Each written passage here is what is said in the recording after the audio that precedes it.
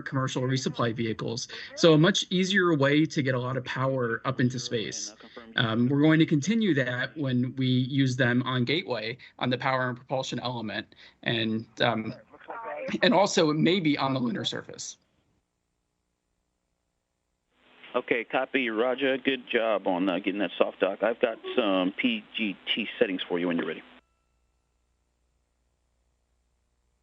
That's awesome, Jeremiah. And I know you mentioned the Gateway. Can you explain a little bit about Gateway and how the technology that you guys are looking at now will help for future exploration in deep space? Certainly. So I'll first talk a little bit about iROSA to Gateway. Okay, and then it's going to be... The iROSA arrays are around 20 kilowatt each. The arrays that are going to be on Gateway on the power and propulsion element are 30 kilowatts each. So a little bit larger, about 50% larger in size. And what's really unique and what's different between what's happening on Space Station and what's going to happen on Gateway is that when the power and propulsion element of Gateway is launched, those arrays will open autonomously. They'll open on their own. Currently, what people are seeing right now on Space Station is an adapter bracket is being installed, an installation bracket, and then later on, when those iROSA arrays make it up to Space Station, they will be deployed with support of the astronauts. For Gateway, they'll be deployed on their own and will provide power throughout that mission. The power and propulsion element is just one of the different components of Gateway. There's also going to be other modules that will attach to it. And while that's orbiting the moon, it's going to be a great stopping point and a stepping off point for astronauts to go to the lunar surface, to continue to do research on the moon, and then also eventually be able to be used to let us go further out, to go to Mars, and to continue to explore the solar system. And that's amazing. Thank you, Jeremiah, for your time this morning. That's Jeremiah McNett, the photovoltaic technology lead, going over some of the great work that these modification and iROSA solar arrays will help do on the International Space Station and our future with the Gateway. Thank you, Jeremiah. Copy, 2 turns each, Thank you. 5 through 8. And with the same PGT settings and 2 turns on all 4 bolts, now we can drive M5 through 8 to torque a minimum of 3 additional turns. Copy. Driving all 3 torque, that's 3 additional turns. Start with M5.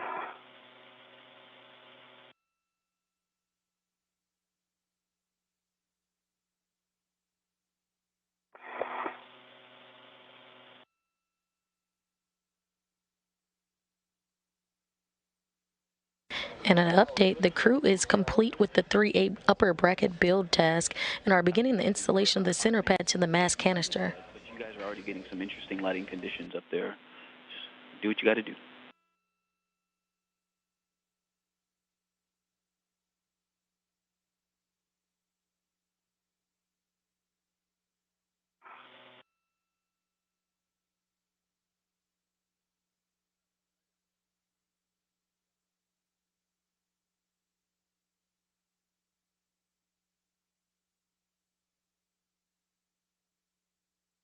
AM5, 4.7 additional turns, good green lights, and 3.1. Copy. Was that 4.7 additional turns, green light on M5?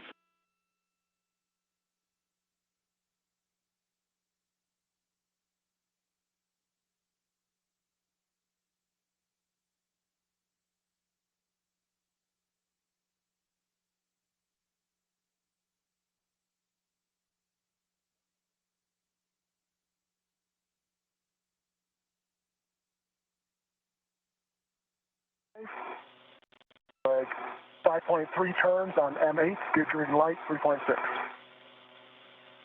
Copy. 5.3 additional turns for 7.3 total green light on M8.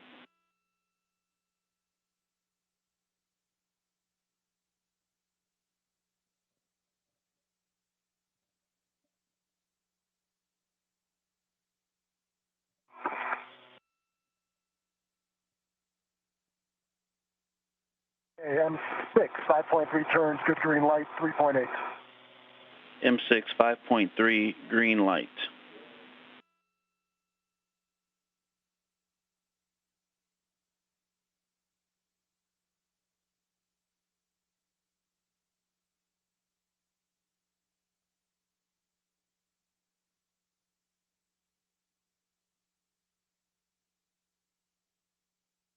And M7, 5.1 turns, green light, 3.7. Copy, 5.1 additional for 7.1 total on M7 with a green light. That's a good M5 through 8. Okay, Roger. Now you're going to transfer the long PGT with the RET and adjustable combo from the upper triangle to Kayla.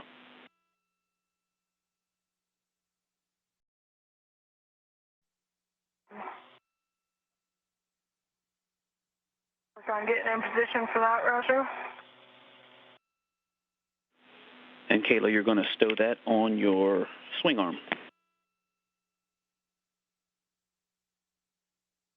Once you get control of it, I'll take the other side of the RET off.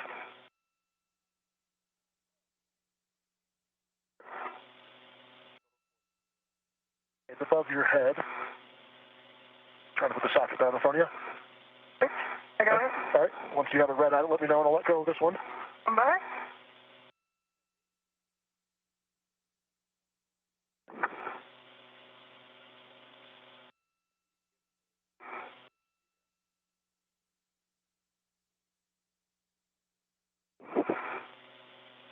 Okay, I've got a mini workstation right on it. Okay.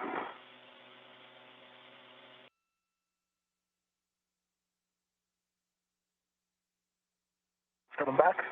Okay. It's back at the PGT. Okay. Got wound around the mounting bracket, right, so I'm just going to work on undoing that. Roger that, Kayla. Take your time, and that's going on your swing arm. And Roger, you're going to release the mounting bracket RET when you're ready.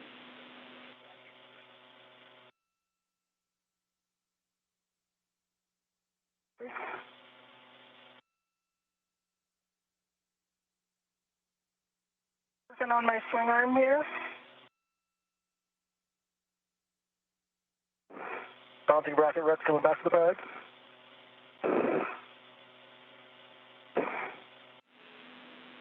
All right, Roger, and we're a minute block, and the MLI for the left and right upper strut is closed. And I believe we left that left upper strut MLI for you to do. I'm working on that right now. Both grounding fit pins are installed, and I'm just tightening the MLI now.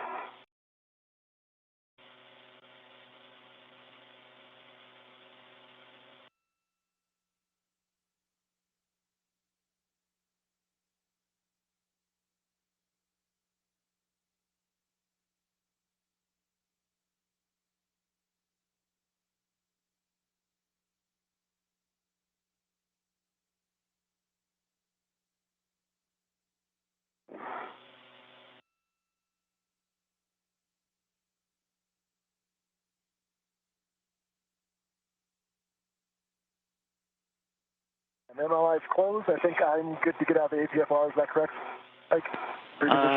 In just a second, yes. Verify the upper triangle is not rotated up. It's not. It is down towards my waist. Copy. And then once you're both able, we'll take glove, hat, and gauntlet checks from you, and then you can egress the APFR and adjust 25 seconds to a handover, and I'll catch you on the other side.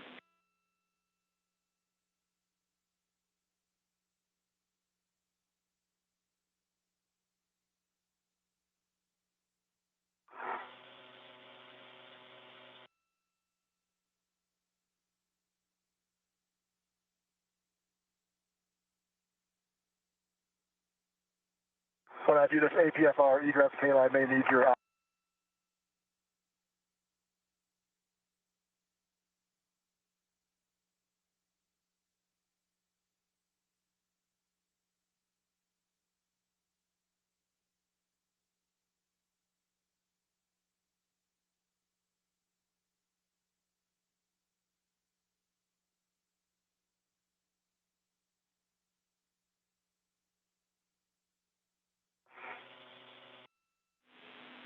And EV1, EV2, Houston's back with you. I got gloves. Same as baseline with the exception of there's some new smudging. It looks like maybe some of the labels on the struts are kind of rubbing off onto my gloves because I can see some mirror image letters on my fingers. But everything else looks good. My hat is dry and my gauntlets are down. Copy, dry hat, good gauntlets. And for EV1's gloves, you've got some smudging. You believe it's ink from the strut labels. Good copy. And for EV2, you've got a dry hat, gauntlets are down, and some smudges on my right pinky, ring finger, and index finger, and left ring finger. Just some like smudge marks. Copy, dry hat, good gauntlets, and smudges on the right pinky, index, and ring finger, and left ring finger. And with that, I'm going to egress the APFR if you're ready, Ike. You have a go to egress. And I've got... I got eyes on your grinder. And be mindful of your safety tethers between your legs, so you may want to... That's why I'm... Yeah, that's right. Yeah, we can see it in the camera view, too. And so you may want to point your feet back toward your fair lead on the corner of the IEA and try to work it back between your legs into the front.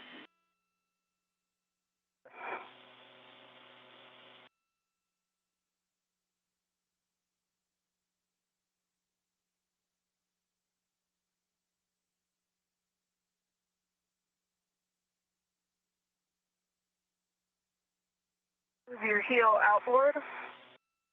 Now kick it back. Yep, there you go. Inboard. Yep, now it's back in front. Thanks. And it's kind of crossing over the right side of your body. Now 1 hour and 22 minutes into today's spacewalk, recapping some of the milestones today. I didn't know if you, I think normally you would have wanted the tether off your right side. Yep, let's go off my left. So far today, the crew has gotten to their work site, completed a 3A upper bracket build out, and now has begun the installation of the center pad to the mass canister. They're currently doing a hap and glove check.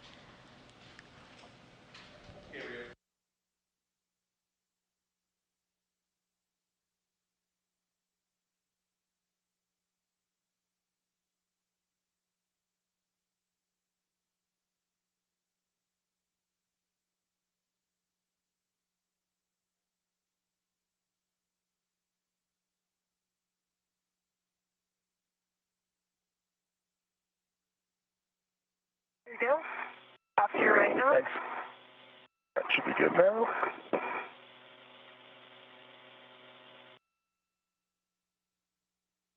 I got to go into 12 Papa Hotel 12 on APFR and shrink into WIFX.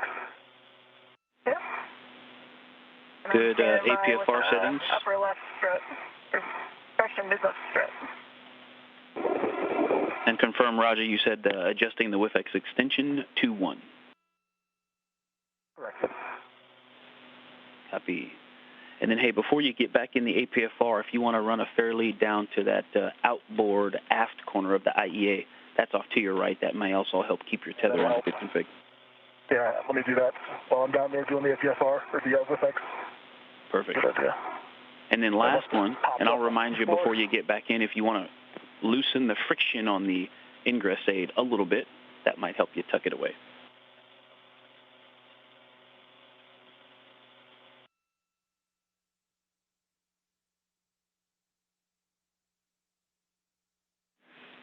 And copy, Kayla, I heard you say you're grabbing that left mid-strut, straps 12 and 13, bottom right side of the bag. Got it ready to go. Copy. And so just something for you guys to think over. He can ingress, and then you can pass it, or you can pass it to him, and then he ingress the APFR. Over to you guys. You are going to do a ret swap on that one to Raj's BRT.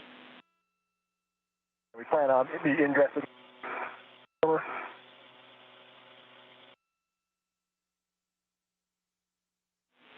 Copy. You said ingress before the handoff?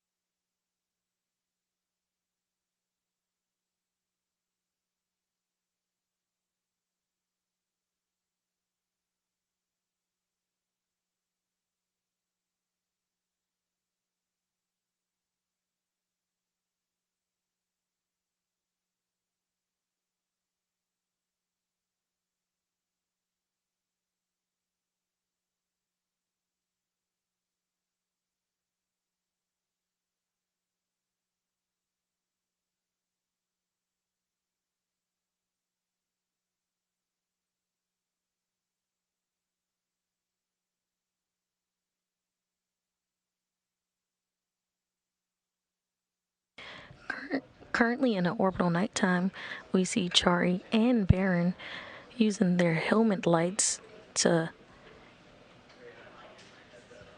fully install brackets.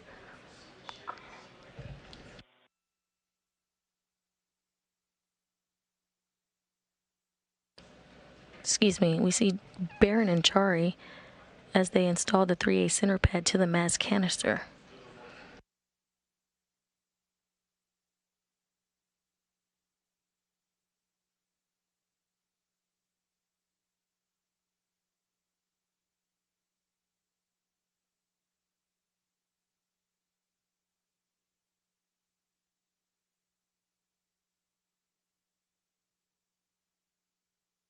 The crew has completed the center pad install, and they are now moving on to the installation of the left struts.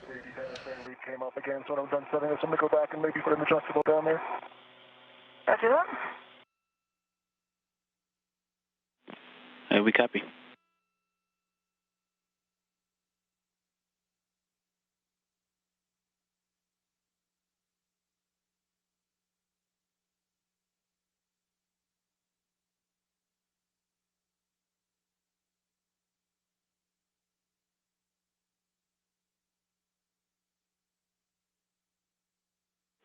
Yeah, I see you loosening the friction on the ingress aid. Yeah, just enough so that you can push it down and it'll stay where you leave it.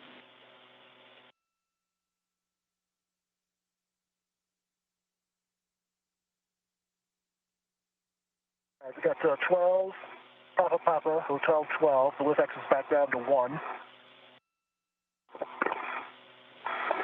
Copy. Those are good settings and confirm the pitch knobs popped out. They pop out, yep. I'm going to go work on trying to put this tether somewhere so it doesn't keep snagging on me. Roger, you may want to give your waist tether a tug just to get it a little higher. You reel? There you go. I wanted to get caught behind you again. Thanks. I popped off this handrail, so it's behind my legs, though. It's crossing your body over your left knee right now. There you go. You should see it now coming around. Tally, thanks.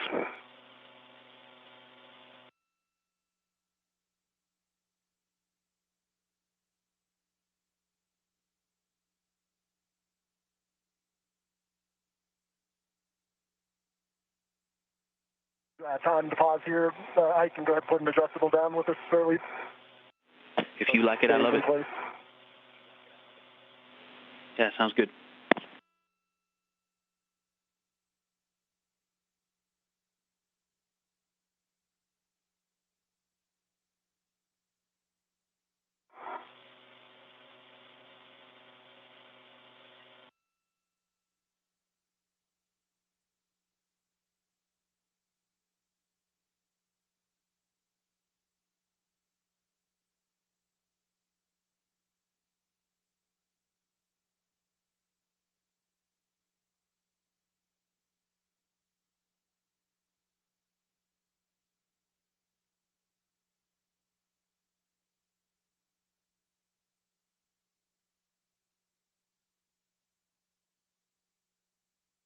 All right, Kayla. No problem. Where's the time?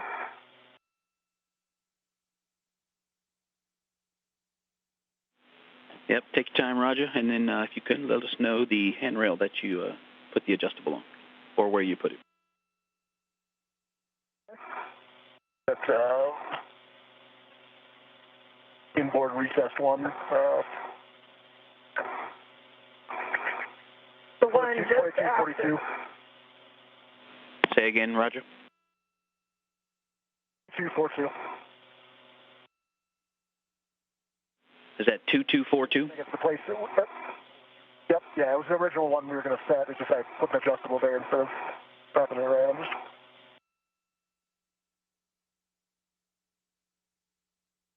Copy, yep, an adjustable on 2242.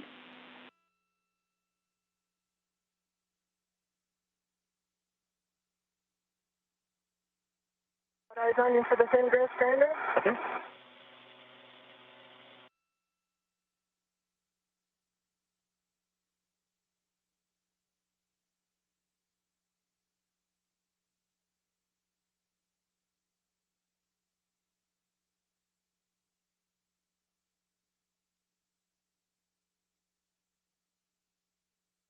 roll pedal. Thank you.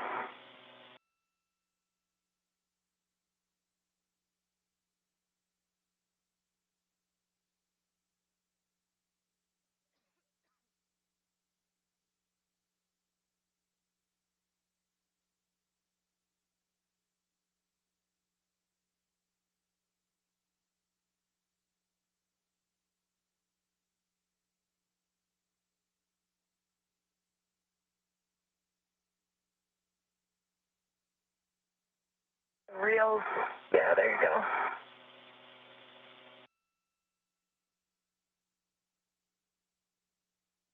Around here. I think the roll changed on me, did it? Cool. Might be pushing the yaw pedal right now. There, it looks square again. Yeah, it's all okay. Yep. I'll make sure. Move. Watch that yaw pedal.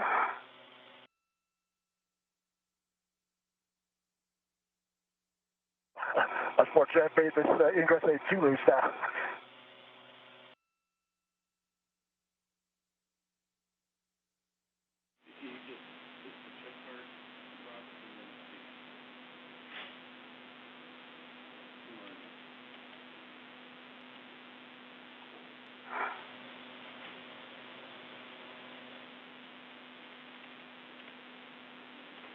Yeah, Roger, and if you got to leave it rigid, that's fine.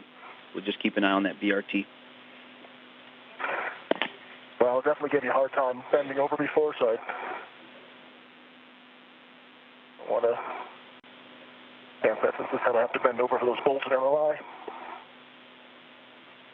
Yep.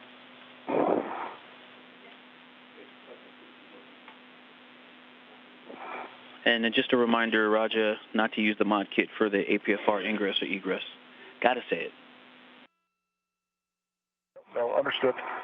That's why it's taking me trying to avoid touching that triangle.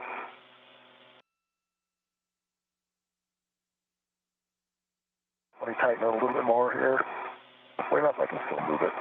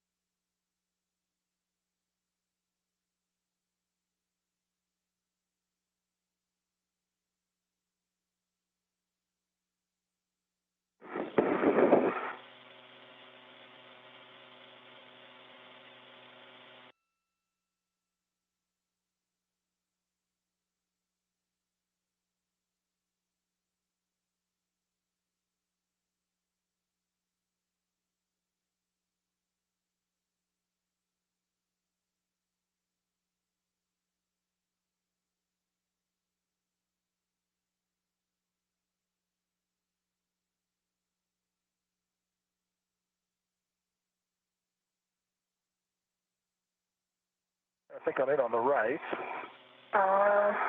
No? Right heel doesn't look locked into me. Might be in too deep. Maybe if it feels good, I have kind of a weird angle.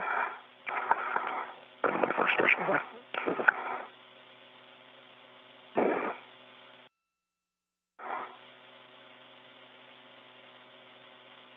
The left is in. Nope, you're right. The right's not quite in.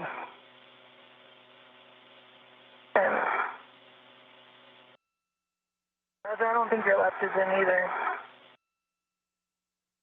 I think you have your toes in too deep. Okay. So you need to back the one you're going to actuate out before you rotate inboard.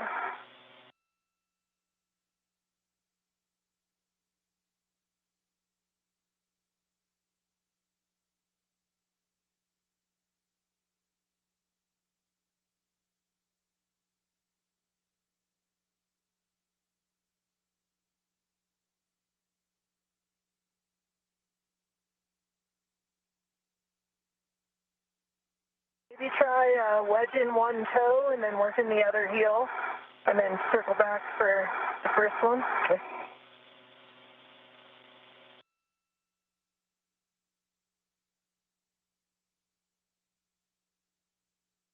In a little, if you're working your left, you might be in a little too deep. So back your toe out a little bit.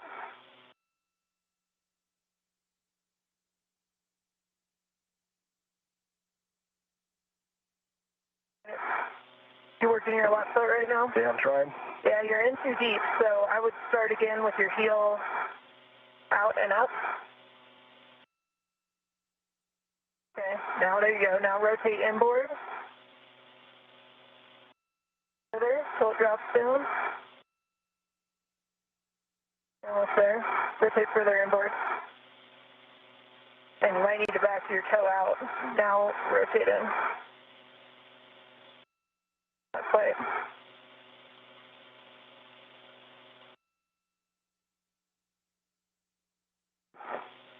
Almost like my toe got wedged in there.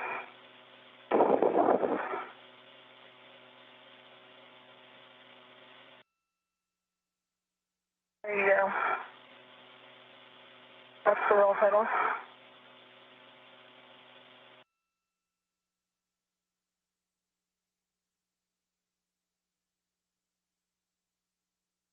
I don't think anything's blocking you. I think your toes are going in too deep? Yeah, your toes are in too deep. So you need to keep your heel back, rotate your heel inboard so it drops down, then come forward. And hey, Roger, one other thing that helps to keep your feet flat to the boot plate, it's tempting to lean forward and look at your toes, but actually squat down a little bit, put some bend in your knees, and even slightly lean back, just a tad.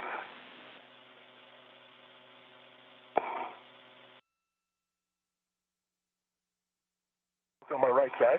Okay. I don't have great visibility on it because of where your safety tether reel is, but I might be able to check once you think you're in.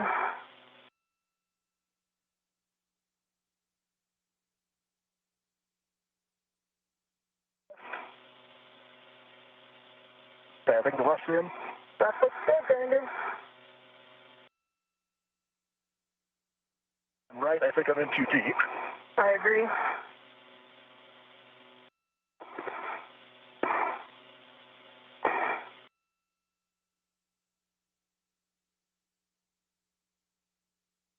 I'm caught on my reel or something. It feels...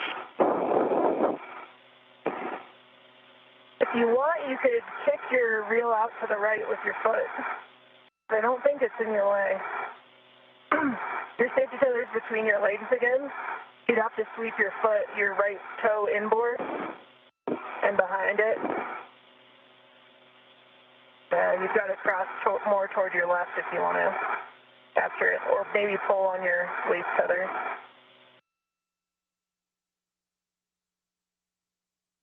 It's almost there.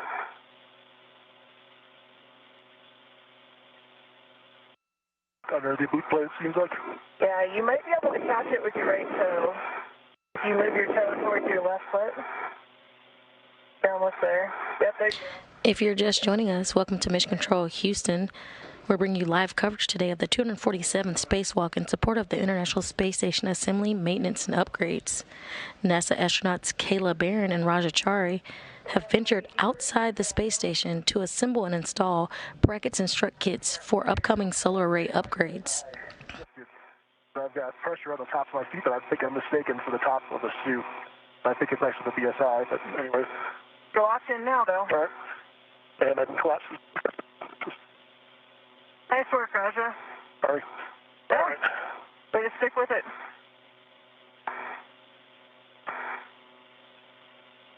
Go a little higher.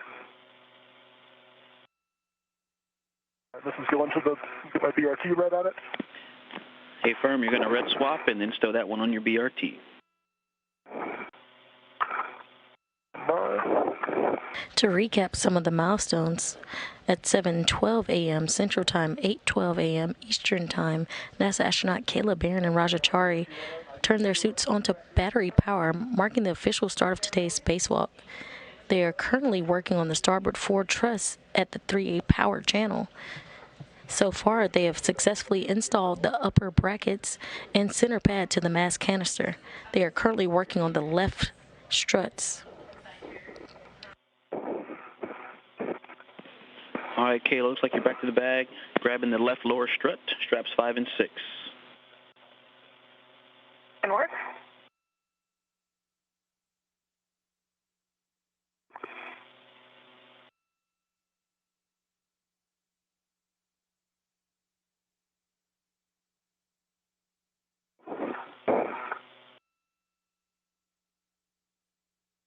Ready for the lower? And Roger, once you've got that mid-strut on your BRT and out of the way, tuck and, if you can, collapse that ingress aid.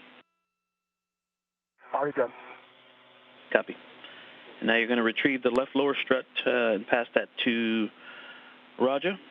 And Roger, you want... I've got my hands on the left lower.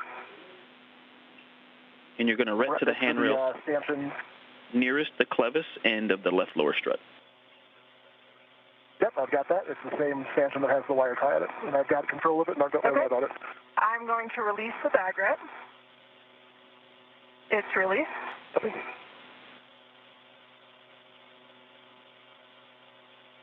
Of the strut.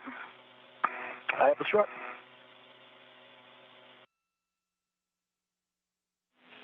Okay, Kayla, you can translate to the Saab launch bracket at the base of the mass canister left side.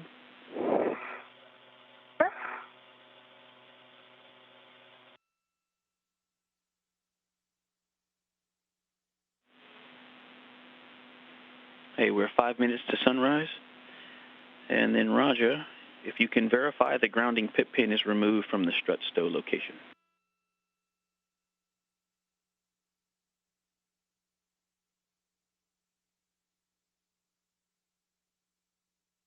The pin is actually in, if you can see in my camera, so you want that out, correct? That they need to put that into the mounting bracket. Hey, firm, we like it removed. It's removed now. Copy.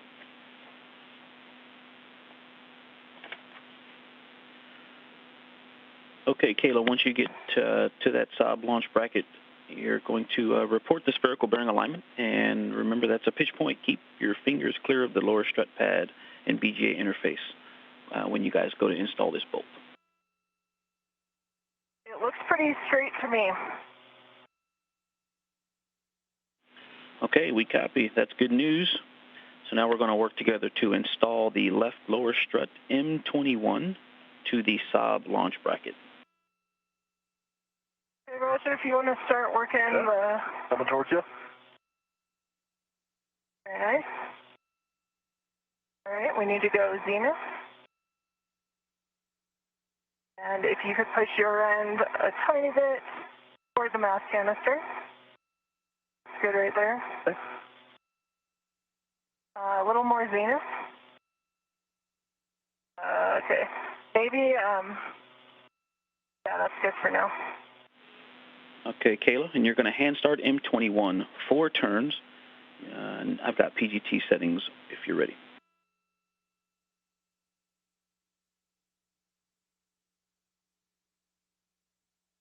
And started 4 turns.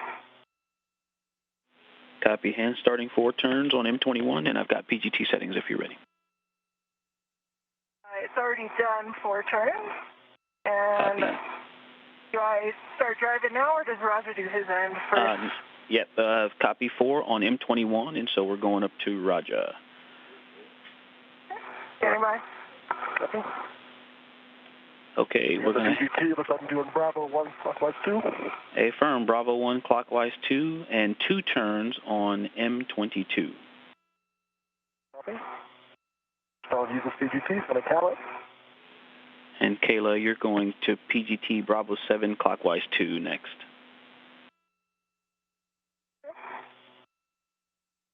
Bravo 7, clockwise 2 set. Okay, good count, 21.1 volts. Bravo 1, clockwise 2. A firm, Bravo 1, clockwise 2 for Roger. And this is that bolt that has the multiple diameters, and so you've got to get the thinner part that threads through, and then the larger part has to come through. So there's going to, you can kind of wiggle to get that bolt all the way through the different brackets there. And then you want to put 2 turns on M22, Bravo 1, clock 2.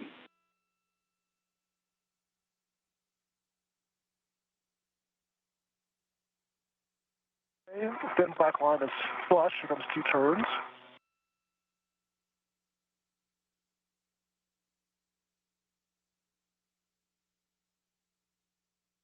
Okay, 2 turns. Copy. 2 turns on M22. And Kayla, we're going over to you now. We're going to drive M21 to torque. And again, it was Bravo 7, clock 2. So get in a good position. Yep. Bravo 7, clockwise 2, set, and I'm going to start turn.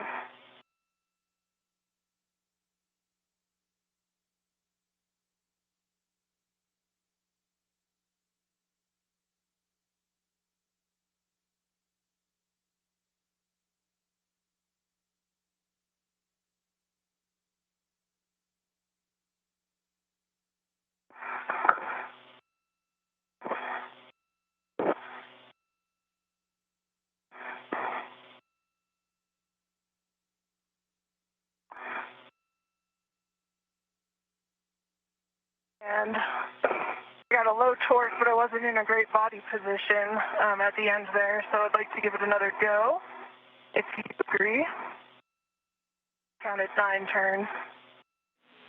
Okay, I think I heard 9 turns with a low torque, and you have a go to hit it again.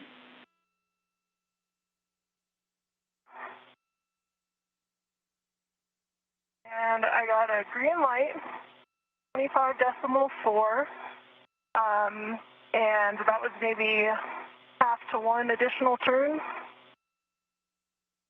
And I'm going to get in a better position to tell you black line. Copy. Half to 1 additional turn, so I'm showing 13 and a half to 14 turns with a green light, and you're checking the black line now. Actually, we aren't in final torque yet, so the next thing you're going to do is socket swap the 2-inch socket off of your PGT to the torque wrench, and we'll final torque with the wrench.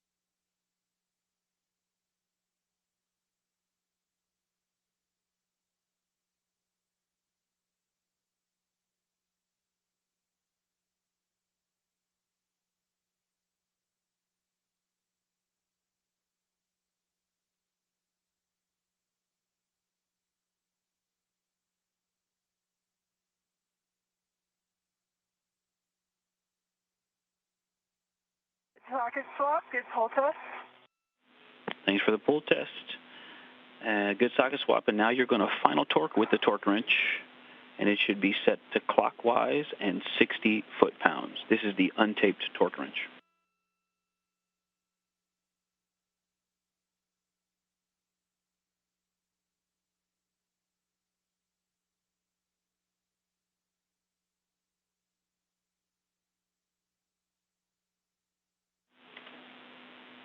And we're looking for about 1 turn, and we want the torque wrench to break over twice.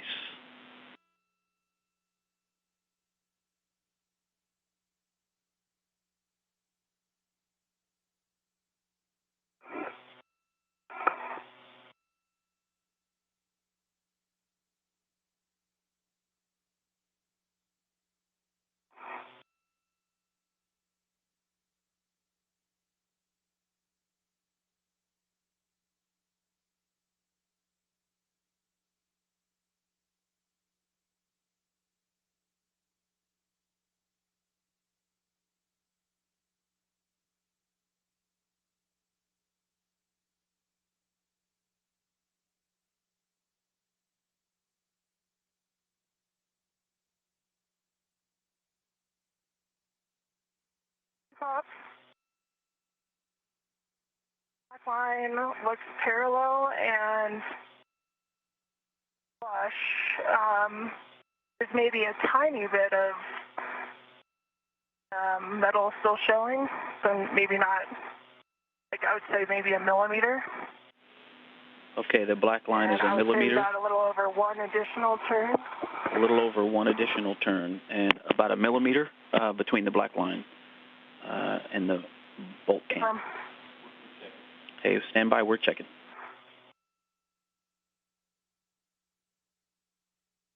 Okay, Kayla, and if you could check the gap between the strut boss and the bearing surface, and also give it a wiggle test.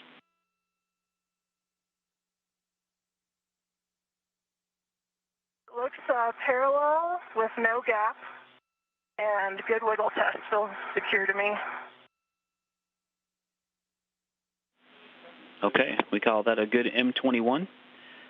And you can socket swap the 2-inch from the torque wrench back to your short PGT. And Roger, I've got PGT settings for you when you're ready. I think I've got throttle 1 clockwise 2 and ready for number turns and drive. All right, you can drive M22 to torque. The torque.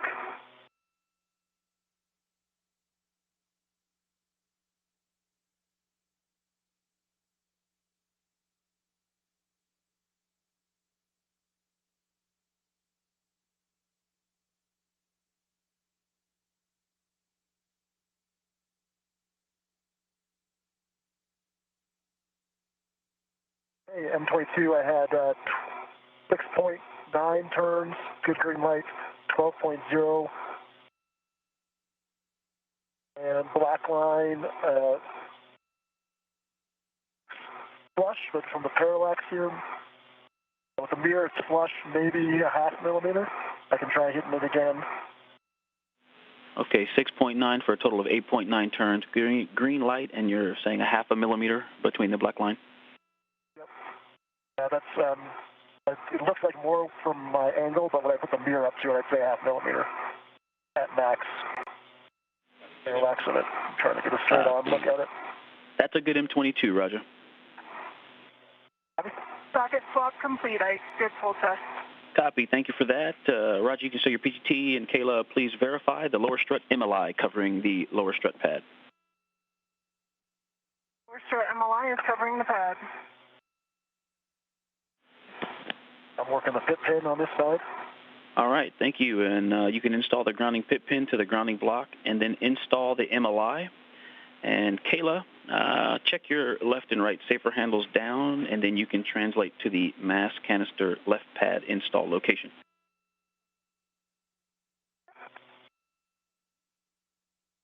Okay, grounding pit pin is into the mounting bracket. And MLI is around the M22 bolt. Okay, sounds good, and you can release the ret. That's to the left lower strut. That's coming off the left lower strut.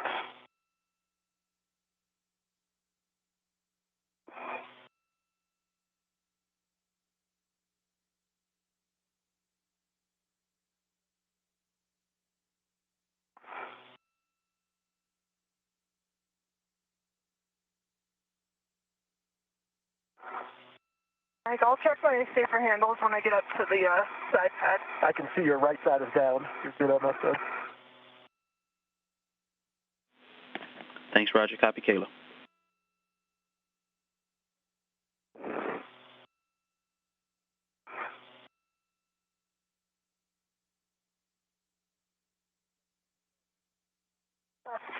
Safer handle is down.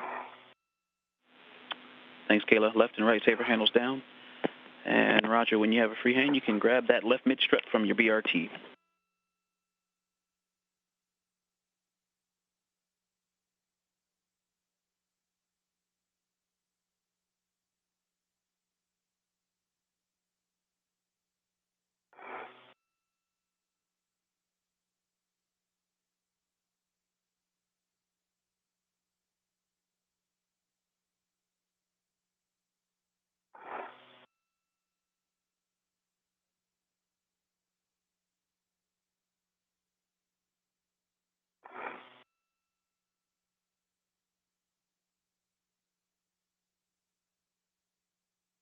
And confirm I can take the locking pin out of it and start extending it.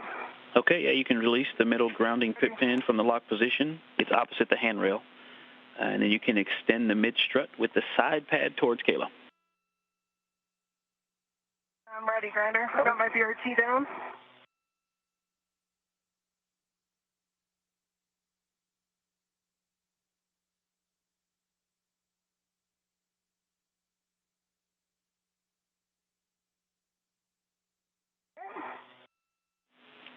All right, Kayla, and once you have that side pad, you're going to engage the right side first. Remember, it's a little up and down to engage that clevis, and then you're going to pivot it outboard to the left to engage the soft dock.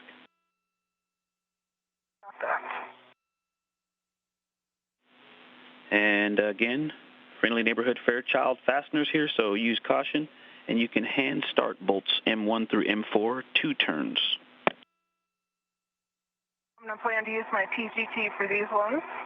Copy that. PGT, it's the long PGT for M1 through M4. And then, Raja, over to you two on the sequence. But and can I get settings for that, Ike? A-firm, Alpha 2, Clock 2, and we just go with the side pad first, and then we'll come back to Raja. So Alpha 2, Clock 2 for M1 through M4, 2 turns each. Okay.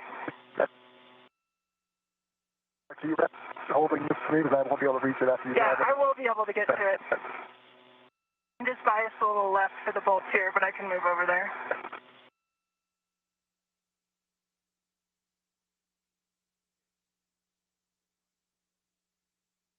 Turns on M1. 2 on 1.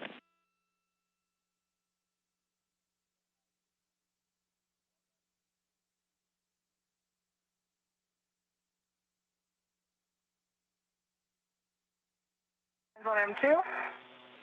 2 on 2.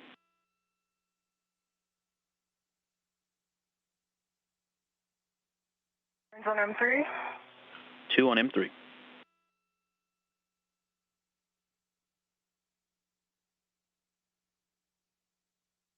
Turns on M4.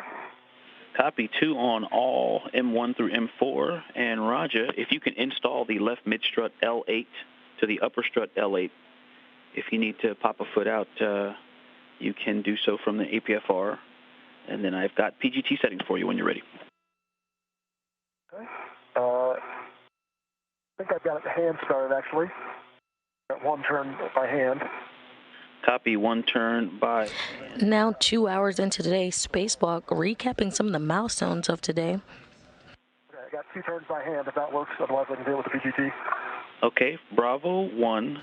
At 7:12 a.m. Central Time, 8:12 a.m. Eastern Time, Barron and Chari turned their suits on battery power, marking the official start of today's spacewalk. And this is on M28. You say you got 2 turns. You're going to drive M28 to torque. M28 to torque.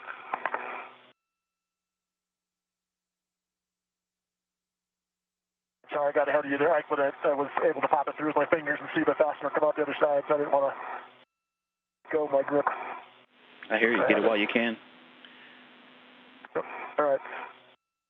The crew then translated over to the 3A work site on the S4 truss, where they have now completed the 3A upper bracket build, 3A center pad to mass canister, and they have just completed the left lower strut install.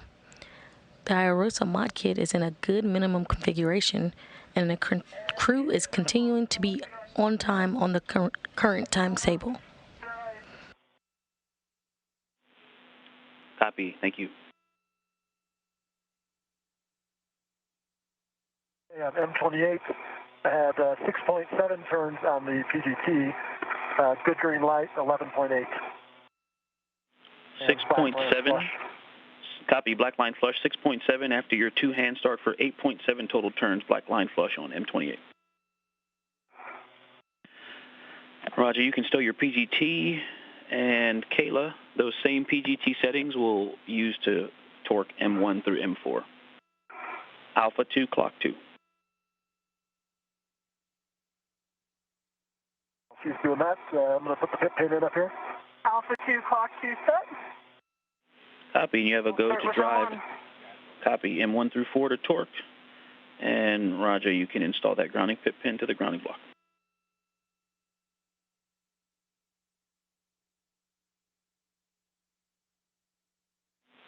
One minute to handover. Roger, you can get a nice long glove check. We'll take a hap and gauntlet check on the other side.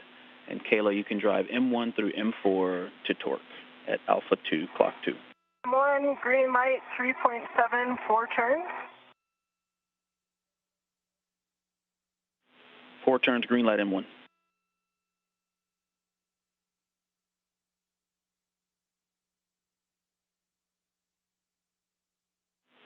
"30 seconds to handover.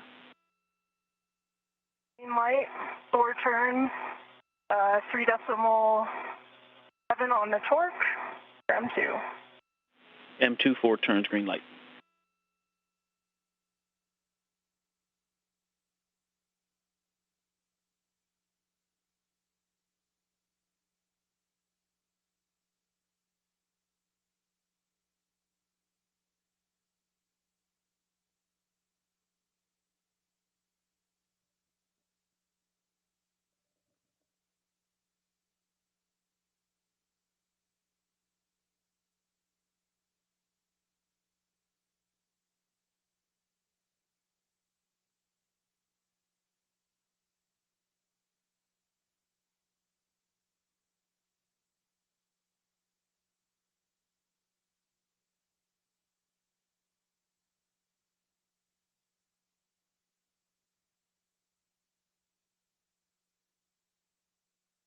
Little piece of metal sod right there.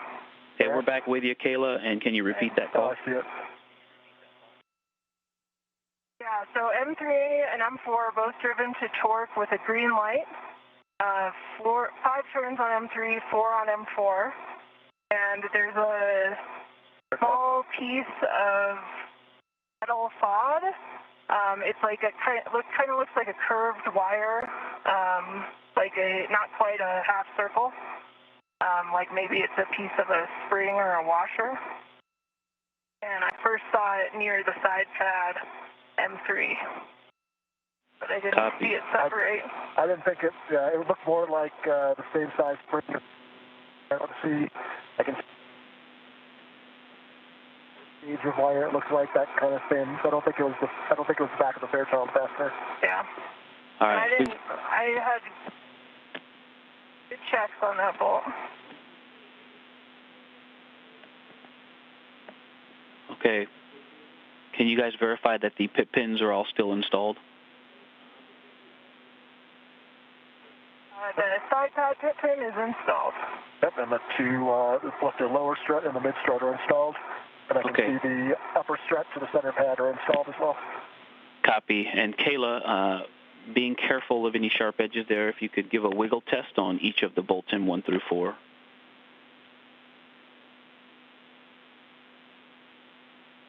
They're recessed, so it's a little bit hard to get my fingers in there, but they do look flush. I didn't encounter any resistance while the bolt was turning, and I watched it engage. And I got good torque in light, and I don't think they're wiggling. They all look good to me. Okay, copy. Thank you for that report. And I copied your M3 and 4 reports, 5 turns on 3, 4 on 4 with green lights on both. And you said a small half-circle-ish piece of FOD, looks like a curved wire or maybe a part of a spring, and you saw it initially near M3.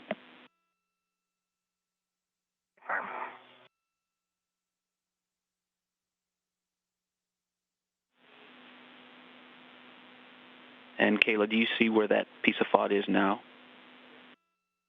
It floated toward Raja and then away. I tried to stop it with Michael Alvin, and it bounced station forward. Copy. Thank you.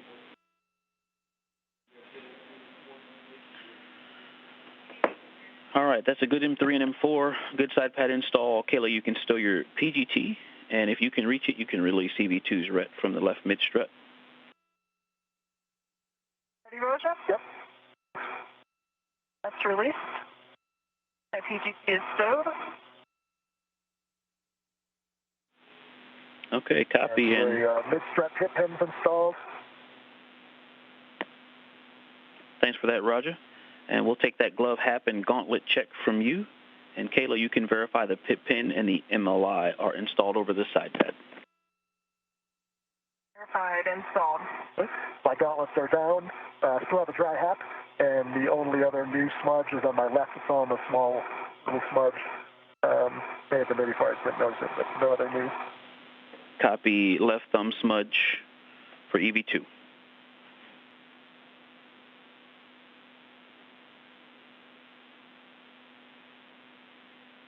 I think I'm egressing the APFR and reconfiguring it. Is that true? That is true. And Kayla? I think I'm headed to get the torque wrench and PGT. Affirm the short PGT and the torque wrench from S4 handrail 2240 and the torque wrench from the left lower strut. And you're going to bundle them together and take them to the strut bag. And Raja, one other thing, if you could power on your WVS. I think we saw it power off.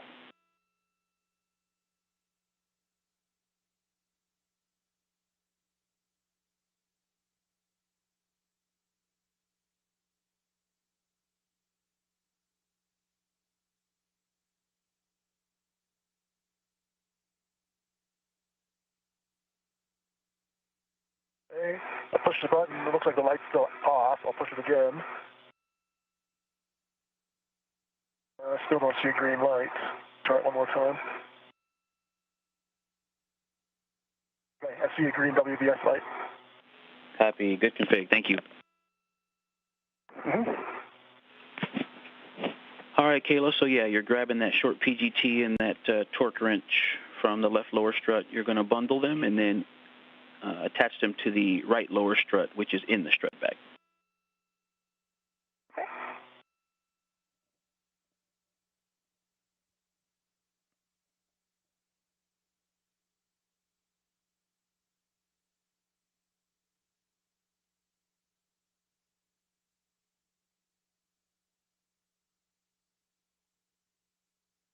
Okay, Roger, and I've got APFR settings for you if you need them. So Papa Charlie 12, so I can just change the roll. Good copy.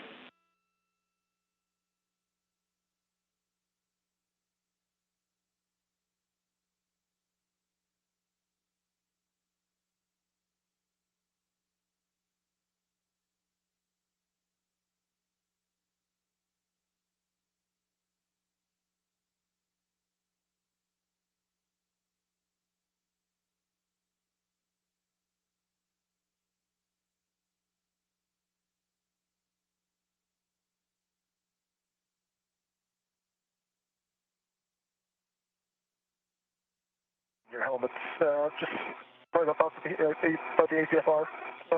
You're fine, but just so you know.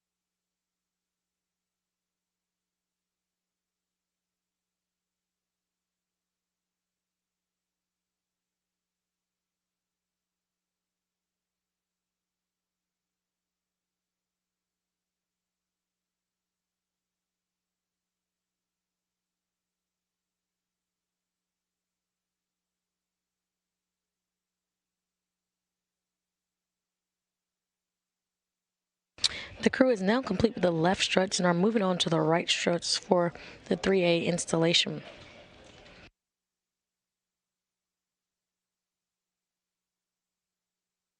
If you're just joining us, we're 2 hours and 12 minutes into the EVA, where the crew has gone to the 3A work site and has built an upper bracket build, as well as completed the center pass to mass canister install.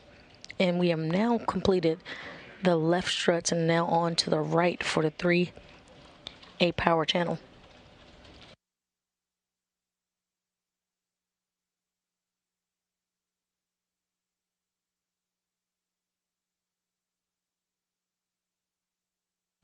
On your screen, you see EV1, Kayla Barron at the top of your screen, and you see Chari in the articulated foot restraint.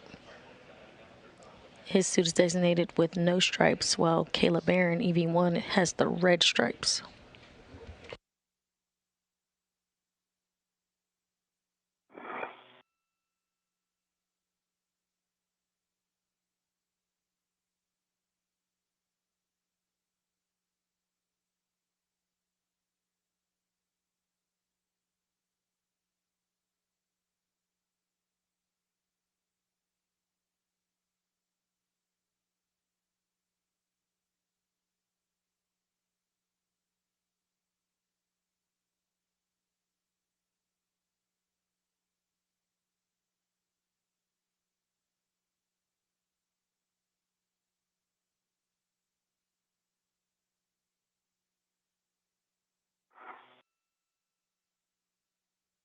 Can you tell if I'm in, Kayla, or am I in too deep? I can't get my heels up, so I think I'm in. Stand by a minute, Grinder. Yeah, no problem. No rush.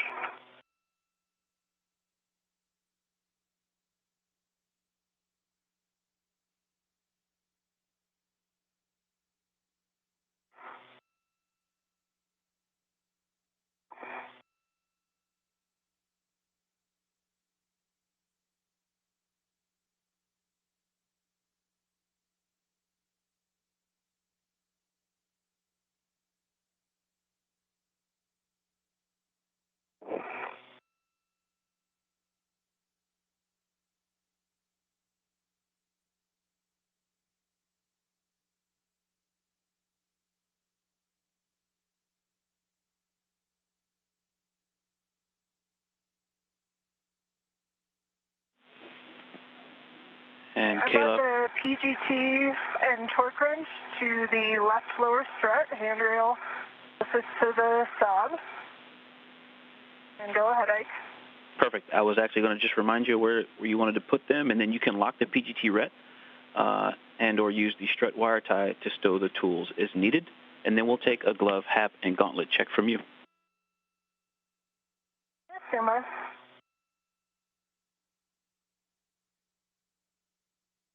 Got the ret locked, and I've got the torque wrench kind of under the wire tie. My gauntlets are down.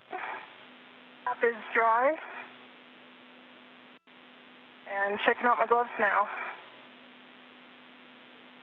Try hap, good gauntlets. Copy.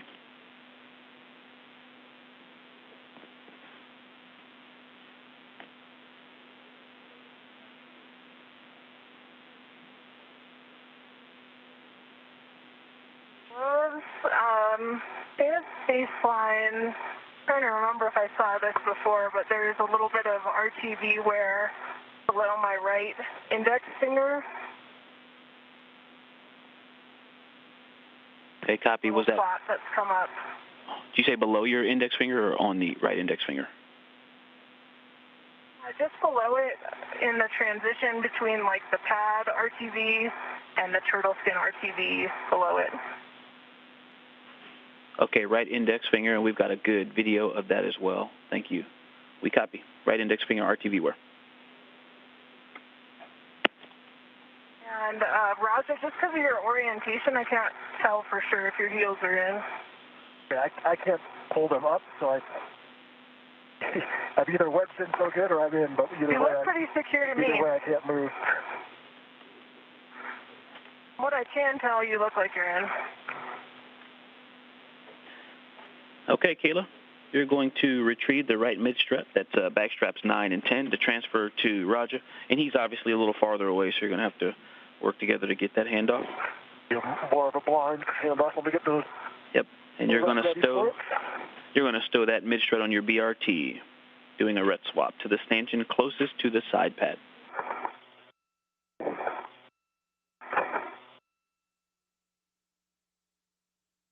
And Roger, do you feel like you can lean a little to your left? I can, yep. Okay. I may have to, let's see how far we get here. I can get to about, it's kind of oscillatory, like I come that way and then the momentum swings, so I come back the other direction. Without grabbing onto the mounting bracket, I can't hold myself too far that direction. And up onto the triangle here. I can see it coming towards me. Wish I was taller. Actually, taller may not help in this situation. Got it? I've got fingers on it.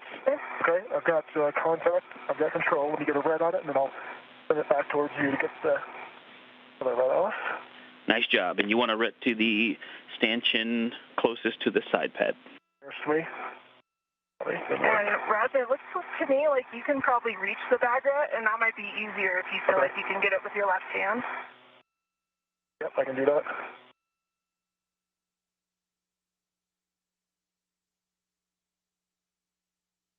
Coming back.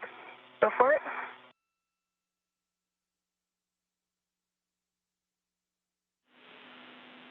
All right, nice job. Now, Kayla, you're going to retrieve the right lower strut to pass off to Roger when he's got a free hand. You're going to pass him the, you want the clevis bolt toward EV2.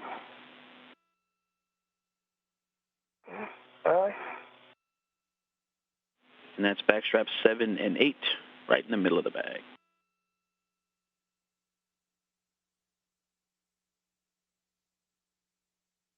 How are we doing relative to timeline, Ike?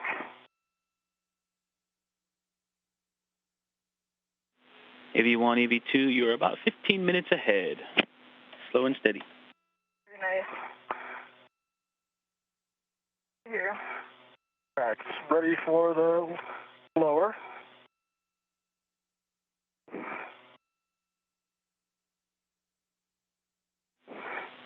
And Roger, you're going to ret to the handrail stanchion closest to the clevis end of the right lower strut. Okay. Could you tip it towards the mass camp or towards the center? And then it's a little towards me. I've got a hand on it. Don't have control yet. Now I've got control. And you said the handrail closest to the clevis?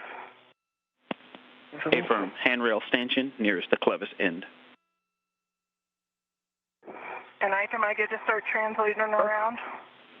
Once he does the ret swap, you're going to have to release the bag ret. I've got my red on it. Turn back to you. Yep, We know and then Kayla, you can translate to the mass canister right side sob launch bracket. We recommend going outboard of the mass canister to the radiator side, and please fair lead so that your tether stays off of the BGA. You can use S5 handrail 2102. Bag ret's removed. Okay, I've got it. And Roger, just a reminder, there's a PGT and a torque wrench on the bottom of this one, so you've got some tools down there as well that you're moving. Perfect. Okay. And I can see the spherical bolt from here. It looks flat. The right side. Thank you for that. Right side spherical bearing looks flush.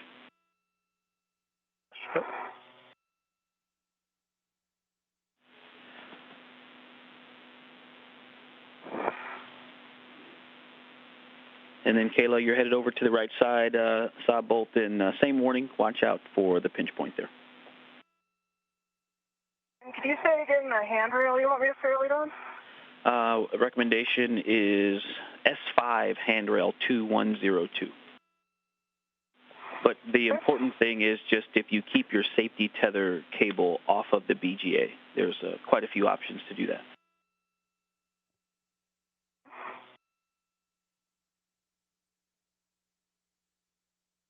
Fair lead under the recommended handrail. I'm not sure if it'll stay as I translating, but I'll keep an eye on it. And if it comes out, I will read it.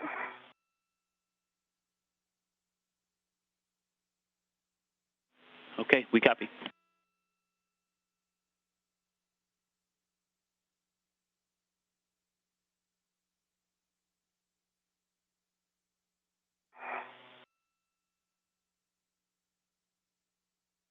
Like it stayed in place. Good words, thanks.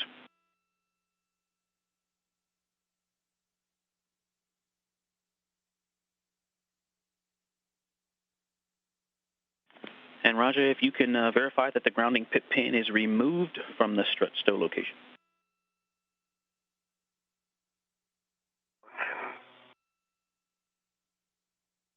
It is removed. Copy.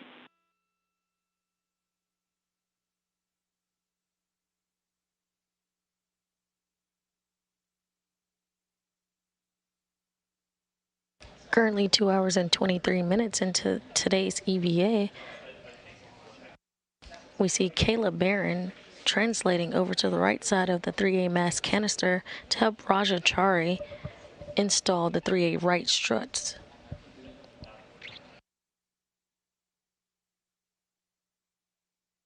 All right, I'm just going to adjust my tooling real quick, Roger. Yeah, no problem.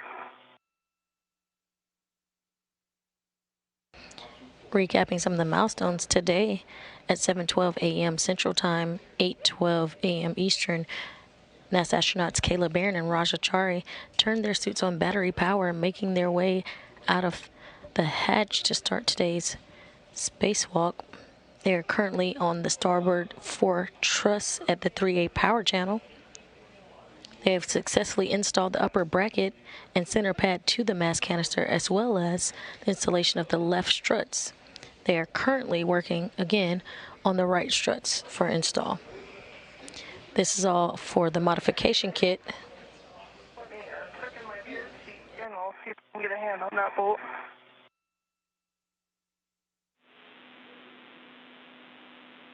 Sounds good. Yep, then you're going to work together to install the right lower strut M19 to the Saab launch bracket. This install will be for future IROSA or ISS rollout solar array upgrades. And we want to. Yep, I'll hold it there.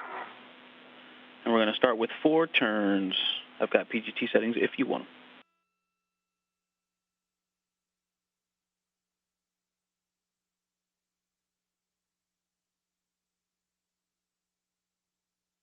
All right, there's 4 turns by hand. Copy. 4 turns by hand on M19. All right, so we're going to move over to Raja, and we're going to hand start the right lower strut L6 to mounting bracket L6. That's both M20, and we'd like 2 turns. I have PGT settings if you need them. 2 turns. Affirm. If I can get it through the Yeah, and you've got some Sharpie marks there to kind of show you where the bracket should align, but it again is one of those multiple diameter bolts, so you got to get that wider shaft through multiple pieces of that bracket. And then 2 turns. 2 turns by hand. Copy. 2 on M20. And Kayla, now we're going to drive M19. I've got PGT settings. Ready? Okay, you're going to do Bravo 7 clock 2 on the short PGT. Bravo 7 clockwise 2 is set. Okay, we're going to torque M19, expecting a minimum of 10 more additional turns. I'd adjust my body position here once I see where the PGT is. Starting turns. Good readback. Bravo 7 clock 2.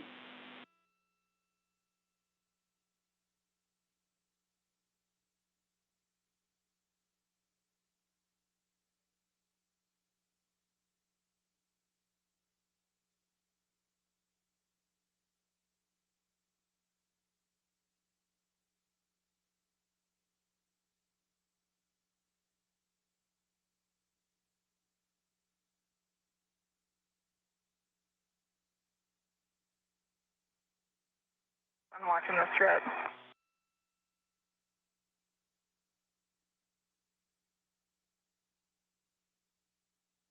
And I'm experiencing a little bit of running torque, but it might be the angle I'm holding the PGT at. I'm going to double check that I'm right on here. Okay, copy some running torque. It was just close to the end there. And I believe I counted 8 turns there. Green light, 25.4 on the torque.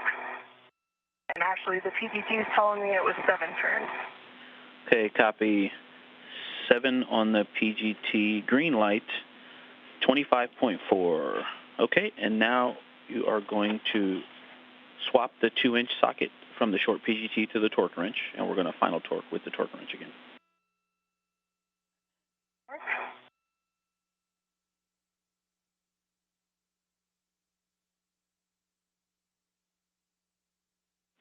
All right, and I'm showing 11 turns total, so we may expect more turns on the torque wrench. But we're looking for, again, breaking it over twice.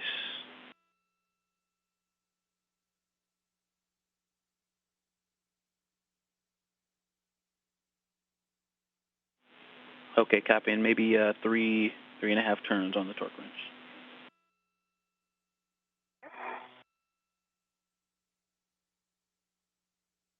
Okay, swap complete with a good pull test. Okay, thank you for that. And with the torque wrench, clockwise 60 foot-pounds. We're going to final torque, give us the turns, and looking for that wrench to break over twice. Just so the PGT is not flying around, I'm going to have an independent right now for the torque wrench, and I'm going to remove the adjustable between them. Okay, copy. You've reattached the PGT, and you're going to disconnect the torque wrench and the PGT rest.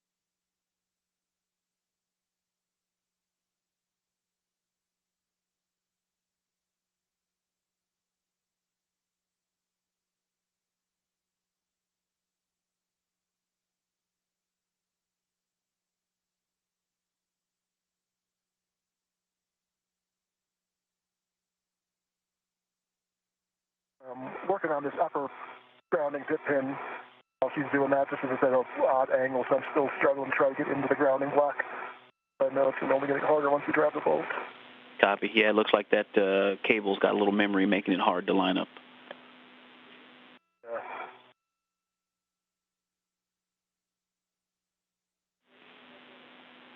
And you can go in from the other side, that other hole. As long as they both are in the grounding block, that's a good config. Yeah, this one that's facing towards me, I'm saving for the mid-strap, because I think that's even harder to get around the corner with. Okay, copy. Looks like that one you got a good start on it. I was going the wrong way on the torque wrench, not doing myself any favors there. And double check that it was going clockwise. Okay, and about how many turns, Kayla?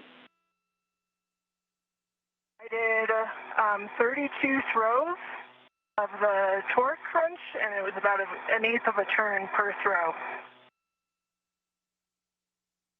Okay, so we copy about 4 turns counterclockwise, and now we've reset it to clockwise. So we're looking at maybe 7 or more turns.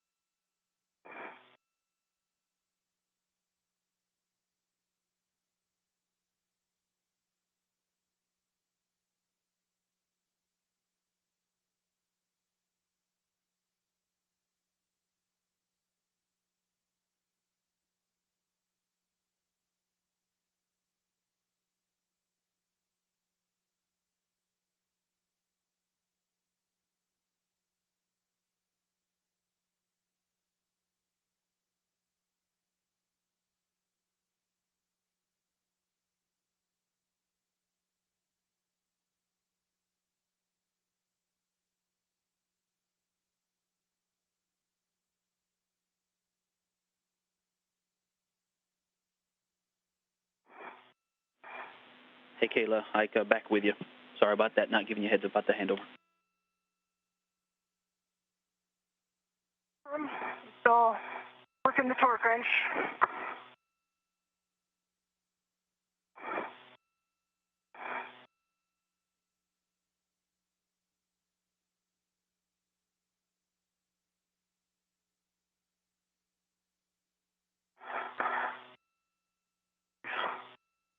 Two pops. That was 120 throws. And I think it was still about an eighth of a turn per throw. Okay, so... One counting. Yeah, somebody down here is going to do that math, but copy 120 throws, about an eighth of a turn each one. We're going to talk that over. And you got 2 breakovers on the torque wrench? Firm. Okay. Take a breather, and when you're ready, we'll take those lower strut checks, the black line, the gap, and a wiggle test. Black line looks parallel and flush. No gap at the bearing. Wiggle test.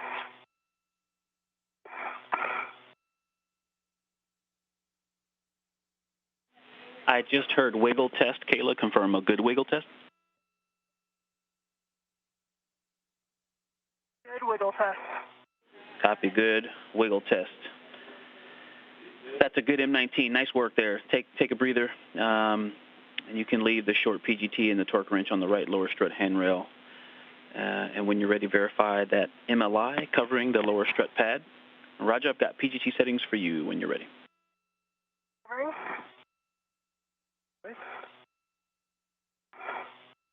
Got 501 clockwise 2, if that's still good. That is a good readback. You can drive M20 to torque, looking for a minimum of 5 more turns. The M20 to torque, looking for 5 turns.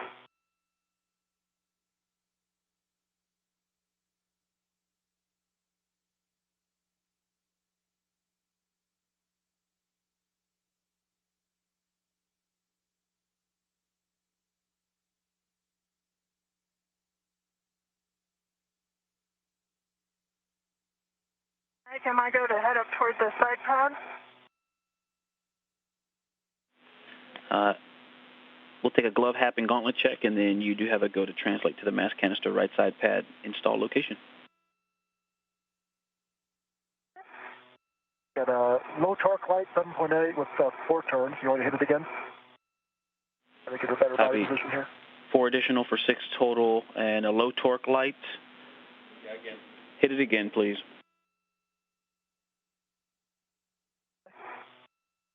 Bravo 1, clockwise 2.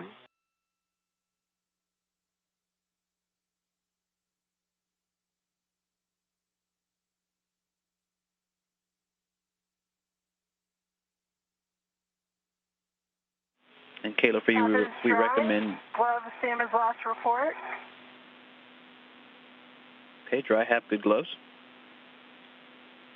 Gauntlets down. And good gauntlets. And we recommend you go outboard 1 handrail to 2123 and then transfer to the mass canister handrail. Go ahead, Roger. Got a quarter turn, good to green light, 11.8. Back line is maybe a half millimeter from being flush. And for total turns, it was probably closer to 2.5 when I did the initial hand start in retrospect versus 2. If that helps with you, anything. Copy. Initial hand start was closer to 2.5. You got 4 additional, and then you got 1 more quarter turn. So I'm showing, again, somebody's going to do that funny math. It's 6.5 plus turns with a good green light, and the black line is a half a millimeter.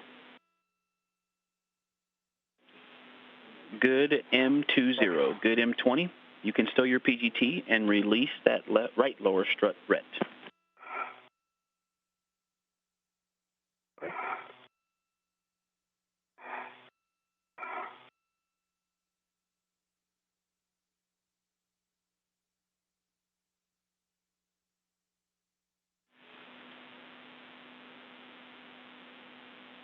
pit pin is in.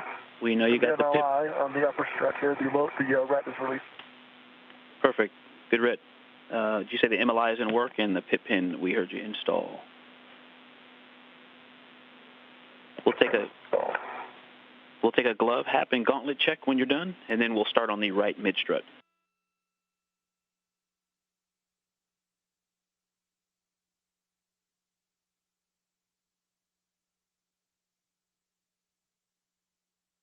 I've got dry hat, gauntlets are down, and no change on the gloves. Copy. Good glove, hat, gauntlets. Okay, when the two of you are ready, Roger, you can grab the right mid-strut from your BRT. Release the pit pin from the locking position, and when Kayla's ready, you can extend that side pad toward her. I'm ready.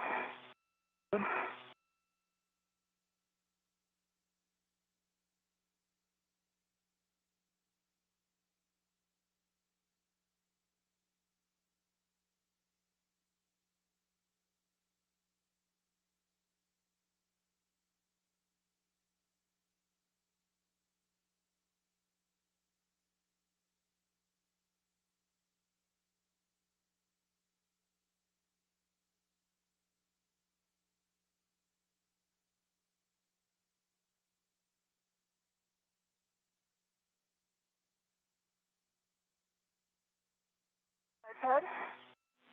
All right, Kayla, and same as the other side, you're going to engage the clevis on the inboard side.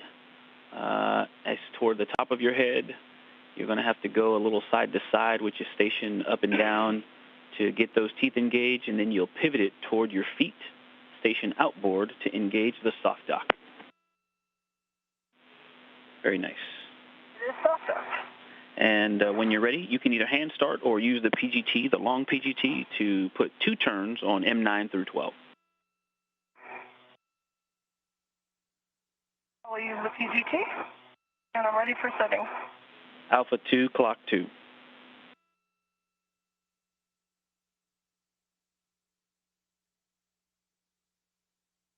Alpha 2, clockwise 2.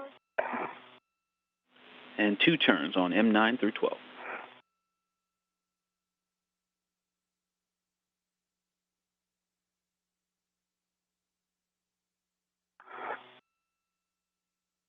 On M10.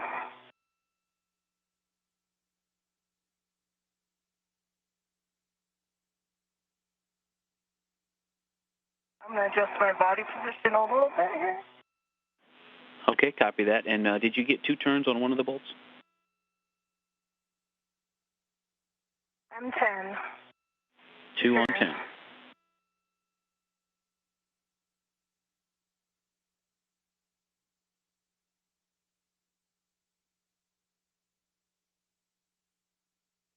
Turns M9. 2 turns on 9.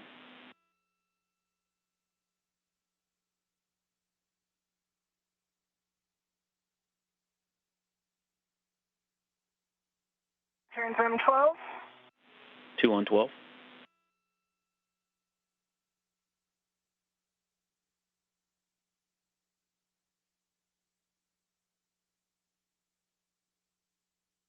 Turns M11. Copy. 2 on 11. That's 2 on M9 through 12. Roger, over to you. We're going to install the mid-strut L7 to upper strut L7. Maneuver in the APFR as required, and I've got PGT settings for you when you're ready. 7. I'm looking at M24 volt. Is that going into L7? That is it, M24, and you're going to drive M24 to torque with Bravo 1, clock 2. I can hand start if that works. Over to you. I'm going to hand start it just to keep it in as soon as I got it started. Sounds good.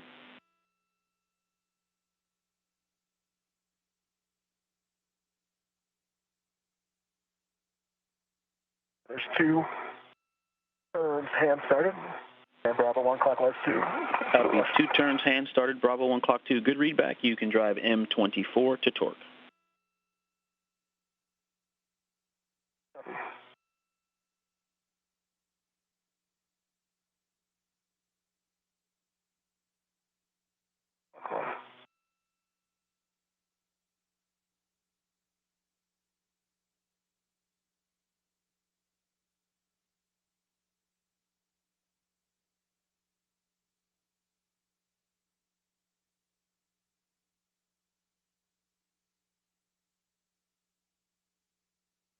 Now 2 hours and 45 minutes into today's spacewalk, Chari is currently installing a mid-strut to the upper right strut, previously installed to the 3A mass canister.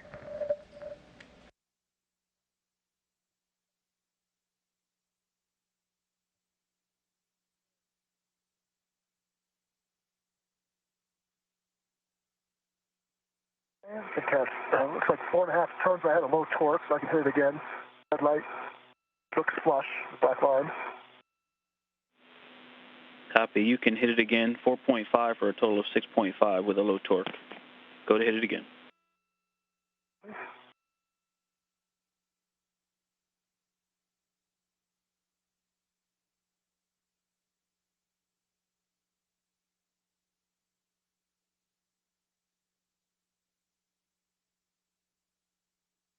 Okay, good green light. Maybe a quarter turn. 12.0. Like 0.4 turns is what the PGT says. Good green light, and I heard you earlier say the black line is flush.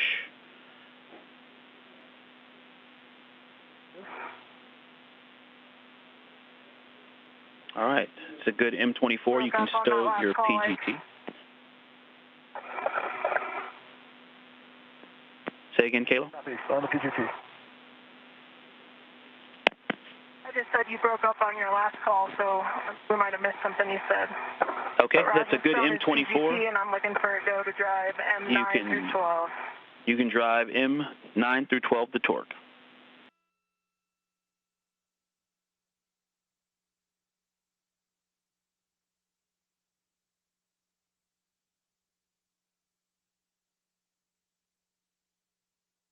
M9, 4 turn, torque 3.7 with a green light. Green light, 4 turns on M9.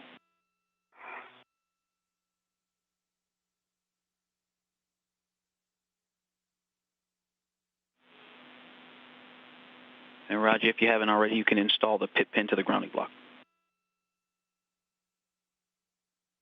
Pit pin's installed.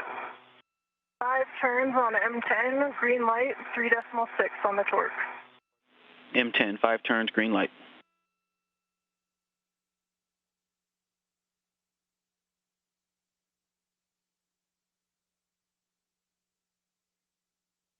And the MLI is installed as well, that I can reach. MLI over the mountain back. Sorry. Green light, 3.7, 4 turns on M12. 4 turns, green light, M12. And stand by on the MLI there. Getting a good spot for M11.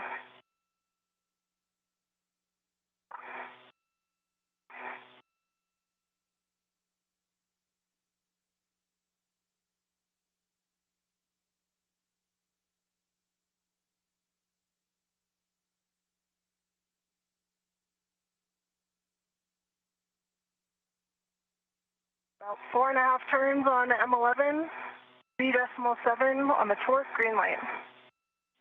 Copy, M11, 4.5 turns, green light. We're 3.5 minutes to sunset.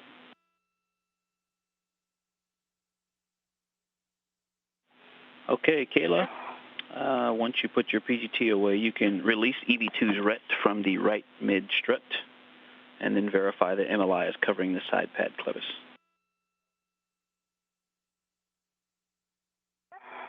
MLI is covering the side pad clevis, the pit pin's in place, and in work on Roger's ret. Copy.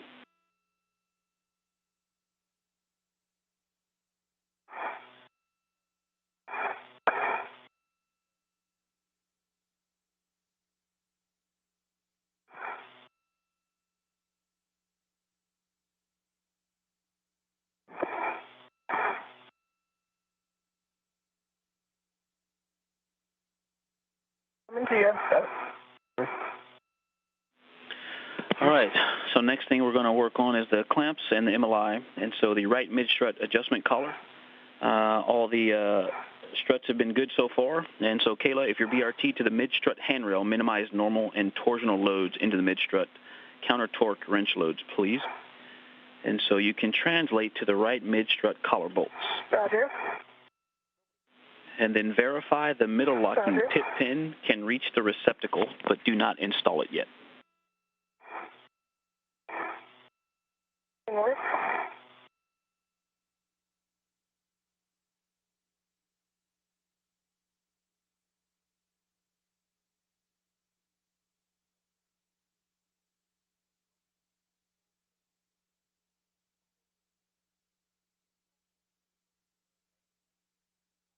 It is tight, but it can get there, I think.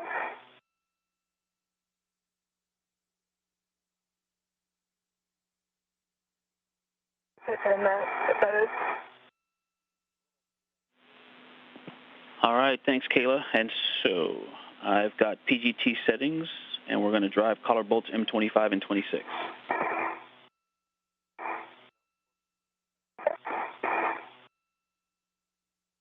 We're looking for Bravo 7 clock 2 with the long PGT. Kayla Barron. Bravo 7 clockwise 2 is what we're looking for. Affirm. That's a good read back. And you're going to drive bolts M25 and M26 to torque.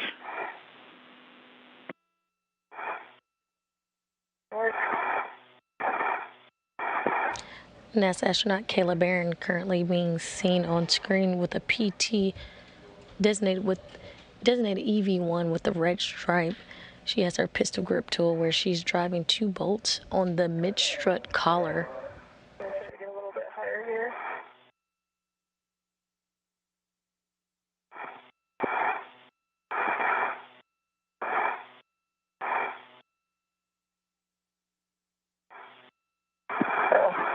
And Kayla, just a reminder, we do have that shorter socket if that would help for reach as an option.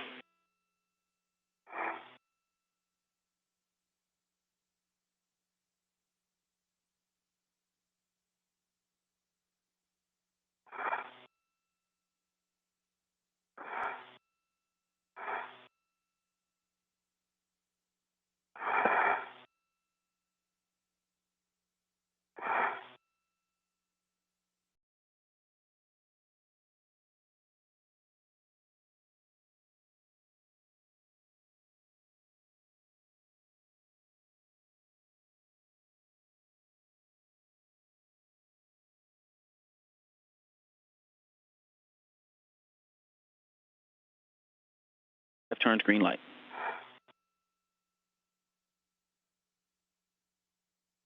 Now on M26.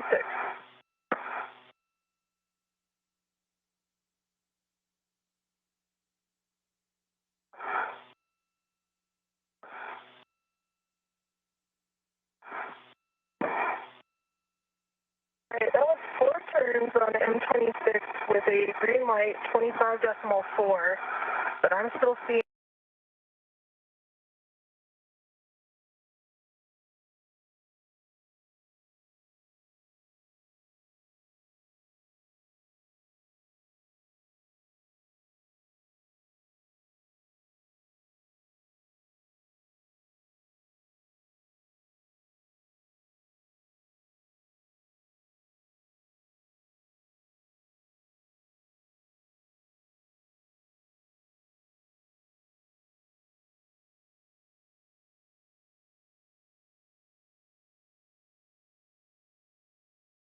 It to ratchet clockwise. Check the MTL to 30.5.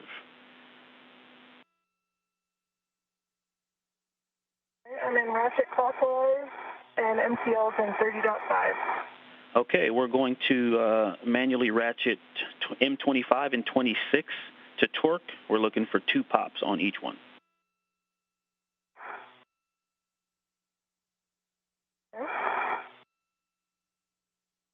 Figure out my best body position here. A little bit challenging. It is, and you know, holding the very top over the display with one hand and the bottom underneath the battery is one great position. And you can also counter the torque doing that if you're able to reach it that way. We are 1:45 from a handover.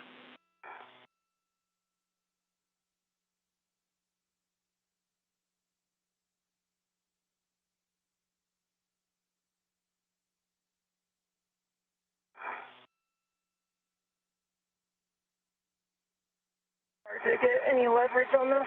Oh, there's one pop. Indoors, yeah. Copy. We heard one pop, and we just a reminder, we have that shorter socket if you think that'll help.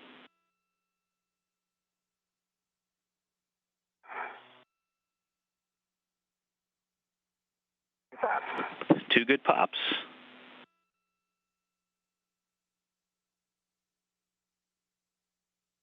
The right struts have been installed. The crew has begun torquing down the adjustment collar bolts, and the crew is currently 25 minutes ahead of the timeline.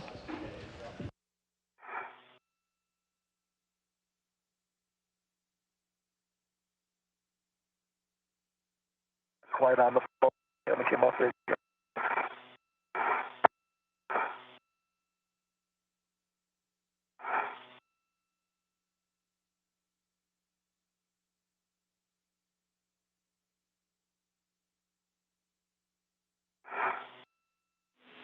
And Roger, Ike, did you call? No, just talking to Kayla. One pop. Copy, one pop, and we're 10 seconds to a handover.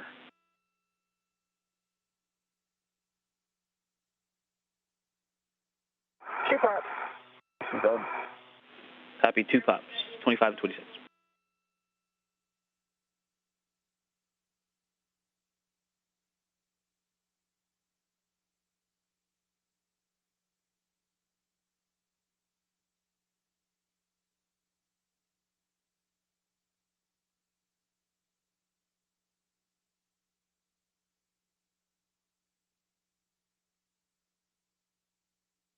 My next thing is Allies and wire side. yeah. All right, Kayla, Ike, back with you. And did you get any additional turns on 25 and 26? Hard to say, really. I was throwing the PGT, the butt of the PGT, maybe an eighth of a turn, probably 4 or 5 times. Okay, so maybe a half a turn, somewhere between a quarter and a half a turn. And is that on each? Yeah. Yep. Okay, we copy. Thank you. You can reset your PGT to motor. Verify MTL is still 30.5. I can still get it, so I'll reset it to motor next time I get it out. I go to install the pit pin. Okay, your last call was quite choppy. Yes, you can release the folded MLI and install the middle pit pin in the final location, routed under the same side of the MLI as the lanyard anchor.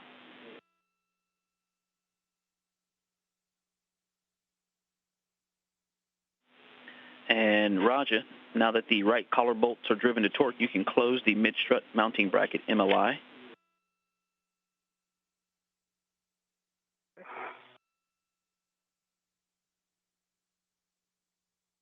All right, we may have a problem with this pit pin.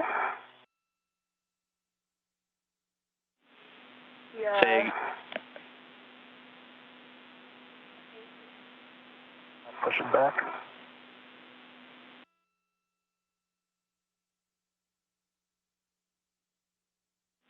and it should actuate pushing or pulling. Go ahead. What's happened, Ike, is I think the washer and grounding washer has like pushed too far, like it's overextended, so I think that it should be above the ball bearing, like all of those pieces. It's below the ball bearing right now. Is that how it should be? They're starting to move. Ooh. Oh, and it just came apart. Yeah, we agree with your assessment that it should be above. Stand by. The tip pin just came apart, Ike. Yeah.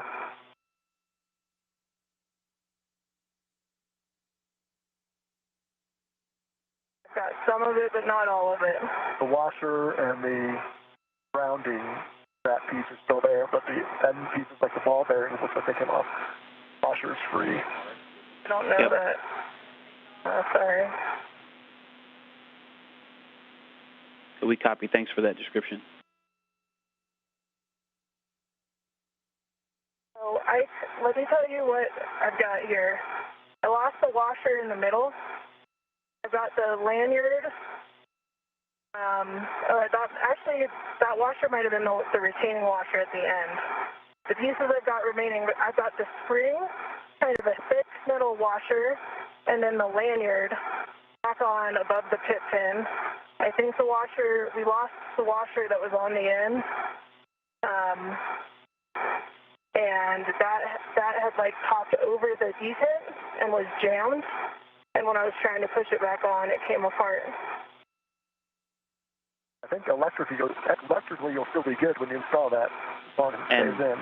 I can get it there. And Kayla confirmed that when you install the pit pin, the lanyard will still be connected, right? So I think we're missing a piece, but it should still function. Would you agree? Yeah, so I installed it just because that was the best way. Sorry, something in my throat. The best way to keep it from getting lost. And copy, it's installed. What I see is I have the receptacle, then the lanyard, then the washer, the thick washer, and the spring. Copy, receptacle, lanyard. And do you think that it will stay in? I do, yeah. I think, you guys got, okay, do you have my HECA view of it? Yeah, I'm wondering if you guys can see it on my HECA. Yeah, I do think it'll stay in. I just need to be careful not to pull on the ring and pull it out. Yep, don't pull on the ring. We can see it in your HECA. It does look like it's installed, and we've got a couple questions just to see if it's going to serve its function. So we're talking it over. Give a second. Okay.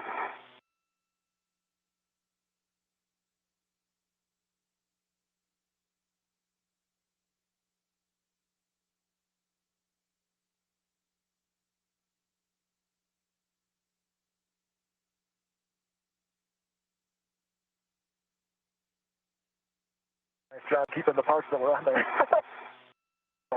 I tried to catch that washer, but I think I had no chance. All right, EV1, EV2, we're going to continue. The pin is installed. We'll leave it installed. That's a good config. And so you've released the folded MLI, installed the pin. You can now close the MLI around the collar bolts.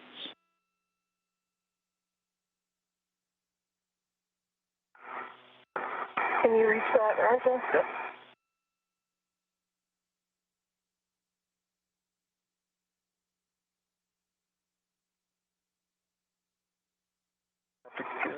Almost, there we go.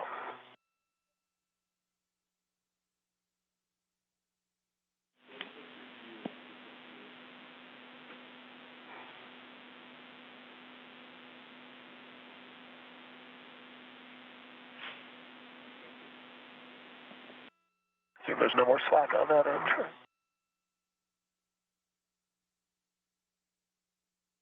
we go. All right. Over the cam on the side so you can pull it back your way if you need to.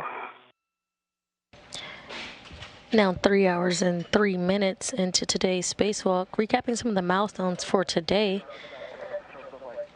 NASA astronauts Kayla, Barron, and Rojo Chari switched to battery power at 7:12 a.m. Central Time, 8:12 a.m. Eastern Time.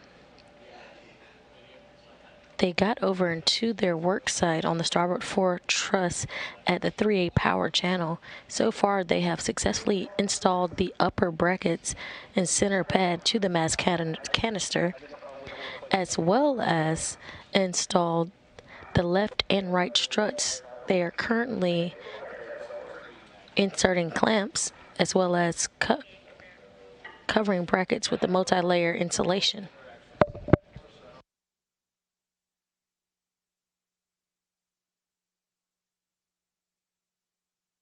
I confirm I'm going for a short wire tie. I'll have to give you one of mine. I think I have enough that I can do this side, Roger. I know you're right, you do have to give me one. Yeah, because otherwise you'll be short on the other side when I'm doing the bag. Are you with us, Ike? Yeah, I'm with you. And I hear you guys talking about the wire ties, so you're going to install them on the telescoping end, one near the mid-strut collar and one near the clevis end. Can you just confirm it's a short wire tie? A short wire tie on both A-firm. And I'm going to give her one off my BRT. I don't have the reach, kind of like we saw in the EVAT run, to be able to get to it. So I'll pass off one of my shorts to Kayla. Copy that. EV2 passing off a short wire tie to EV1.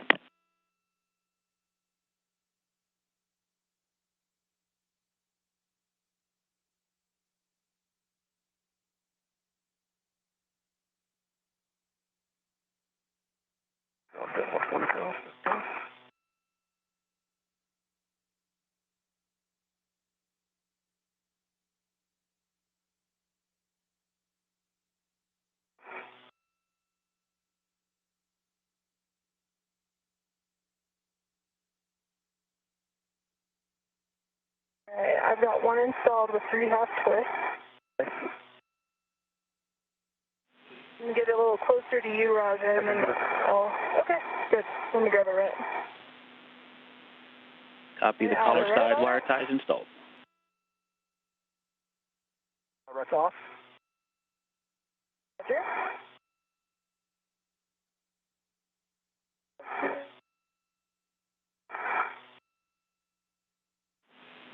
All right, Kayla, working on the second wire tie. And Raja, you can egress the APFR and retrieve the short PGT and the torque wrench from the right lower strut. The ratchet.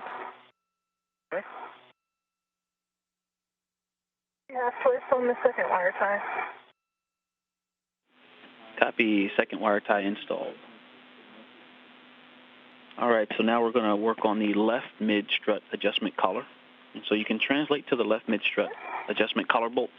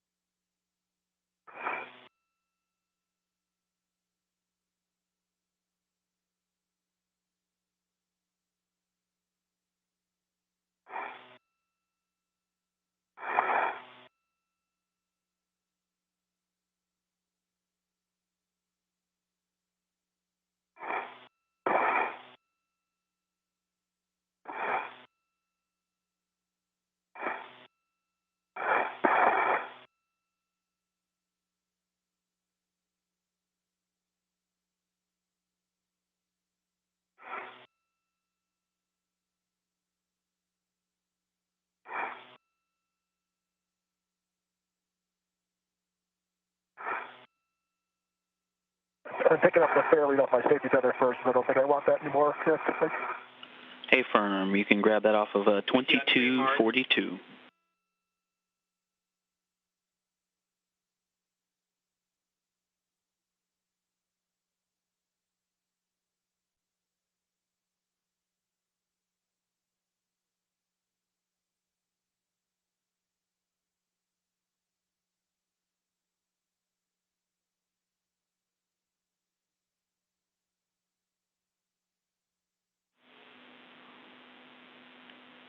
All right, Kayla, and very similar to the other side, we're going to, once you're in position, verify that middle locking pit pin can reach the receptacle, but do not install.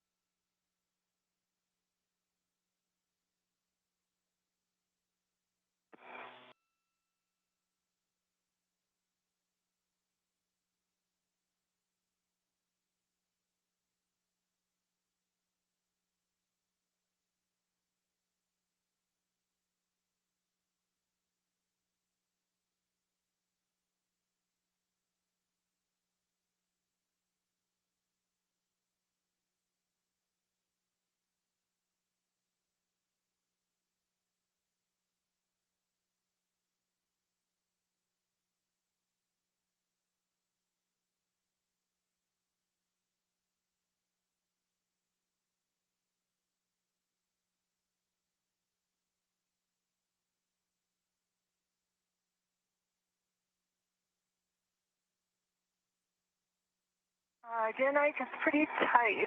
Hard to verify without attempting to install it. Okay, so one thing I am feeling cautious about tugging on it too much because of what happened with the last one. Yep, good idea. And just make sure you're routing it along the side that it is anchored on at the handrail. So just check the base of that cable and make sure you're routing it from that side. I am. And one challenging thing about the fit check is the MLI is still in the way. And you can release the MLI. On top of this accordion to MLI. You can release the MLI.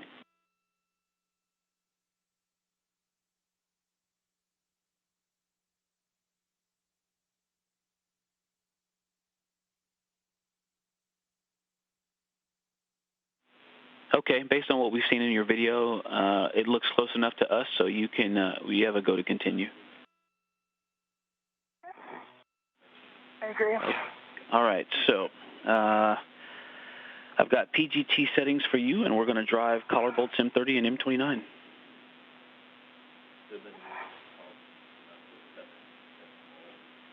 And Roger, you're going to take that PGT and torque wrench to the strut bag and verify that EV1's spare lead is still in place, that it's not in the way when you go to repack the strut bag.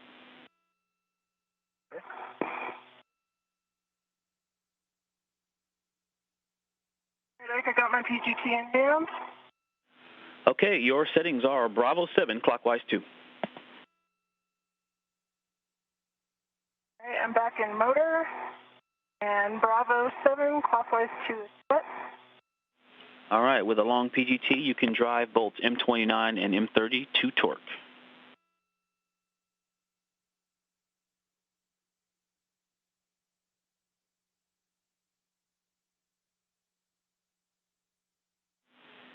And Raja, once you get there, you can repack the strut bag, and if required, stow that GoPro. Ike, that was 3 turns, but I got a red light and low torque. And Raja, the GoPro is still tethered to the bag. Okay. You need to tuck it in. Stand by, Mike. Copy 3 turns with a low torque. You have a go to hit it again. Work.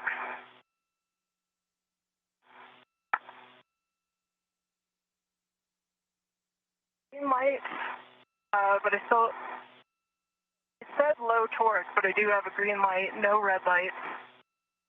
Torque 21.6. I think it's a little low, Ike. Copy, and how many more turns? That was 1 additional turn. Copy, 1 additional for 4 total turns, and which bolt? That was M29. Copy, on M29, we got a green light. You said you also saw low torque? Yeah, there was a low torque message, but then it cleared and the green light came on. And the actual torque is 21.6. Programmed is 25.5. Okay, copy. You can move on to M30.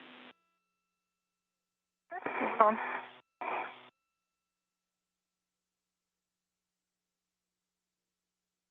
The strut bag, I can see her tether on the other side of the outboard part of the IEA, so I think we're good.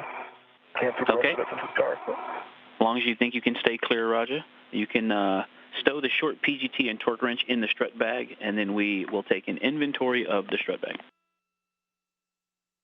And Ike, that was 6 turns on M30. Green light, torque is 25.4. M30 green light, 6 turns on M30. No issues. Okay, Kayla, we're going to ratchet again, ratchet clockwise, and verify MTL 30.5.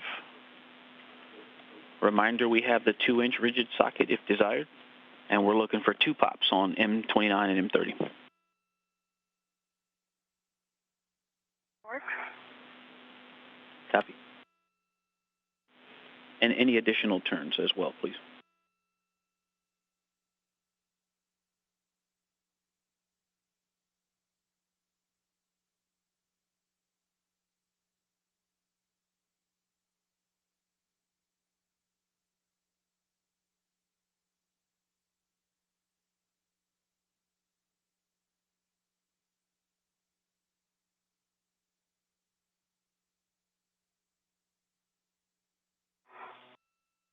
right, I'm just going to call out,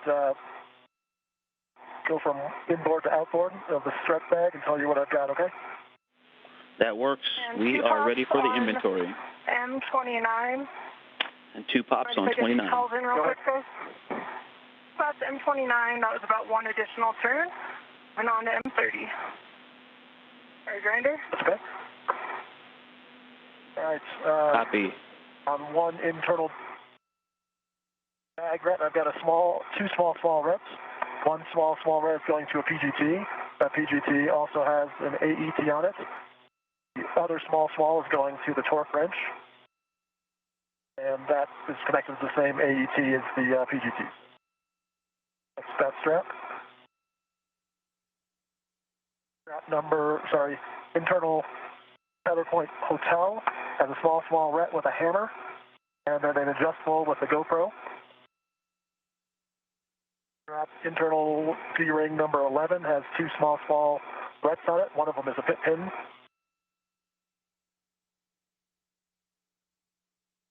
Internal D-ring Echo has 2 small rets. Internal D-ring India has 1 small ret with a taped torque wrench attached to it.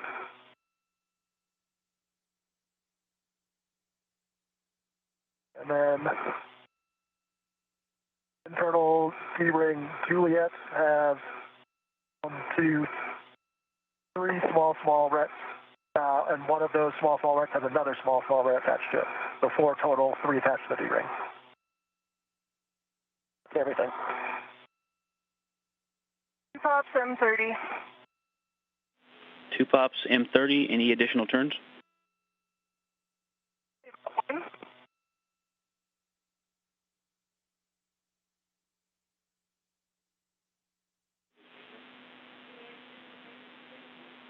Kayla, any additional turns?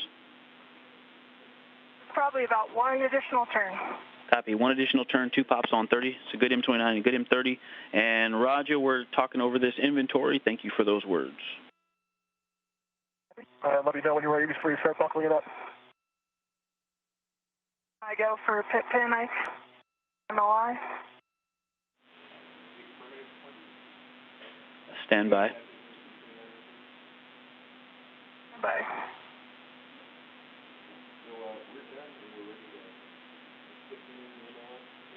Okay, you can release the folded MLI and install the pit pin in the final location, routing it under the same side as the lanyard anchor. And EV2, Roger, did you call? Yeah, just looking for a go to start buttoning up the bag. Happy with the inventory.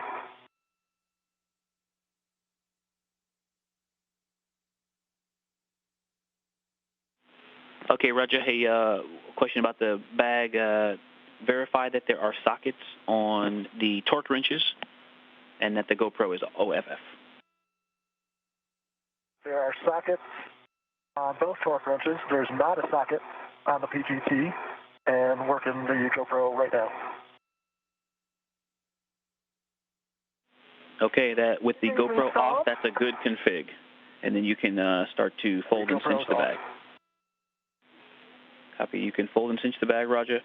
And Kayla, you can close the MLI around the collar bolts and the mounting bracket and install the wire ties.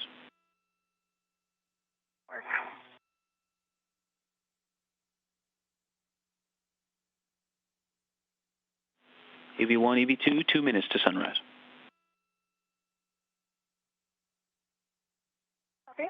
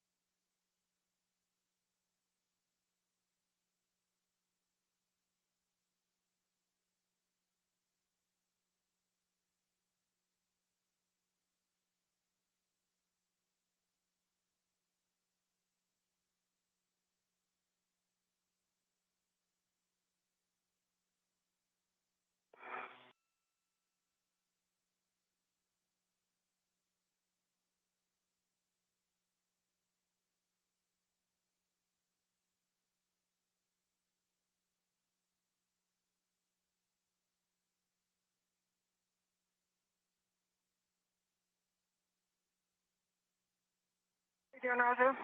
Good. Backing it up.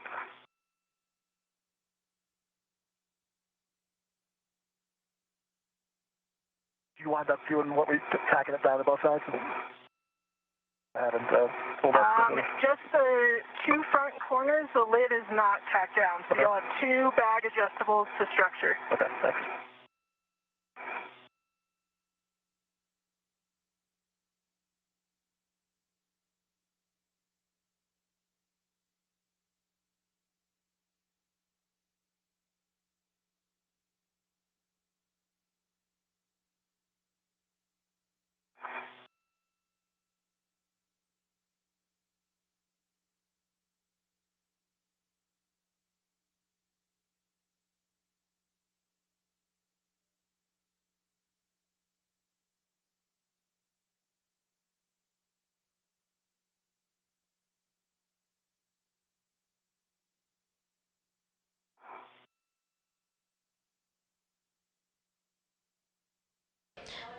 If you're just joining us, we are 3 hours and 22 minutes into the 247th spacewalk in support of the International Space Station Assembly, Maintenance, and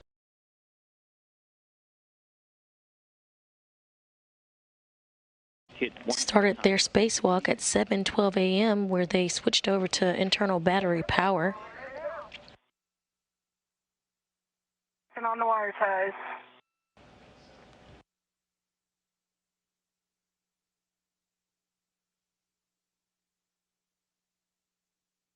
They translated over to their work site, the starboard truss of the S4. On the IEA, and then head back over to the starboard fore truss, where they are completing a modification kit for the 3A power channel. Copy, one wire tie near the collar bolts installed.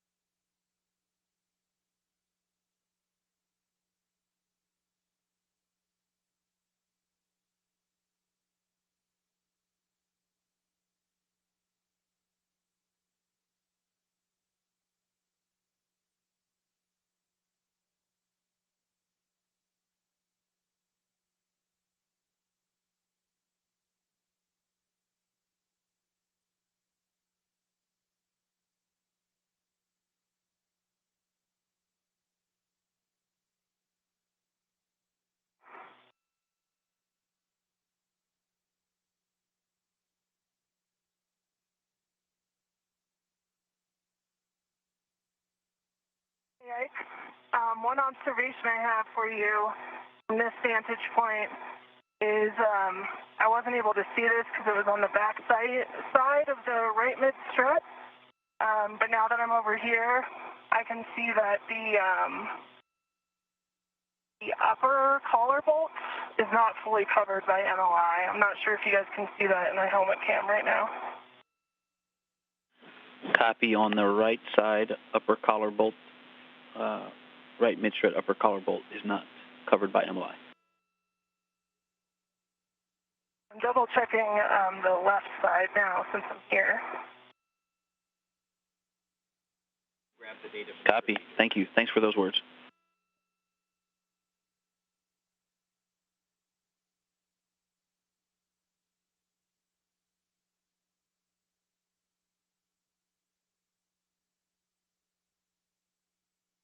Want me to start heading back over there to fix it, Ike? I'll let you know in just a second. Stand by.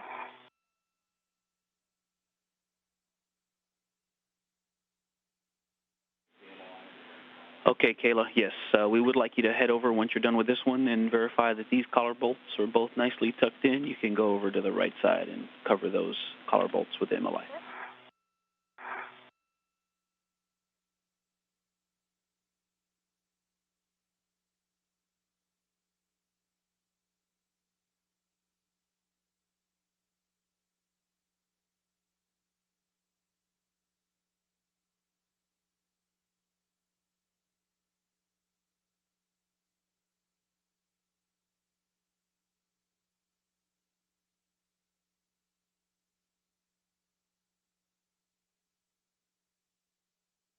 All right, left side are fully covered. Copy. Left MLI and wire ties installed. Confirm. And before you leave the left side, if you could verify that the MLI is covering the side pad clevis, and then you can head over to the right side.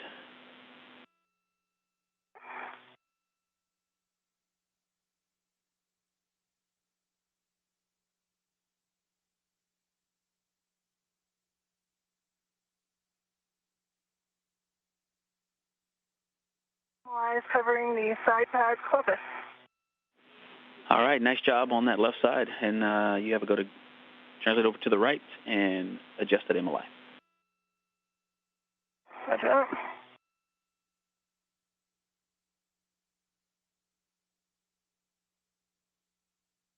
Doesn't look nearly as pretty as the video, Kayla. And hey, Kayla, we're going to have you get some photographs. Your preference if you want to get some of those now before you move. Looks like you're already on the way. Okay, yeah, maybe.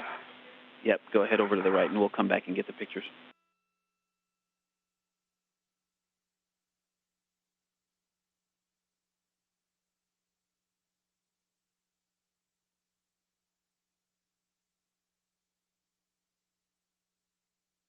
Currently having views from the Heka or the HD camera that is also attached to NASA astronaut Kayla Barron's helmet.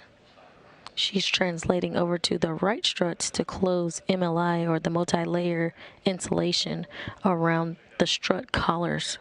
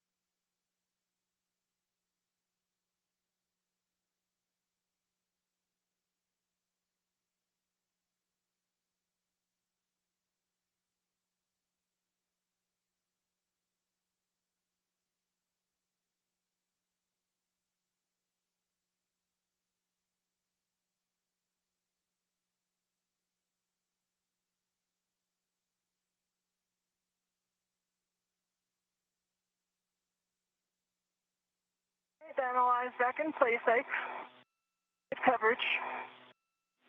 All right, good MLI on the right side. Thank you.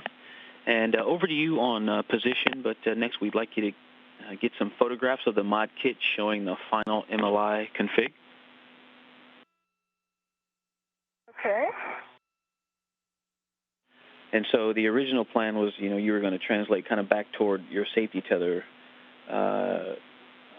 anchor, and you could photograph the mod kit from there. So if you want to just head back to the left side and then get back close to the strut bag location and take the photo from there. But or over to you. Here are the eyes in the field. That plan sounds good to me, Ike, so I'll head back over to the forward edge. Copy. Nice job. Raj, I see you're wrestling with that bag, and remember, it has to just be packed. It doesn't have to be pretty. It's not pretty. It's the modern business person's briefcase here, ready to go for you, Kayla. Sounds good. I've got the handrail kind of facing up on the IEA, and then there's one adjustable tether. The bag that's holding it down, that's on the outboard edge that you originally had. So you should be able to just put your BRT on this and set up. Nothing could be worse than the full strut bag, so I think you probably did a good job, Grinder. Definitely an improvement over the full strut bag. Nice job. Nice job. And when you're done with wrestling the bag, you can head over to S4 WIF 26 to grab the APFR WIF X.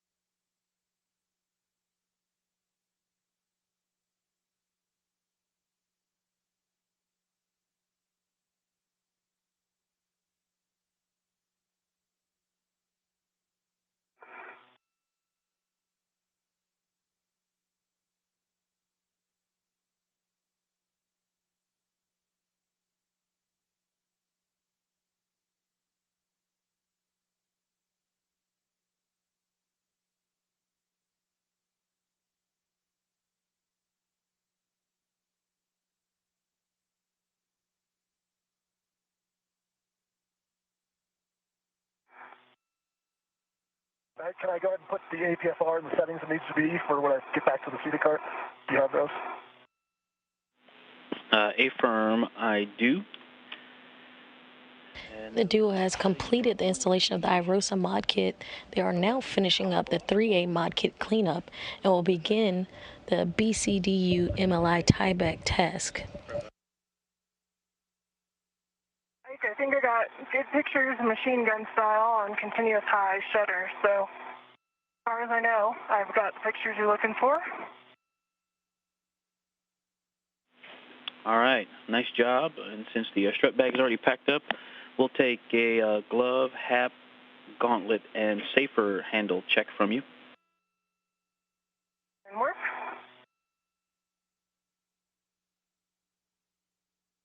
Actually, I lied. I'll just do the APFR settings now and get the WIFX when I get closer to it. So I try to go to alpha, it'll get towards the mod kit.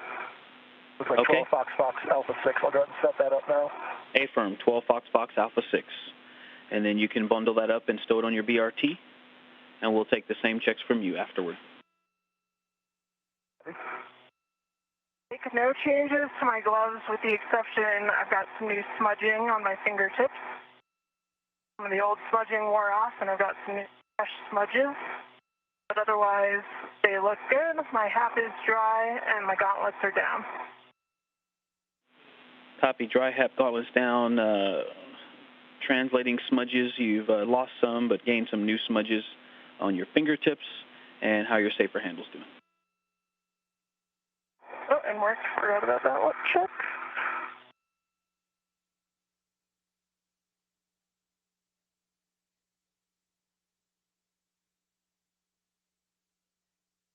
That was Kayla Barron giving a good glove and hap check, inspecting her hands for scrapes and stains, as well as making sure that her helmet absorbent pad is free of water. Handles. And Kayla, if you want, we'd like you to grab the ratchet wrench from the TVA bag.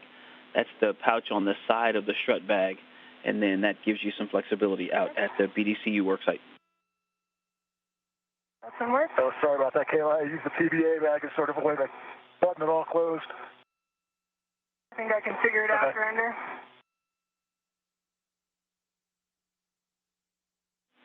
And Kayla, there is also a ratchet wrench in the crew lock bag, so if that's too difficult, we can just wait for the crew lock bag one.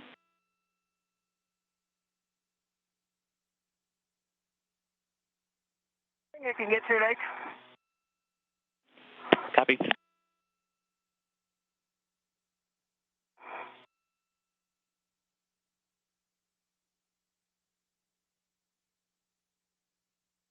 After finishing the 3A cleanup, Chari and Barron are looking to tie back multi-layer insulation on spare battery charge discharge units to support robotic replacement or relocation on a later EVA or spacewalk.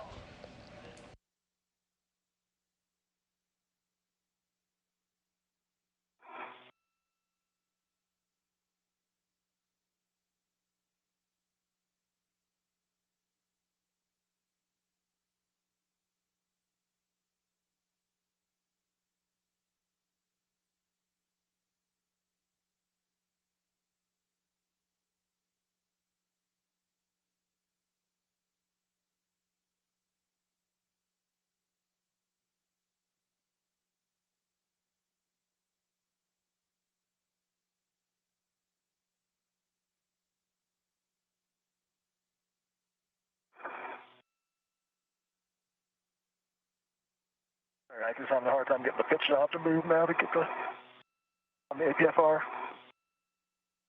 Do you need the tool, Grinder? I got it before. Okay. I just have the TVA bag open right now. Okay, copy that, Grinder, and it helps to not if you don't have any pitch load on it, right? You know what I mean? If you're trying to pitch it while you're trying to push the pitch knob, that'll put some side load on it, make it a little harder. I've got the ratchet on my mini workstation. The TVA bag is closed. Copy, EV1, ratchet on your workstation, and the TVA bag closed. Nice work. Okay, we're setting up for the BCDU MLI tieback. You guys are doing great, about an hour ahead of timeline. And so, for EV1, when you two are ready, you can translate to the S6 BCDU, translating outboard on the non-radiator side to S6 handrail 2008.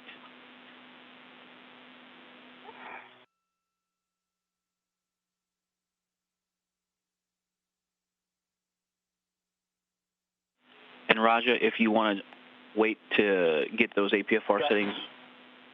I got the APFRs there, 12. Okay. Off of 6, and I'll get the width extender when I get there. Like I said, I can't move that now without getting the nav canister. Copy. Sounds good. Nice job, Grinder.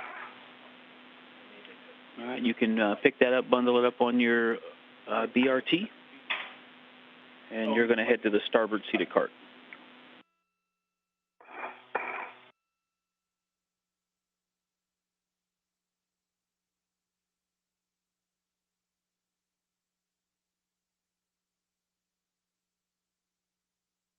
Heading outboard, Ike. Copy, I'm looking for 2008. And hey, Kayla, can you just verify, can you check again that the TBA bag is closed? Close. You guys see imagery otherwise? I'm pretty confident it's close.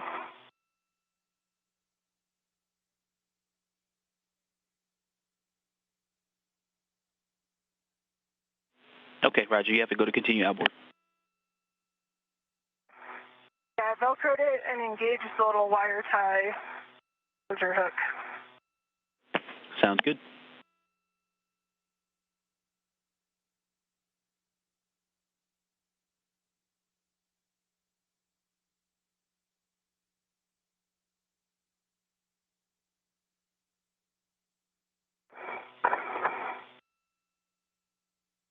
I'm going to put back in my fair lead here near where it was before, just to make sure keep each other safe on this side. Okay, copy. Sounds good. We're 10 seconds from a handover. And Roger, before you head back inboard, we'll take a glove, hap, gauntlet, and safer handle check. See you on the other side of handover.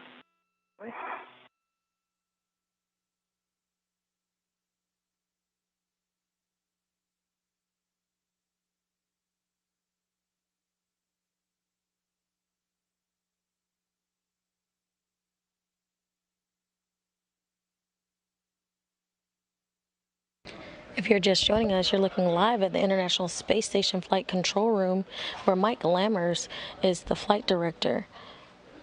Today you'll hear Ground IV Victor Glover, NASA astronaut Victor Glover, communicating with the crew as they continue their spacewalk. Right now we have NASA astronauts Kayla, Barron, and Chari conducting a spacewalk to assemble and install a modification kit to the 3A power channel.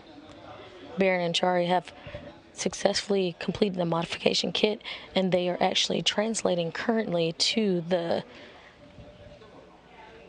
S6 truss, the starboard 6 truss, to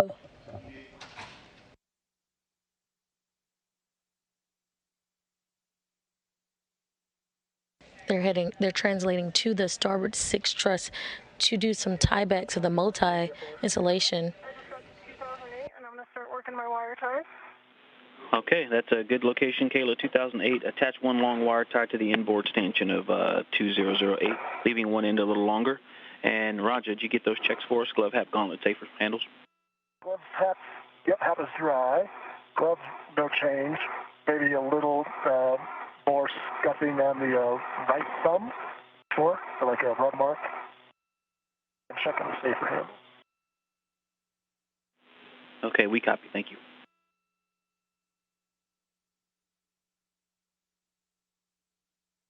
Write that down.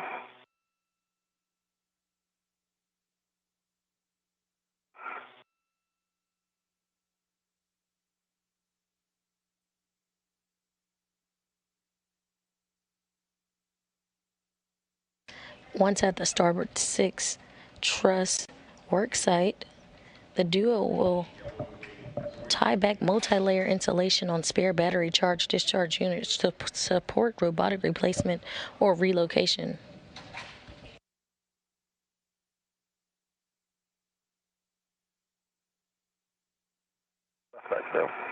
Safer handles down. Copy, good, safer handles, and you can translate to the starboard seated cart with one. You can leave your green hook in place, and you're going to stow the APFR with. They will break torque and reset bolts on spare battery charge discharge units to support future robotic replacement or relocations. Copy that. We see you. We've got a great helmet video. Looking good.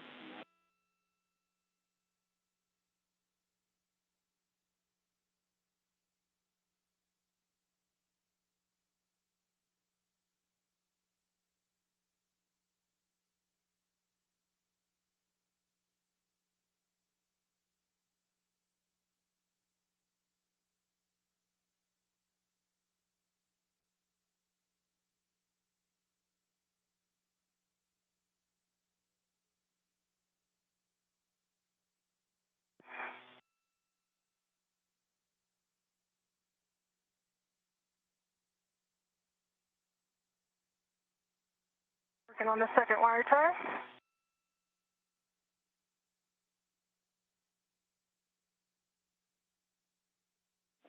Copy, Kayla. And yep, this one just goes to the outboard stanchion of the same handrail, 2008.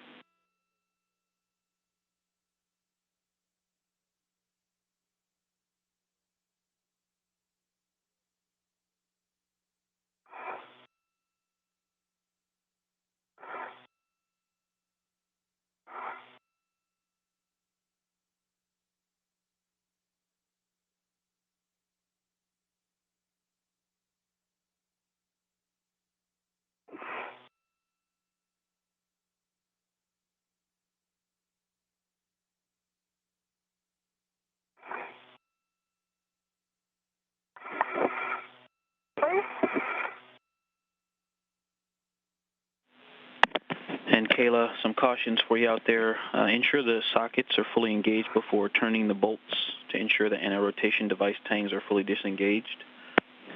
To prevent bolt damage, do not exceed 1/2 turn when breaking torque. Torque is broken when motion is felt on the bolt. And once torque is broken, do not translate on the micro square until torque is reset.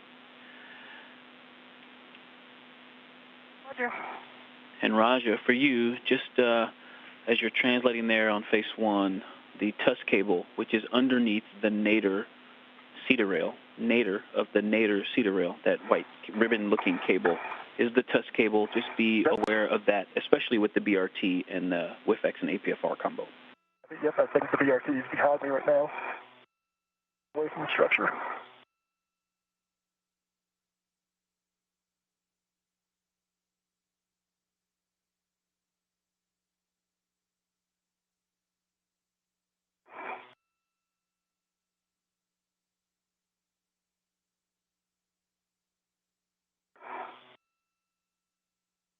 Okay, I'm working my way over to release the MLI.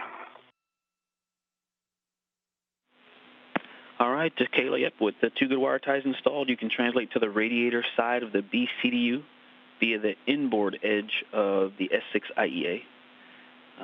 Fair lead your tether at the handrail 2009 to keep your tether clear of the EWIS antennas, and then we can start working on the MLI. The target is BCDU1, the outboard BCDU.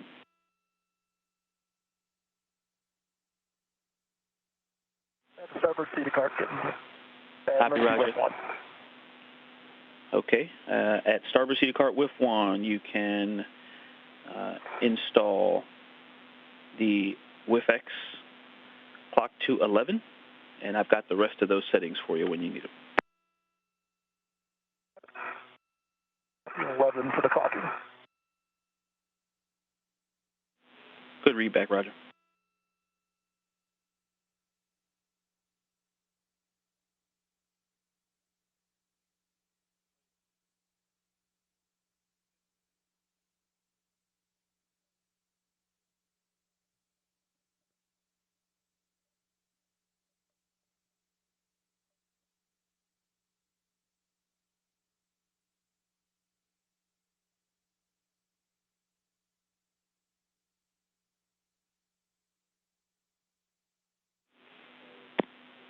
All right, Kayla. Looks like you're starting to open that up, the MLI on B CDU1. It's open. Okay. Working my way back over to 2008. Affirm, and bring that lid along, and you can release your fare lead on the way back.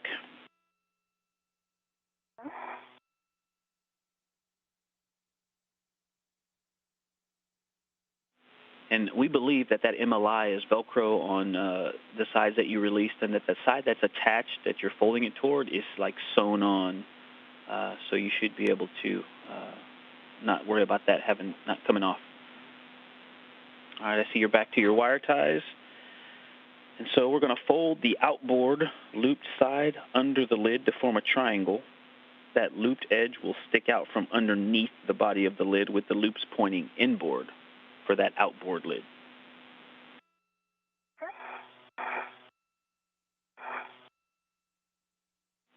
If you remember that picture or have it in your cuff checklist, make it look like that picture.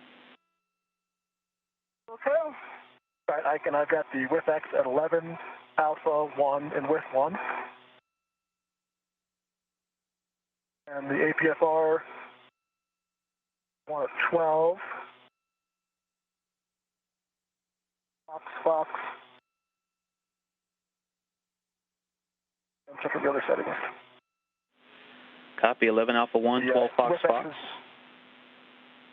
The width X is black on black with a good pull and twist test. Thank you for that. Good config so far. I'll get the rest of the APFR settings here in a second. Copy, and nice folding there, nice origami skills, Kayla. And you're verified that the EWIS antenna is clear. And then you're going to attach that outboard lid. You're going to use the loop closest to the lid. The stanchion closest to the lid, you're going to connect the wire tie that's on the inboard stanchion to the loop closest to the handrail. And check your safety tether is clear, and then secure it with 3 twists.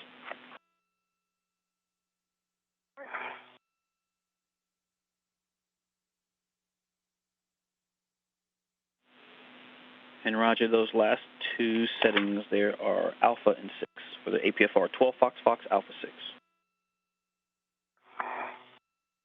The alpha confirmed, the 6 confirmed, and the ingress 8 is folded in.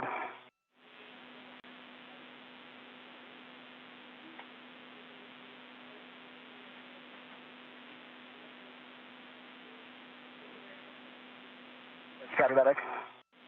Okay, copy that. Is a good config, and you can grab that crew lock bag from Cedar Cart Grid Square Charlie. Copy. Work. I've got the lid secured with 3 half twists. Copy. Very nice folding work there. Very nice origami skills. Hey, that structure to your left there, left of where your BRT is anchored that you were putting your hands on, we just wanted to let you know there's potentially some sharp edges there, so be cautious of that structure. All right, check your safety tether clear. Thank you for the 3 twists, and now we're going to work on the inboard B CDU lid. So you can open lid 2, going back to the inboard side of the BDCUs.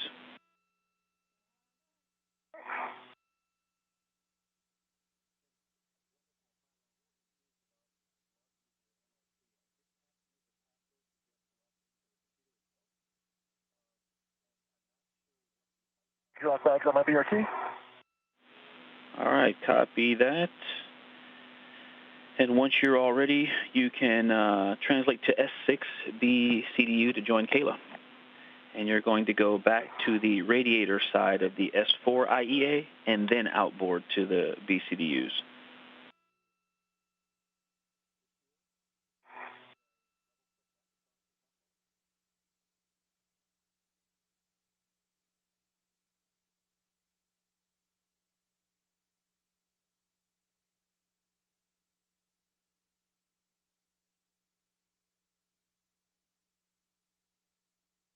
The center MLI loop on the inboard edge tore as I was pulling it to separate the Velcro, but one end is still attached. And it's not the one we need to secure it down, so I think it's not a big deal, just letting you know. And what about the loop, Kayla? There is a loop that is sewn down on two ends, and one end came free while I was removing the Velcro. Okay, copy. Yep, no But concern it's for not- today, but thanks for those words. And it's not the one you're using to attach it to the wire need. tie. Copy. Thank you. Yep, good copy.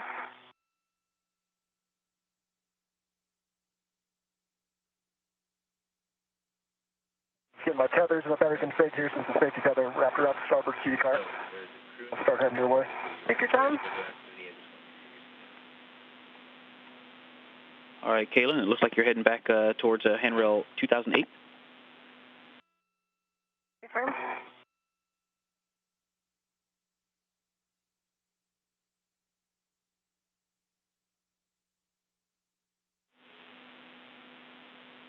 All right, and then we're going to do the same thing, the opposite direction. Fold the inboard loop side under the lid to form a triangle. The looped edge will stick out from underneath the body of the lid flap, pointing outboard.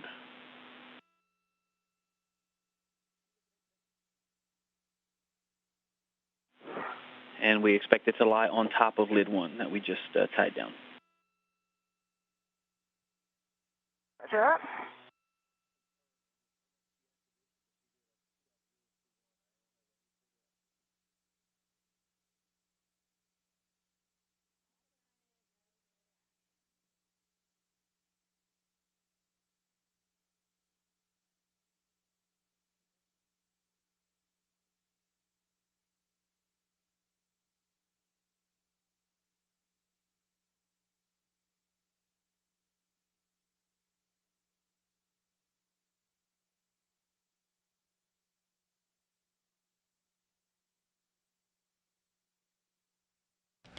Now 3 hours and 55 minutes into today's spacewalk, NASA astronauts Kayla Barron, EV1 with the red stripe, and Rojo Chari, the suit with no stripe, Verify the gauntlets are in place and has completed a 3A modification kit and now has begun the tieback multi-layer insulation on spare battery charge discharge units to support robotic replacement or relocation. nice origami skills again. I see you attaching it to the wire tie, and that looks good. And once you're done, just verify both EWIS antennas are clear, Kayla. You say again the verification you're looking for? The EWIS antennas, the two conical devices inboard and outboard of the folded antenna. Clear. I'm sorry, of the folded lids. Copy, they're clear. Thank you. They're clear.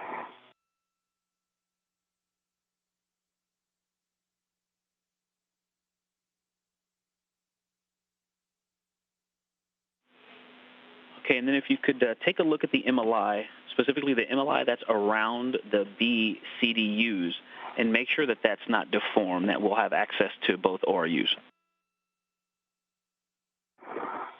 Might be able to give you a better call on that when I head over towards the bolts.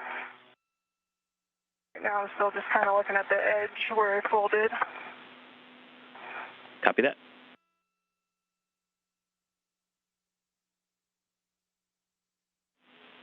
And we're also going to want some photographs, and then you can stow the camera in the crew lock bag. So over to you when and where you take those photos, but then you can get rid of that camera into the crew lock bag once Raja makes it out to you. If you want to, you can stow that camera. Photos from this angle.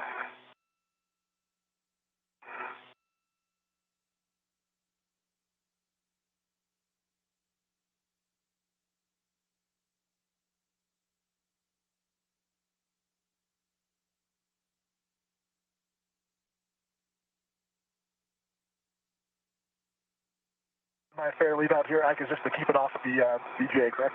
Not a particular. Affirm to keep it off the BGA. That's correct.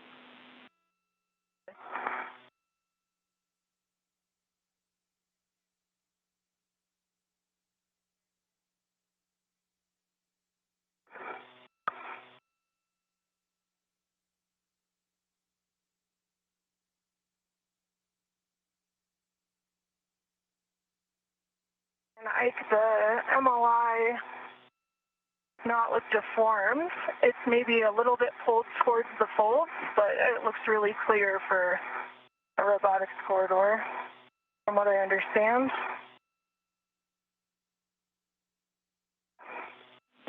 Okay, copy that. Good words. Thank you. All right, and then some more photographs. We'd like to see the final config of the MLI, and also if you could get the EWIS antennas in the field of view. And then option for you, once Roger makes it out, you can stow that camera in the crew lock bag.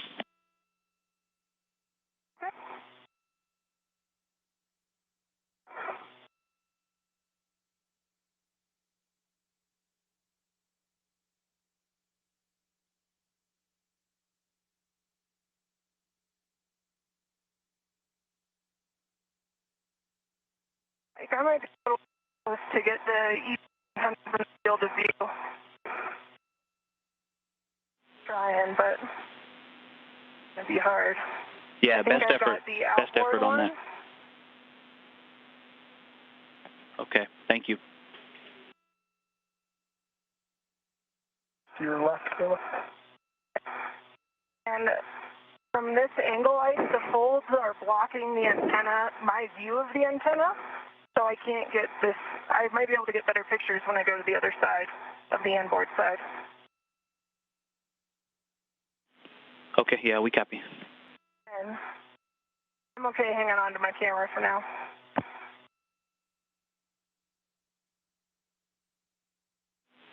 Okay, thanks, Kayla. Ready for your words on torque, brake, and reset. We'll put the crew lock bag down here on 2028. Okay, yeah, so you can drop the crew lock bag in a position for you to access H1 bolts, and we have a recommended location, but something for you two to decide. You can do a socket swap and put a 7/16 6-inch rigid socket onto your PGT, Roger, or you can work together and hand off the ratchet wrench. Either of those is okay with us. Just let us know. I'm right here, Raja. I think it's easy to hand it off. Okay. But your call, though. I think that makes sense. And I've got the ratchet wrench in my hand if you want to give me the first bolt we're driving here. Breaking torque on. I'm just dumping the crew lock bag, but we don't actually need it then if you've already got the ratchet, correct? Yep, I've got a ratchet wrench and a long PGT, so... Okay. Let me drop this off and then... Yep, and handrail 2028, Roger? Then. Okay, 2026 works as well. 2026.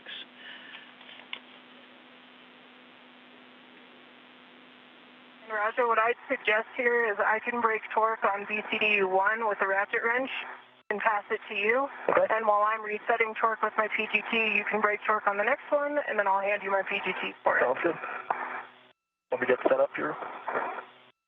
Okay, and we copy, and we like that plan as well. And can I get a go to break torque on BCDU1? Okay, on BCDU1, the outboard, H1 and H2, 1/4 to 1/2 turn. H1 first. Mark.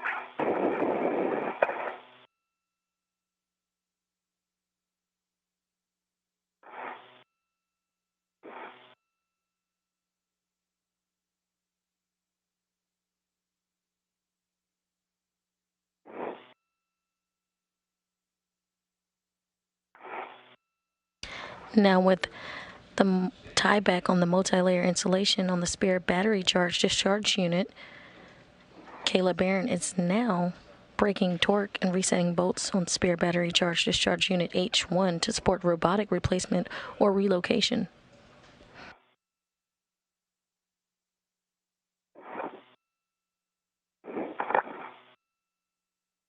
H1, torque broken, a 1/4 turn. 1/4 turn on H1. Copy, moving to H2.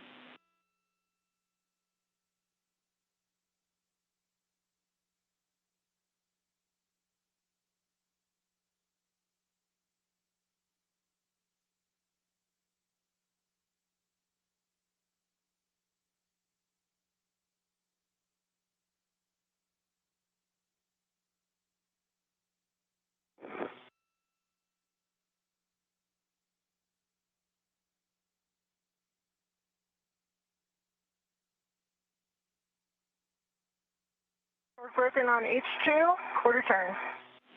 Copy, a quarter turn on H2, and you can either hand off the torque wrench to, the ratchet wrench to Roger, or you can stow it on your workstation. I'd recommend handing it off if you're okay with that, Roger. Yep, and you want me to position over here? You want me to try to get it from... I can hand it to you. If you want to put a red on it and take mine off.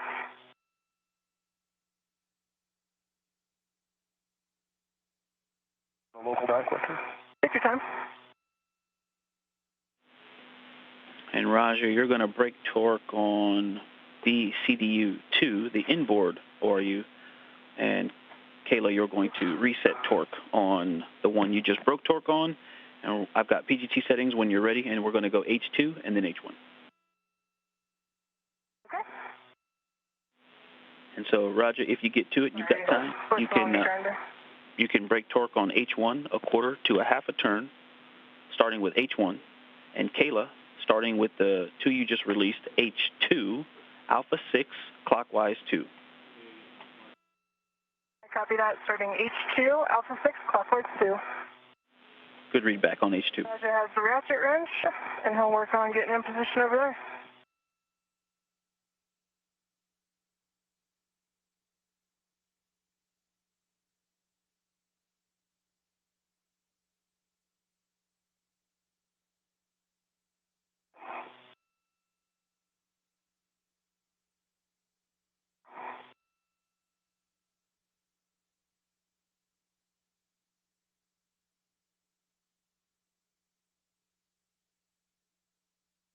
Okay, I have alpha 6, clockwise 2 set.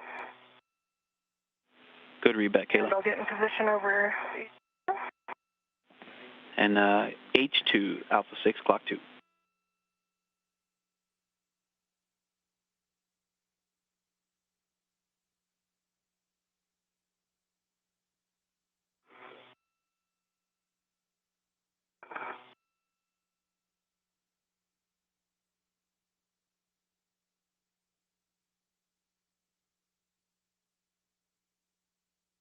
I must have bumped the off switch on my PGT, so I'm going to recal it, and then I'll do those turns. Copy. All right, I can do an H1 or H2 first, sorry, you probably told me. You're starting with H1, 1 quarter to 1/2 turn, breaking torque on H1, BCDU2. Okay, I'm back in alpha 6, clockwise 2, and I'll do H2. That's correct for Kayla. H2, you're able to go to drive. There's 1/2 turn on H1 on the inboard. Copy inboard BCDU, 1/2 turn on H1. You have a go to release brake torque on H2.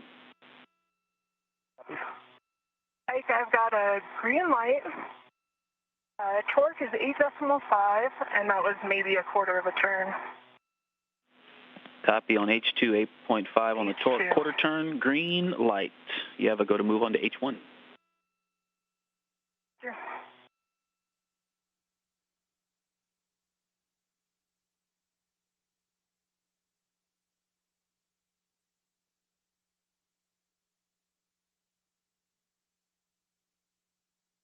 Green light, 8.4 on the torque, about a quarter turn on H1. Copy BCDU1, H1, quarter turn, green light. Good torque reset. Good ORU.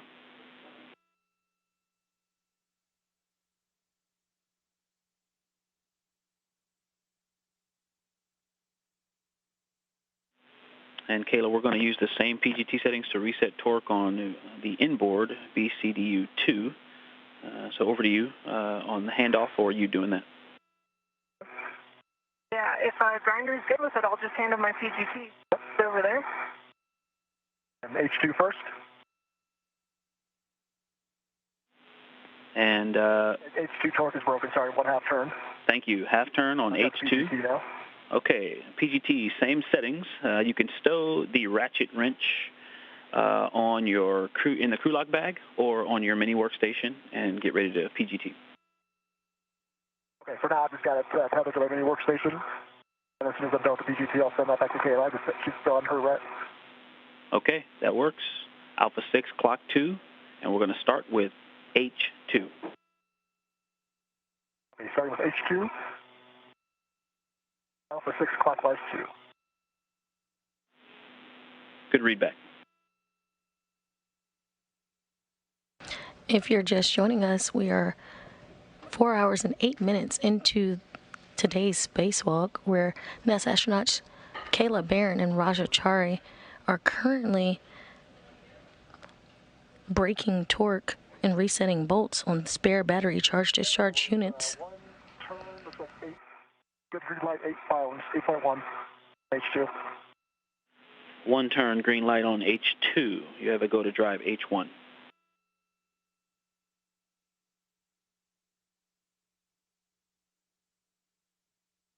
About an hour earlier, the crew completed the 3A modification kit.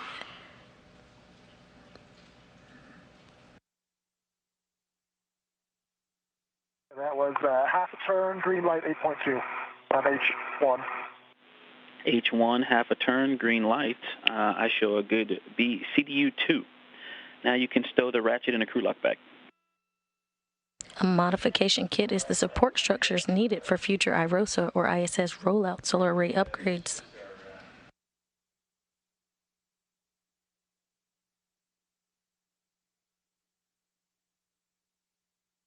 That's our extra TPA bag ratchet. Just SA. Okay.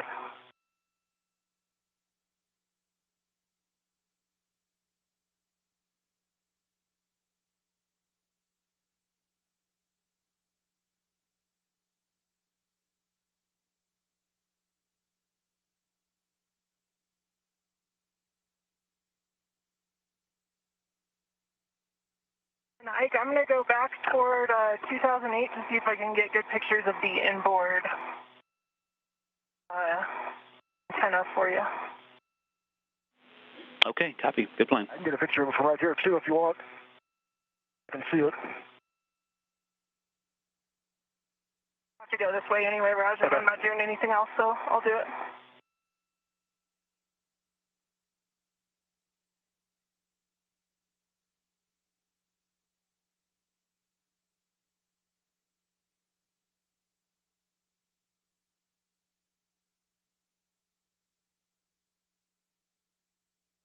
Right, at least if I'm too close, I'll let you know. All right. I can come back over there if I need to.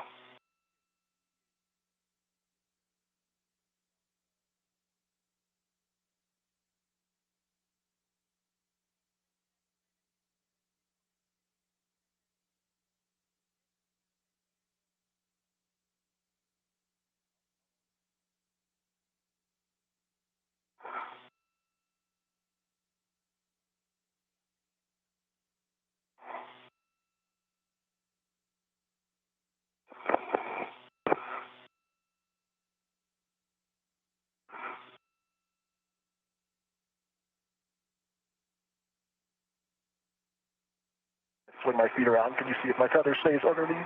If I have a square leg back there further? Right now it's in front of you. Okay. Now it's crossing over your left ankle.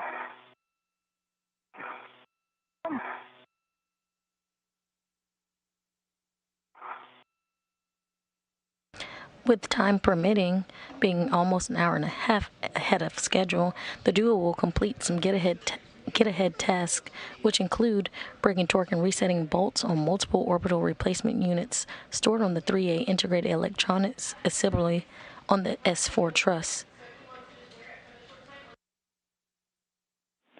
And hey, Roger. I think I got good pictures for you. Awesome. Thank you for those, Kayla. And Roger, over to you on where we're going to put that ratchet wrench. You can hold it on your workstation for a while until you get back to the strut bag, or you can stow it in the crew lock bag. I'll put it in the crew lock bag if I can find the place for it. That sounds good. Is the next thing we're in the brake and torque with? Okay, so let's when Raja finishes that, I'll give you guys a big picture and then and get your how you feel about it. So give me 1 minute. Okay. Stand by.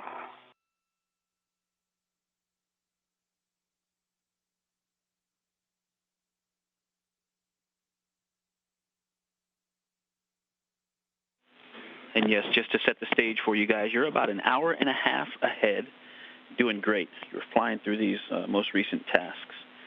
And so I'll tell you what we're thinking, and you let us know what you think. Roger, give me a call when you're done with that ratchet wrench. Yep, well, do you happen to know offhand if there are any free wrenches in this bag? Otherwise, I'll pull the adjustable. So I pull everything out looking for it. Let's use my other adjustable. I'm thinking all the integrals are already used out there.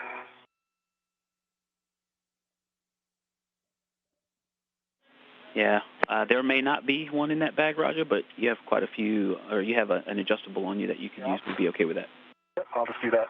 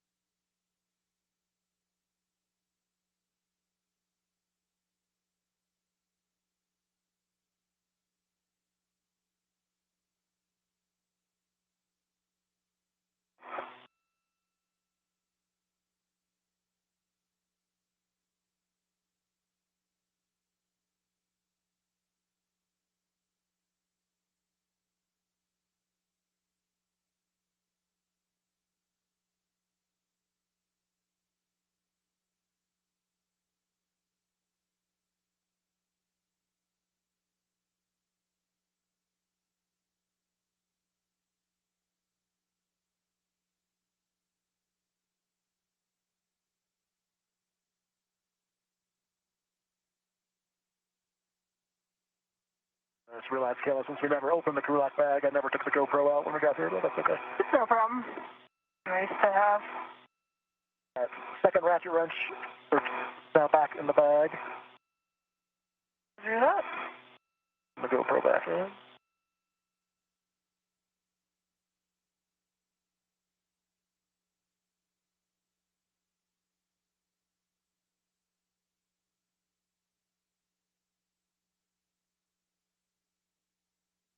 I assume this Kulak bag is going to wind up back on my BRT.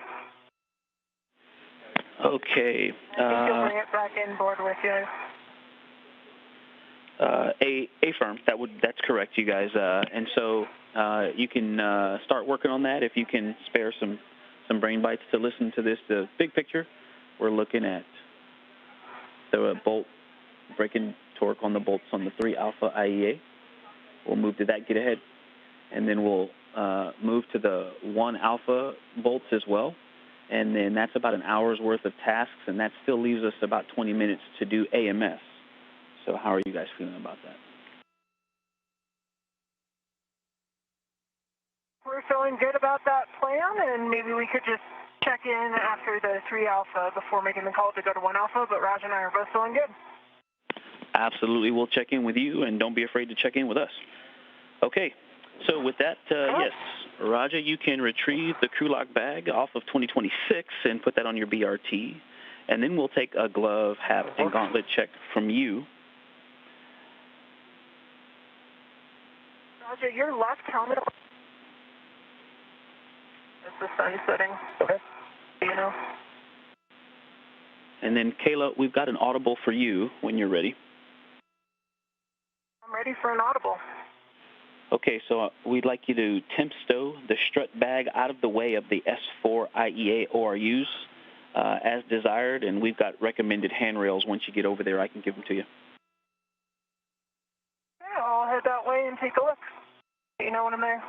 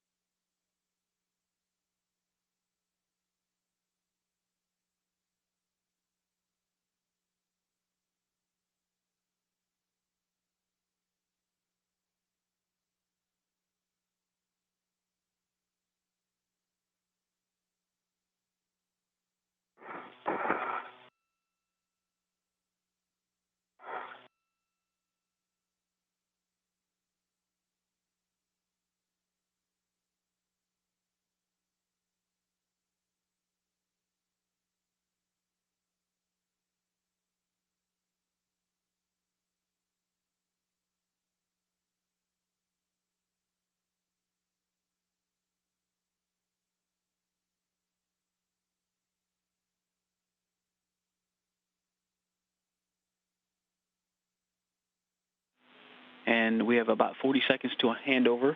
EV1, when you have a free finger, if you could get your HECA on, and Raja, same to you, HECA and WVS on. Get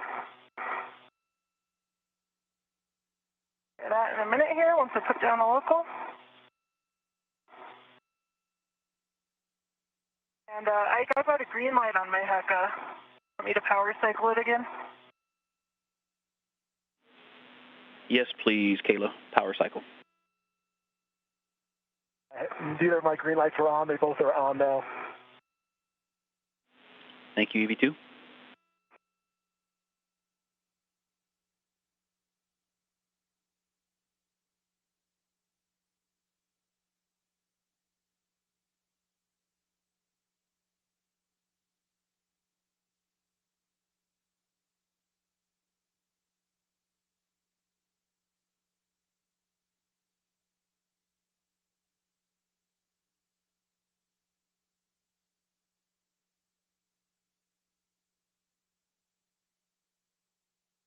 I think we could probably just dot it out of our way, but I'm happy to move it if you think that's better. And Kayla, I just caught the end of that. Was that for the ground or for Raja? That was for you. I'm at the strut bag. Probably dot it out of the way, but maybe what I'd suggest is moving the bag to 2239, which is the handrail underneath the triangle. And then we should be able to kind of bat it inboard out of the way. Okay, we'll go with that. 2239 sounds good.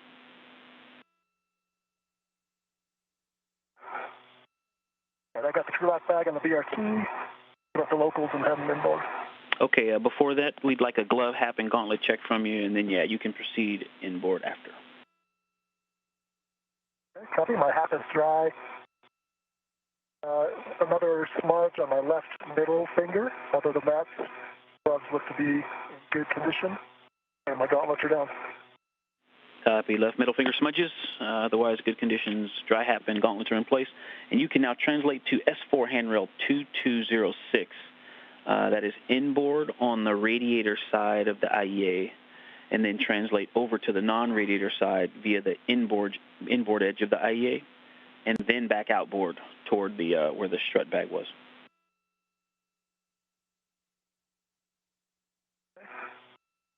Keeping the crew lock bag with me. Once you get to the 3 Alpha IEA, you can stow the crew lock bag as desired.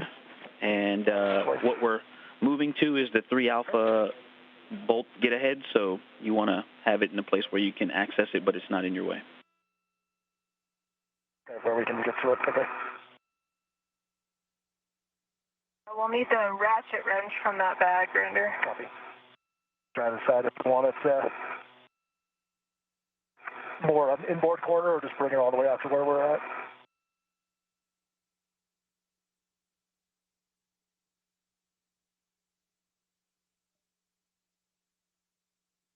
In the inboard corner would be a better spot for the end of the task if you feel comfortable translating with the ratchet outboard to the first ORU. Yeah, I don't mind. When it's ready to put away when we get there.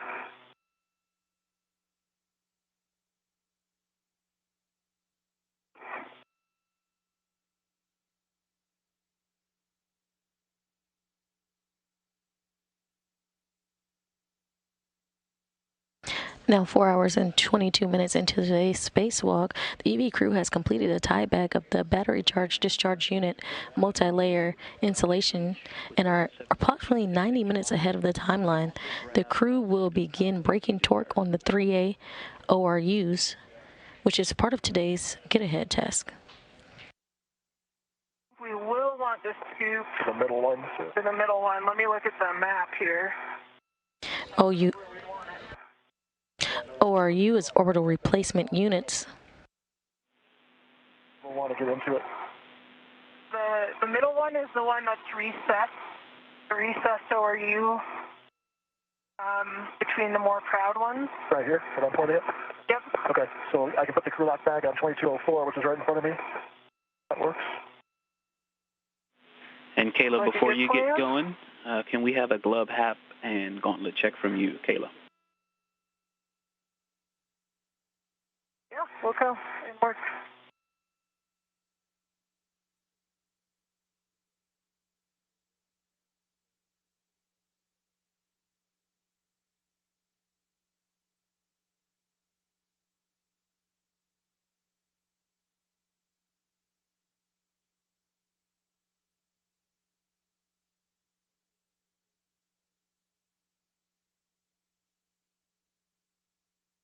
The same as before, with some changes to my smudging. Some of it's rubbed off. Cap is dry, gauntlets are down. Copy, dry hat, the gauntlets, and smudges continuing to translate. And, okay, all right, big picture plan is we're going to have EV2 lead. We're going to move RU to RU, and EV2 will break the torque on H1 and then H2, and EV1 will follow resetting torque on 2, then 1. So 1 to 2, and then 2, then 1. And, all right, so like a good plan.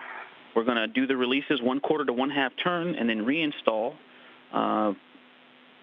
with the PGT.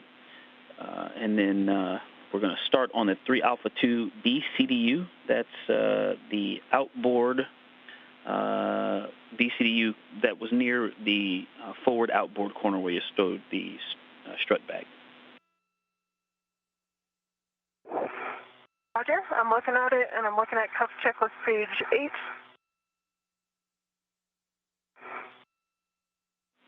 Copy that. And so with the ratchet wrench, we want to release 1/4 to 1/2 turn on H1, on 3 Alpha 2 BCDU.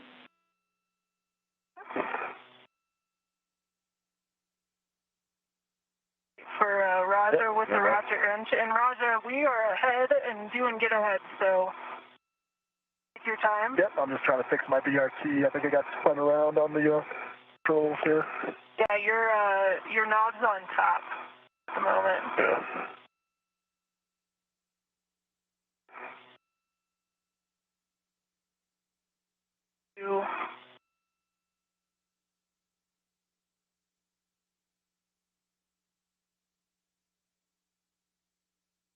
I need to loosen your outboard knob to get that joint to rotate that you want to.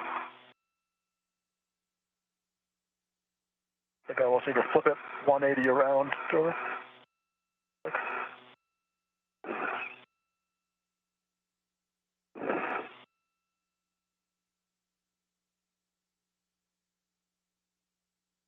think if you push down on the joint that's coming out of the top knob, have more leverage. And now if you pull it the rest of the way around, it'd be how you usually have it.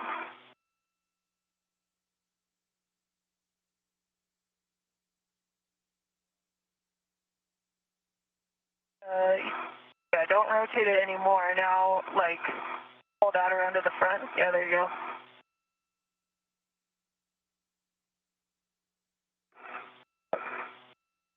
No, you ended up back where you started, actually. So you had it right until you undid it.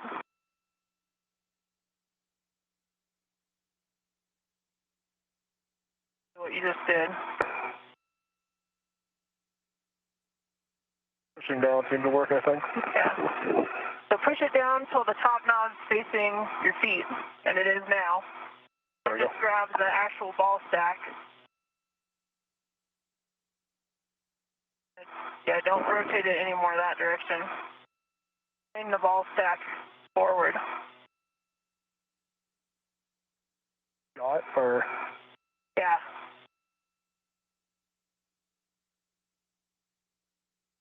Yeah, pull with your thumb.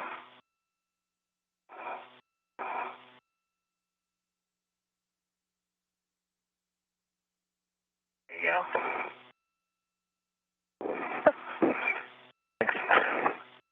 I think it flipped around again.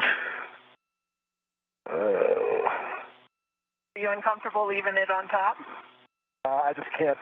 It's yawing I can't tighten the yaw. Okay. Want me to come help you with it?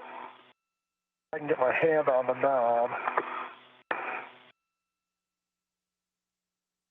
Just because when we're breaking torque, I'm not going to, I'm going to free spin.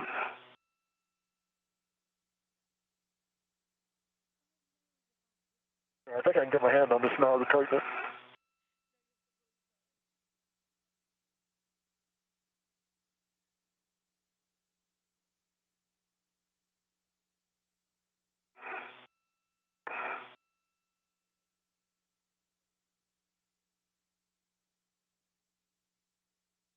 In an orbital nighttime, as the crew and the International Space Station fly over Turkmenistan.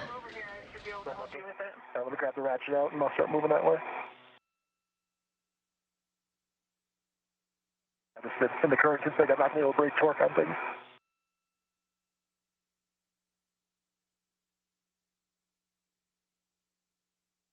Barron and Chari, with extra time, decided to go forward with a get-ahead task, which includes breaking torque and resetting bolts on multiple orbital replacement units stored on the 3A integrated electronics assembly on the S4 truss.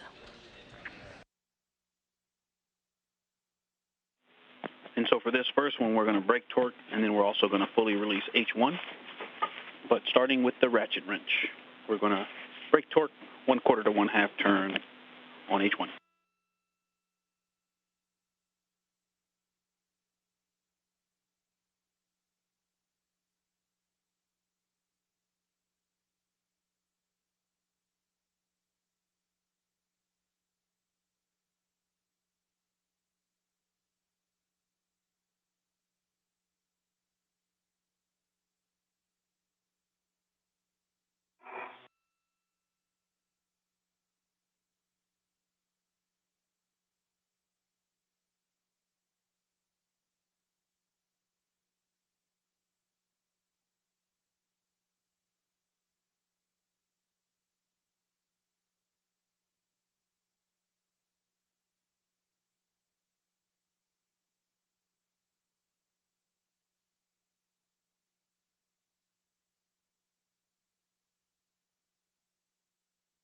Do a ret swap and I'll start moving that way.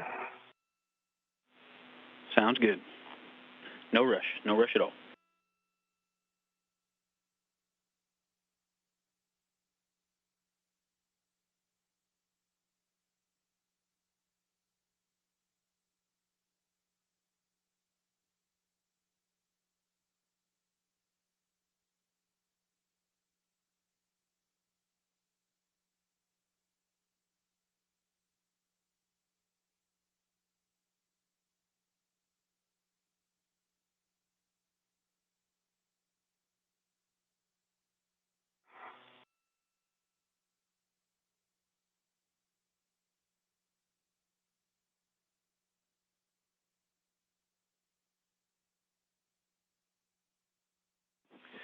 All right, Roger, and you're going to the 3 Alpha 2 B CDU. That is the forward outboard RU.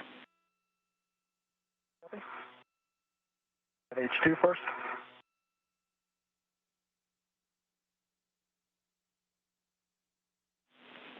And a couple cautions for you too. If the scoop is needed, do not use H2 for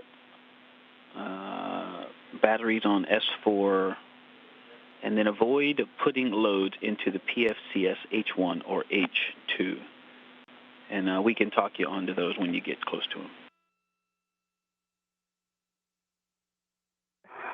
Did H2 first, sir?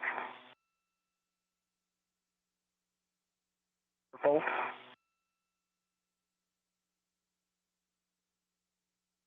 think it's 1.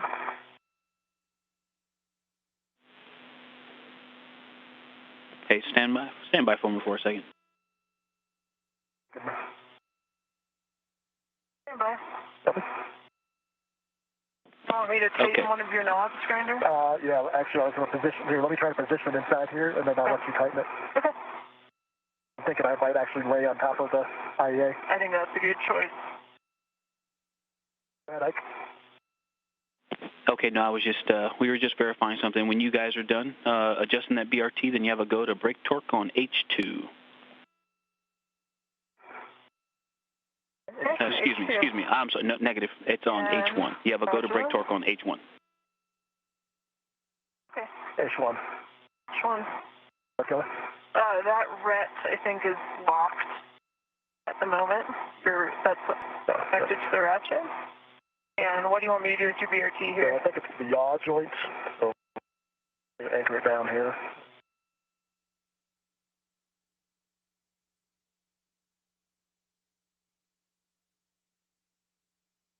You want it tightened? So the one that... this one, yep. Thanks. It's fully tight.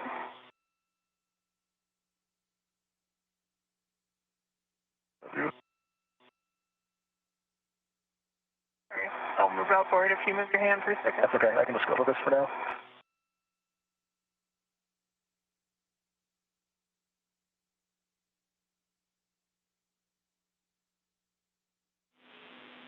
Hey, 15 seconds to hand over. And if you get to it, you can do 1/4 to 1/2 turn on H1 to brake torque. Copy 1/4 to 1/2 on H1.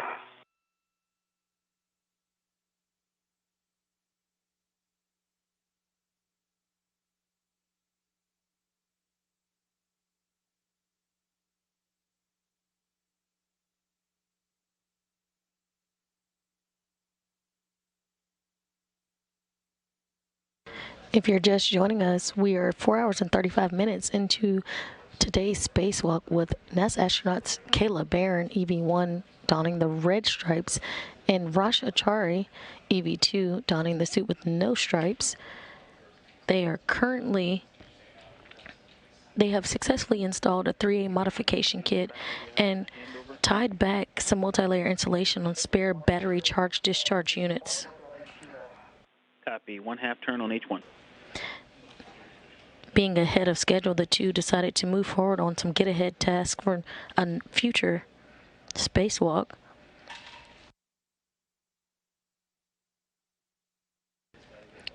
They have begun braking torque and resetting bolts on multiple orbital replacement units stored on the 3A integrated electronics assembly on the S4 truss. And 1/2 turn on H2. Copy, 1/2 turn. Yeah, I know it keeps... 1/2 turn on H2. And now we're going to fully release H1. That'll be me, Roger. Okay, so move out of your way. To follow the leader protocol.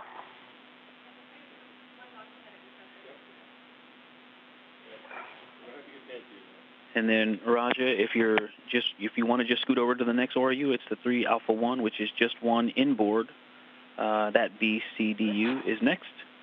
And Kayla, for you, I've got PGT settings when you're ready. I'll let you know. Bravo. Say again, Kayla. I said I'll let you know in a minute. Copy. I'm just trying to get in position first. I need to get toll Rogers further outboard. Yep, I can keep moving. I can also swing back in front of the IEA if that helps. I don't want to block your access either, though. You just put them... You're fine, as I can't do this until that one's done anyway. Okay. Okay, and hey, a reminder for both of you. Copy, yep. EV1 and EV2, just a reminder, you cannot tether, waste tether or mini workstation defector to the box that you're working on. Okay. I'll move by in a second. I'm not working on it. You can actually stabilize your legs here too, Kayla, if that helps. I think I'm good. Ready for settings, Ike. All right, Kayla, Bravo 7, counterclockwise 2.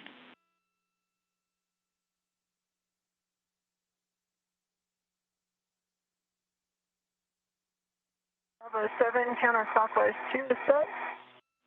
And you're going to fully release H1.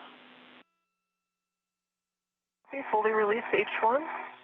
That's a good bolt.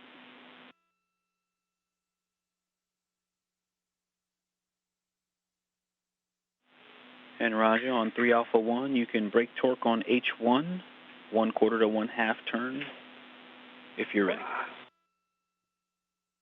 Yeah, I'll wait until Kayla's done here.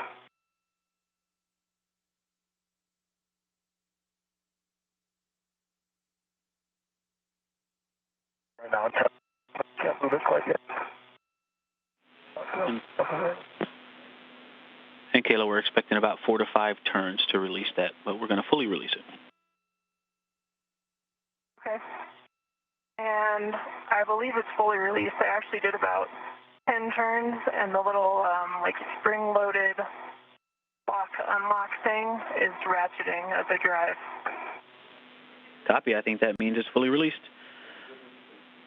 All right, H1 on 3 Alpha 2, and now we're going to reinstall H2. And I've got PGT settings for you, Kayla, when you're ready.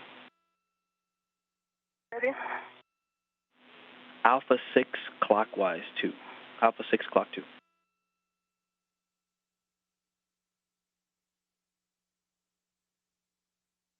I'm going to see if I can stay on the forward edge here, such that we can work simultaneously. Okay. I can stay out of your way. Got my vector, and then I'll set those PGTs. Copy. There it goes. Reach. All right, Alpha 6, you said? Affirm, good copy. Alpha 6 clock 2.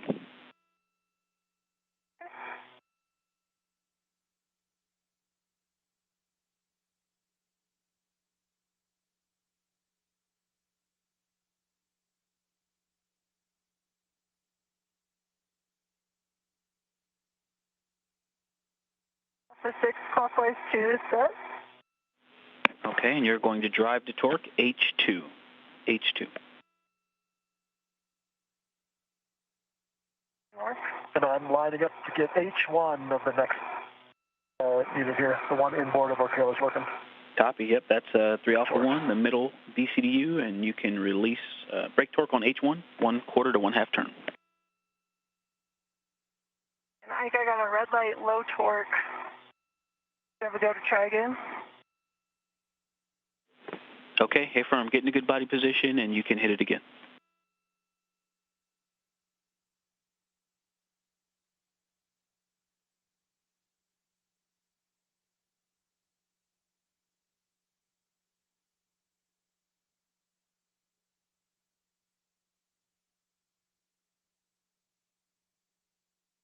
Green light, half a turn, 9.5 on the torque. Copy, green light, a half a turn. What were your total turns on that one? Let's say half turn total. Copy, half turn on H2. That's correct. Okay, and stand by for us, please. Can you check the PGT settings on that one, Alpha 6 clockwise 2?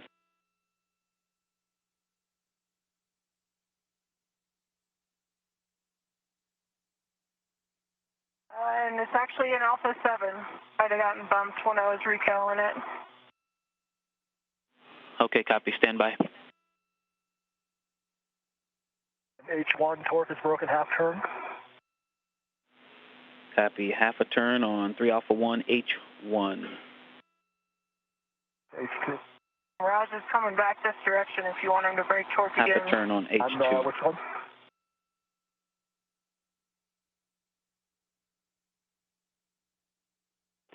Okay, Kayla, that H2 is good as is. We're going to continue. And Roger, copy that you broke torque on H1 and H2 on the middle BCDU.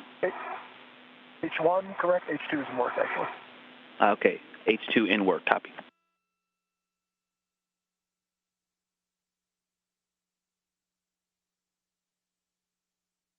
H2 is broken, half a turn. Copy 3 Alpha 1, H2, half a turn. And now we are going to reinstall H2 on the middle, the CDU. And Kayla, it will be Alpha 6 clockwise 2 when you're ready. I'll head over there once grinder heads further inboard. Out of the way.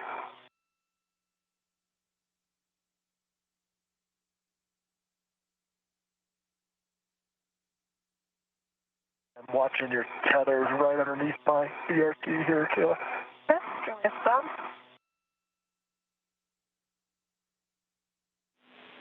And Roger, your next target is the next Like it's clear to me. the next ORU inboard. That's a DDCU. And the same thing, you're going to brake torque quarter to a half on H1. You can wait till Kayla's done. Over to you, whatever you prefer. I've got Alpha 6 clockwise 2 set, and I'm resetting torque on H2. That is a good readback, good settings. Alpha 6 clock 2, you're driving to torque H2.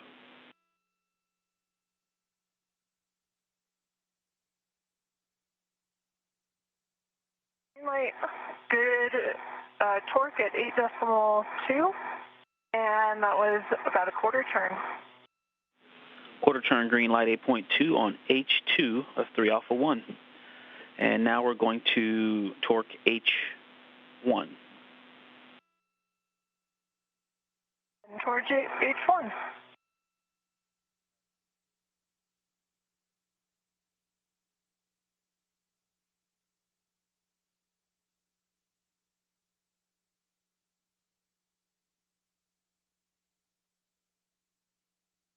I'm at H1.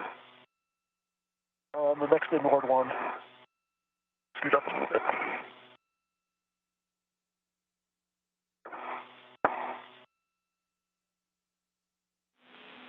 And Roger, say again, please. I'm setting up for H1 on the third. Okay, copy. Yep, that's the 3 Alpha DDCU, H1. 1/4 to 1/2 turn. And I'm at H1. I'm still in Alpha 6 clockwise 2. And you have a go to drive it to torque. And you're away, Kayla? Oh, you're good.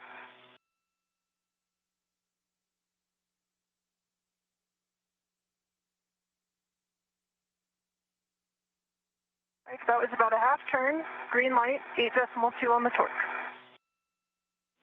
Half turn, green light 8.2 on 3 Alpha 1 H1. That's a good ORU. Now we're going to move to the DDCU and brake torque. Roger, you have a go to release torque on H1, 1/4 to 1/2 turn. Copy. Can't tell if it's slipping or it was really loose.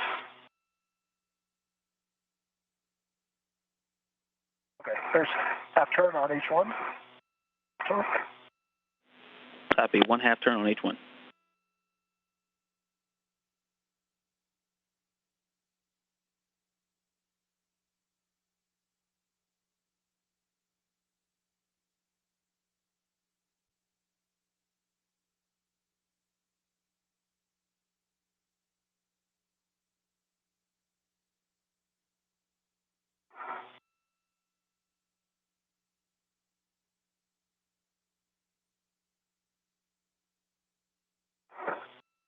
Turn at H2. And Roger, say again for H2. Broken torque, half turn. Half a turn, broken torque on H2. Out of your way. Okay, Kayla, same settings, Alpha 6 clock 2. And we're going to torque H2. I think I probably need to work on getting the scoop out then for the next ones, right? There's one more in the corner, but Okay. I'm not sure what order I want. So the next place we're going is 3 Alpha 3, that BCDU in the forward inboard corner. So yes, continuing the same direction. Okay. All right, Alpha clockwise 2, H2 on the third ORU. Alpha 6 clock 2, H2. You have a go.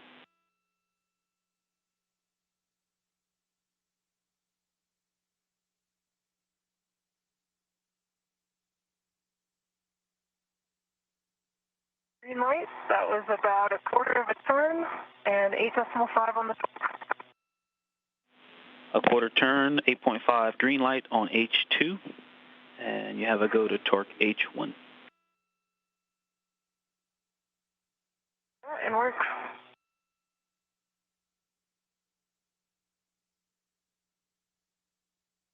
A quarter turn, green light, 8.4. Copy, a quarter turn, green light, 8.4 on the DDCU H1.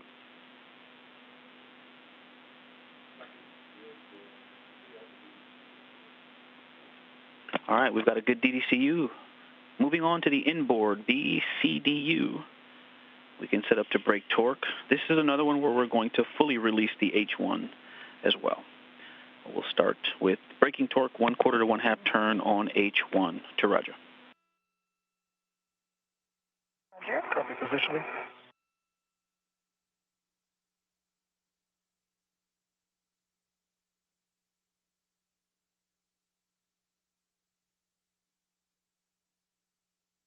Roger, what are you thinking about the scoop now that I'm looking here?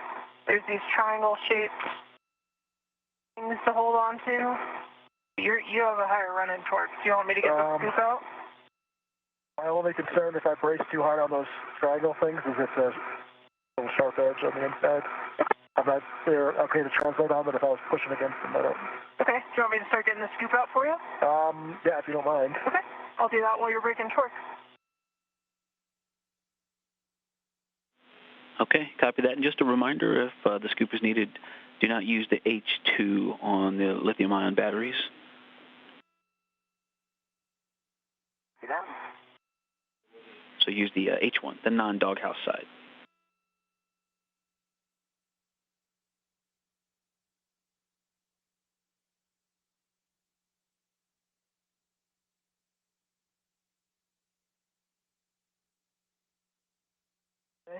H1, torque broken, half turn. All right, 3 Alpha 3, H1, a quarter of a turn. And just to be clear, the only no-go for the scoop is the one marked with the red X on our cuff checklist page. Is that correct? Stand by.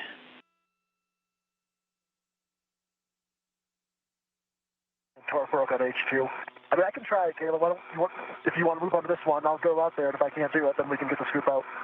Okay. Why don't I give it a shot? Got the crew lock bag open, so you let me know. I'll hold on to it for now. And Kayla, that is correct, per the picture in your cuff check. I'll try it without the scoop and see how far I get, and then I can always come back and get it. It's no problem, Raja. I've got it right here if you want it. Let's give it a shot without. But I guess just watch out for my safety tether here as you go, as I head inboard. Okay, I'll keep an eye on it. This bag closed again. Sorry. No problem. And Raja, what's the status on H2? You're both broken, half turn. Half turn on 3 Alpha 3, H2. Now that I'm here, okay. Yeah, I think we won't do the scoop. You will or won't? Well, okay. So I'm a local to this one that we're not.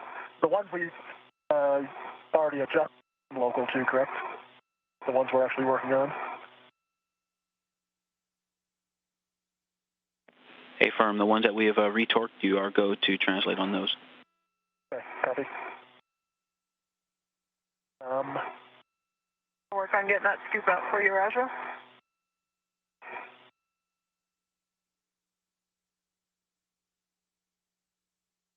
If you're just joining us, we're 4 hours and 52 minutes into today's EVA or spacewalk. NASA astronauts Kayla Barron and Rasha Chari ventured outside the airlock at 7:12 a.m. Central Time, 8:12 a.m. Eastern Time, where they switched to battery power and proceeded to the 3A power channel work site. The duo successfully installed the 3A modification kit and then proceeded to tie back multi-layer insulation on spare battery charge discharge units to support robotic replacement or relocations. With additional time, the crew decided to move forward with get ahead tasks, which includes where they are currently, breaking torque and resetting bolts on multiple orbital replacement units stored on the 3A integrated electronics assembly on the S4 truss.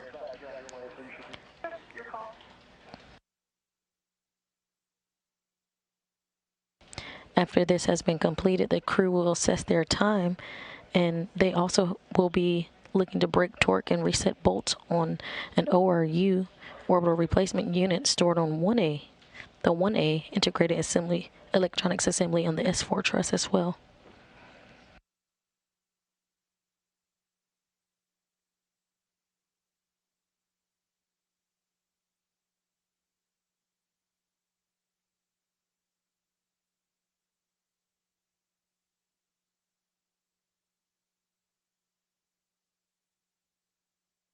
Our safety tethers are deconstructed.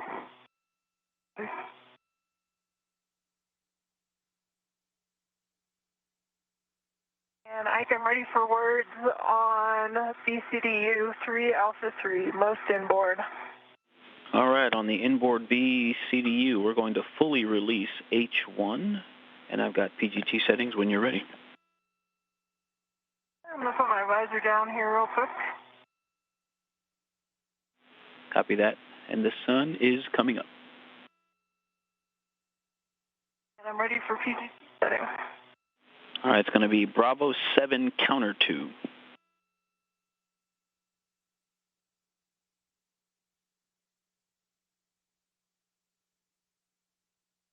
Bravo 7 counterclockwise 2 step. And you're going to fully release 3 Alpha 3 H1.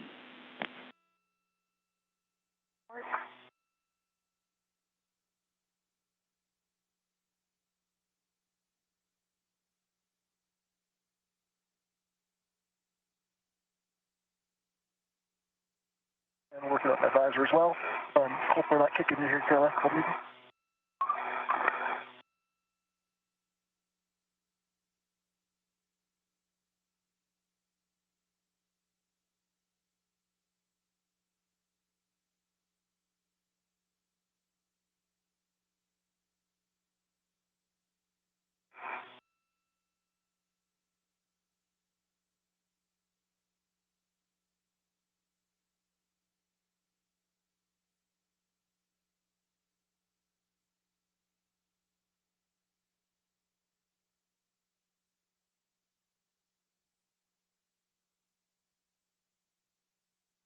Okay, I can H1 and H2 first, or H1 first again.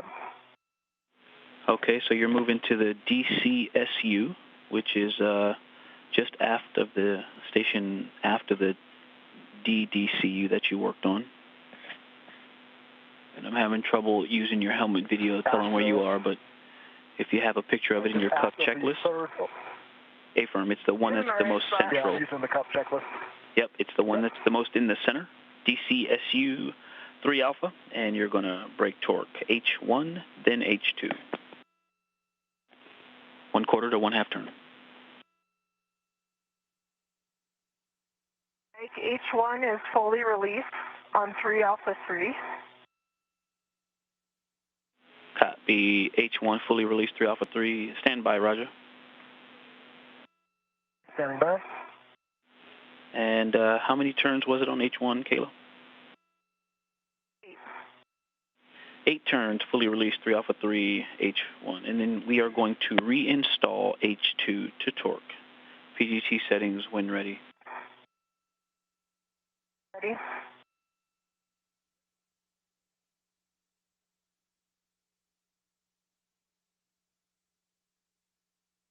And I think I'm experiencing a little bit of choppy comm.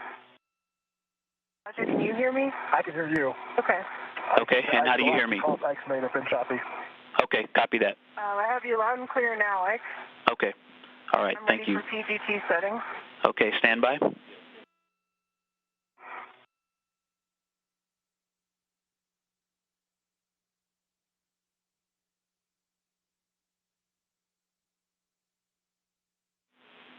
Okay, Roger. Face each other.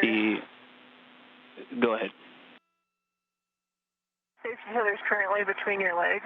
Just be mindful when you move on. Okay, thank you. Yeah. Okay, Roger, the scoop that you have in your hand is on the box that we're working on. We need it on an adjacent box.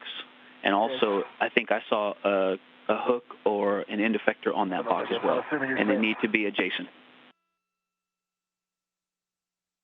We didn't catch most of what you said, but I assume you don't want the scoop on the bolt I'm working on. Affirm. The scoop needs to be on an adjacent ORU, and so does your hook or your end effector, whatever's tethered to the center of the box. That's right, Kayla. I think he's saying you can't tether to the box you're working on, and you cannot put the scoop on it, so you need to move it over to an adjacent box.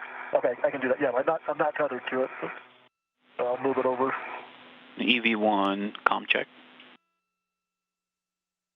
Ike, I have you clear now, but you're intermittently coming in pretty broken, for both Raja and I.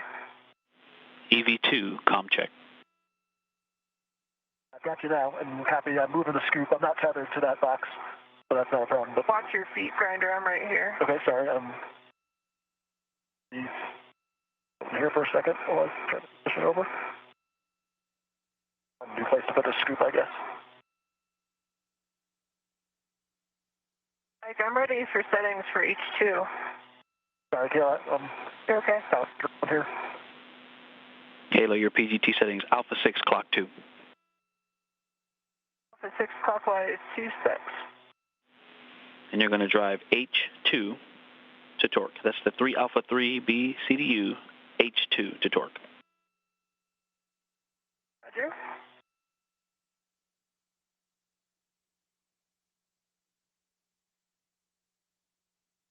You're kicking me, Grinder. Sorry. Okay. Oh. Green light, 8.6, and that was about a quarter turn, maybe? 8.6 quarter turn, and a green light on H2 of 3 Alpha 3. I can get out of your way now if that would help you.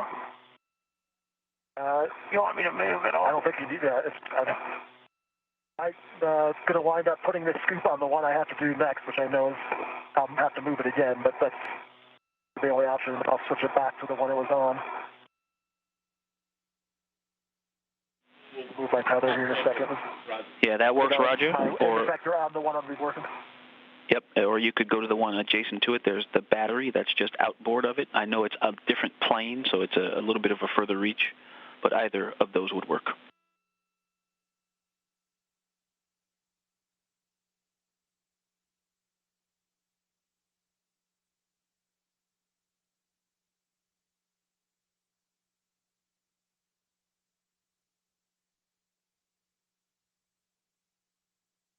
Can I swing my legs back this way then? Or? Let me move outboard, Grinder. Stand by. Try to get fully out of your way here. I'm trying to get H1 from where I'm at, so you don't have to move for the first open. For that H2, I'll have to move. All right, you're going to swing your legs. Okay. This one first, and then I'll move. I think I'm caught on the crew lock bag, maybe. The crew lock bag is behind your left heel. And yeah, there you go.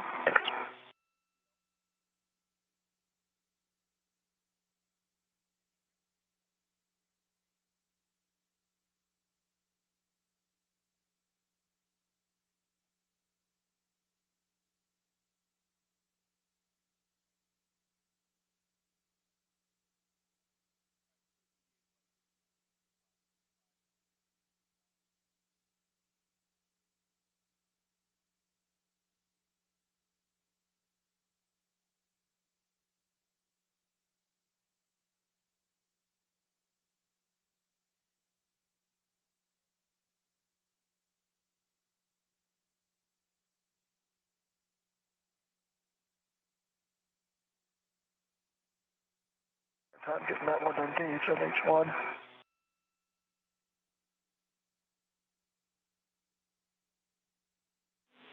And Roger, can you say again about H1? was just having a harder time getting it to ratchet to engage. Copy. Working it.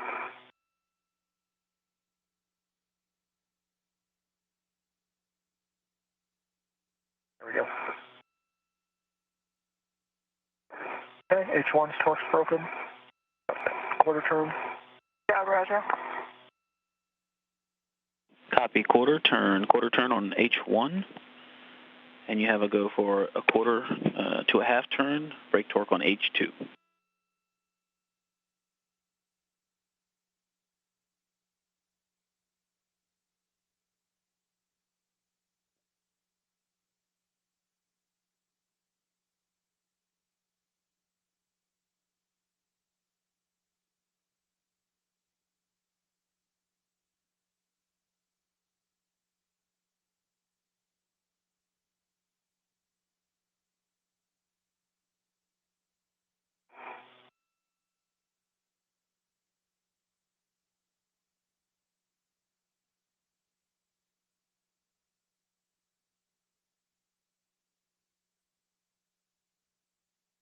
These middle ones are definitely a little more exciting.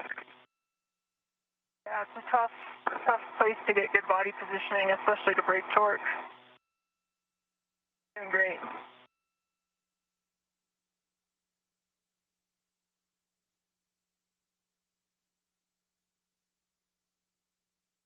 My legs towards you here for a second.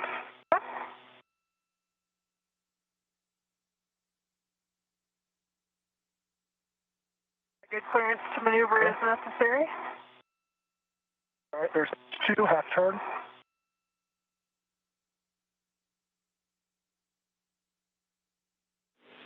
Okay, repeat. I heard 2 half turns. Quarter on H1 probably, and half on H2. Okay, copy. That makes sense. Half turn on H2. All right, so now we're going to set up to reinstall H2 and H1. So, Kayla, when you are in position and ready. Shift out of Kayla's way here. And Raja, you just take your time getting to where you want to go next, and then I'll come in there. I'm trying to decide so we can miss. Roger, the next ORU is the PFCS, which is just aft of the DCSU. I'm just looking for a place to put the scoop. Why don't you just release it to the crew lock bag for now, Grinder? Okay. And if I feel like I need it, I'll reinstall it.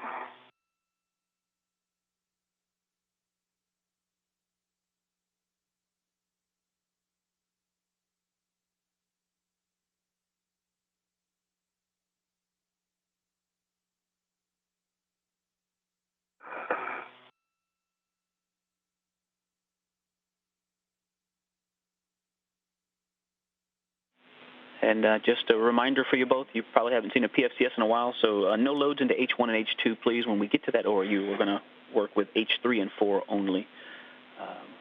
So no loads into H1 and H2 on the PFCS, please.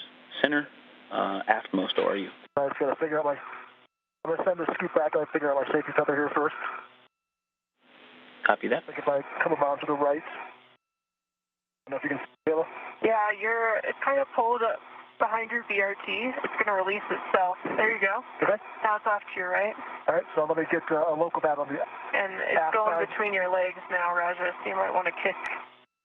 Yeah, there you go. Thanks.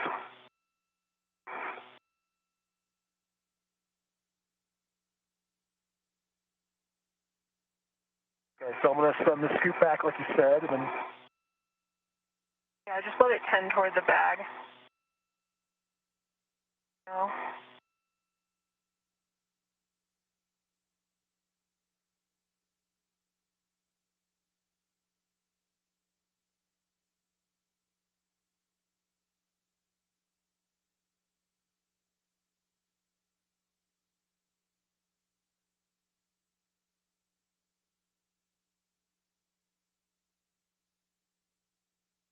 So back to the bag. Okay.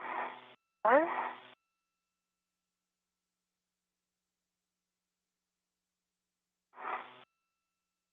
And copy. We're not putting loads into 1 and 2, just 3 and 4. That's correct. Yeah, good readback. Thank you. And you know, you're now closer to that aft edge of the IEA, so you've also got those yellow handrails on the aft side. They're just down a little bit toward your feet. I don't need, yeah, I won't need to scoop out here. I will use the normal handrails. Roger that. And Kayla, let me know when you're ready for PGT settings. Go. All right, Alpha 6, clock 2. And you're going to torque H2 of the DCSU.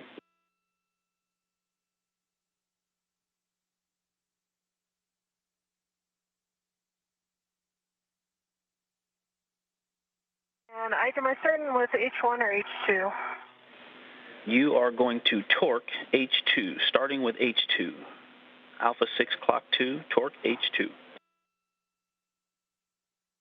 Let you know when I'm there.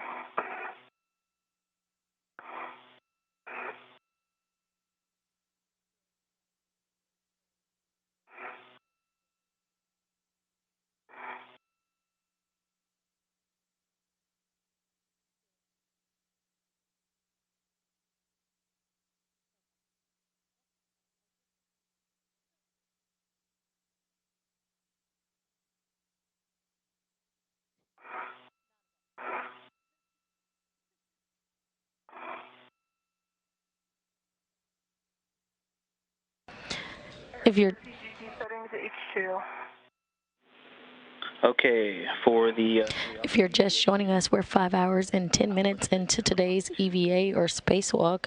That's astronauts Kayla, Barron, and Rojo Chari have completed successfully a 3A modification kit and have also done some tiebacks for some battery charge discharge units to support robotic replacement and relocation. Being ahead of schedule, the crew decided to get started on some get-ahead tasks. They are currently 3 first, correct. They are currently braking and resetting torque to bolts on the ORU, or orbital replacement units, on the integrated electronics assembly.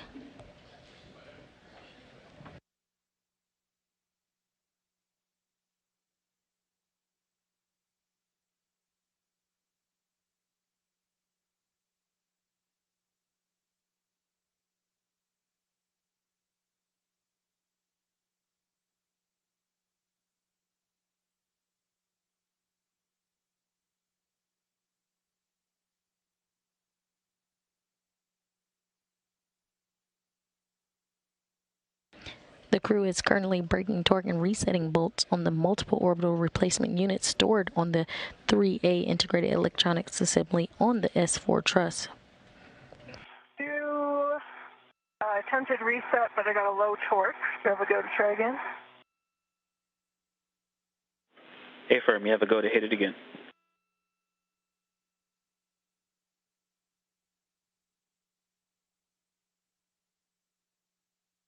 This is the first of multiple get-aheads for the duo, if time permits. Green light, half a turn, 8.2. Green light, half a turn, 8.2 on H2. All right, and now we're going to move to H1, same PGT settings. North.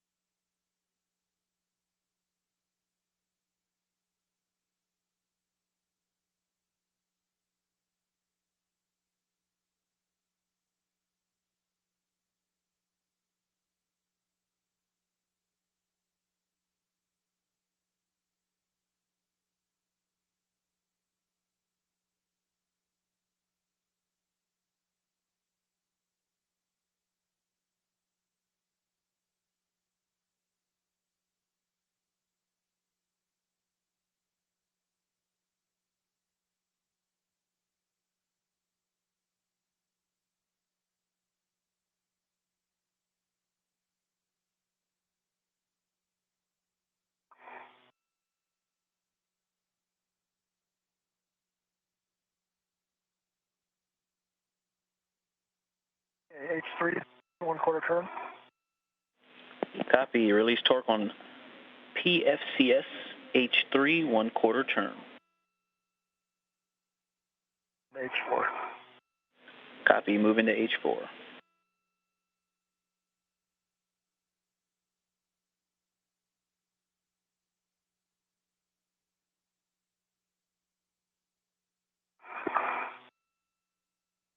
Try one more body position here, and if I don't get it on, I will go grab that scoop.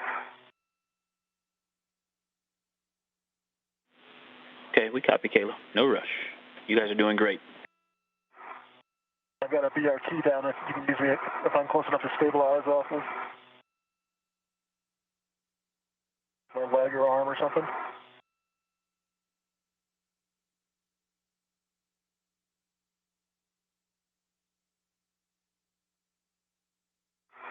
I can get it.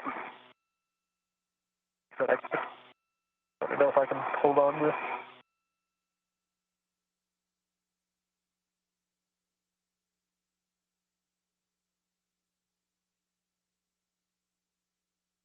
Awkward about just to know where you is so high. Since it's recessed so much more than the other ones, it's hard to.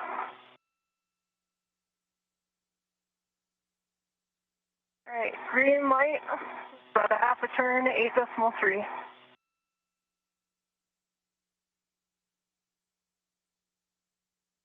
And Raja, I'm tempted on that one, since you have a BRT down, to just hand you my PGT to finish the last box. That would make sense to me. Trying to work on 8-4 right now. And Kayla, I missed that call for H1. Yeah. How many turns? About a quarter turn, green light, 8.3. And 8.75 Brian's working turn. on H4 on the PFCS. Copy, green light, and on H1 on the 3 Alpha DCSU, I show that ORU complete. Roger.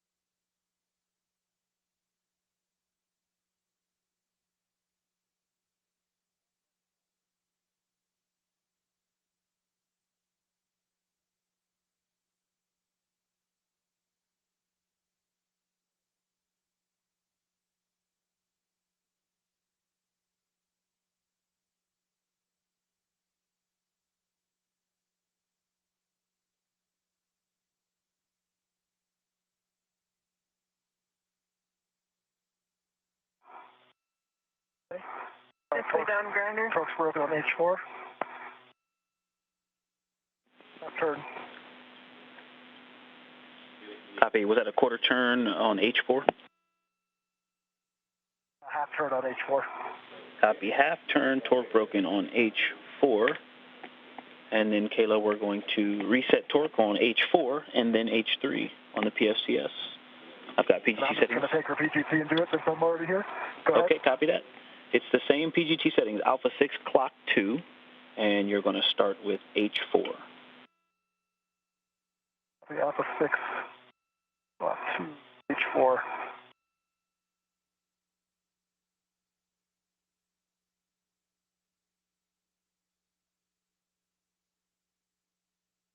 Roger, I think that red foot's locked on the PGT. You might need to unlock it. Say that again? The By PGT red. Locked. So I had basically a half turn, good green light, but I didn't get the torque value. I can do it again. Actually, it's back 8.1. Copy 8.1, green light. And how many turns on H4? Am I thought it was about a half, but the PG is. Copy a half. 4. Good, H4. And you have a go to torque, H3. There you go, H3.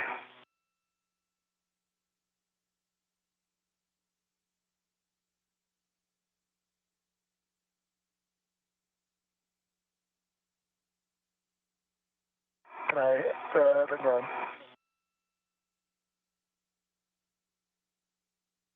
Didn't understand you very much. Yeah, I was going to say something. You can't actually see run. Okay. Run. H3. 10 seconds to a handover. H3, point, half a turn, green light, 8.3. GC's coming back to you. Half a turn, green light, 8.3 on H3.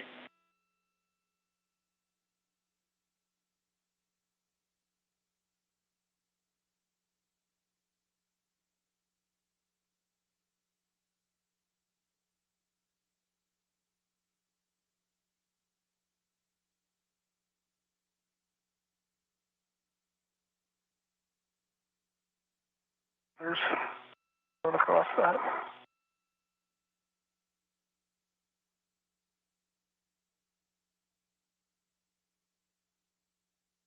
Currently in a loss of signal. We should get views of the EVA back shortly. You're currently seeing live views of the International Space Station Flight Control Room. Okay. I'll just take it slow. You're currently... Going across that. Those handrails. How do you feel about the 1 alpha task? Okay. I think we have a flow. I'm happy to try it. Actually, I'll take a glove, hat, gauntlet, and safer check from both of you, and then we'll talk big picture.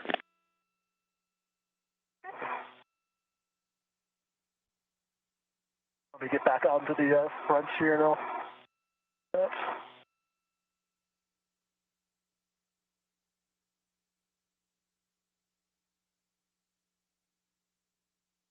You're watching live coverage of the 247th spacewalk. With the exception of changes and some smudges. And my gauntlets are down, half is dry. If I'm kicking you, Kayla. You're good. You're good. On the corner here. Copy checks for EV1.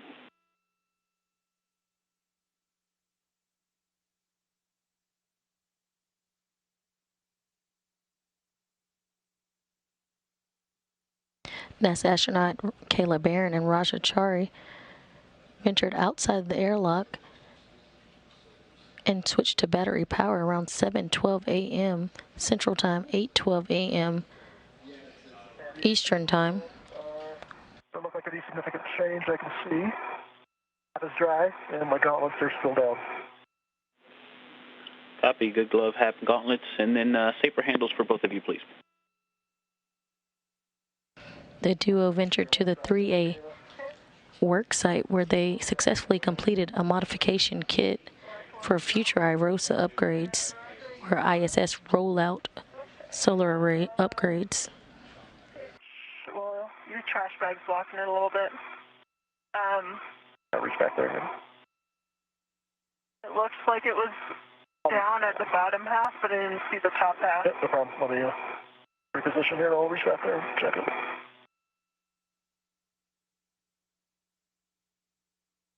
The duo completed tie-back multi-layer insulation on spare battery charge-discharge units to support robotic replacement or relocation. I still owe you a right safer handle, but I can listen while you're doing that. With extra time to spare, the duo decided to move ahead with get-ahead task and are currently finishing up breaking torque and resetting bolts on multiple orbital replacement units stored on the 3A integrated electronics assembly on the S4 truss. Copy. Good safer handles for EV1 and EV2.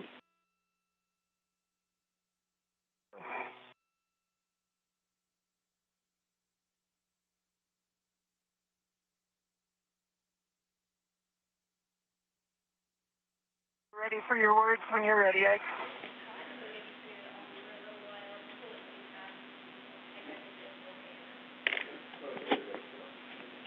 Okay, Roger, we need you to check your HECA LED. If it's off, turn it on. If it's on, power cycle it, please.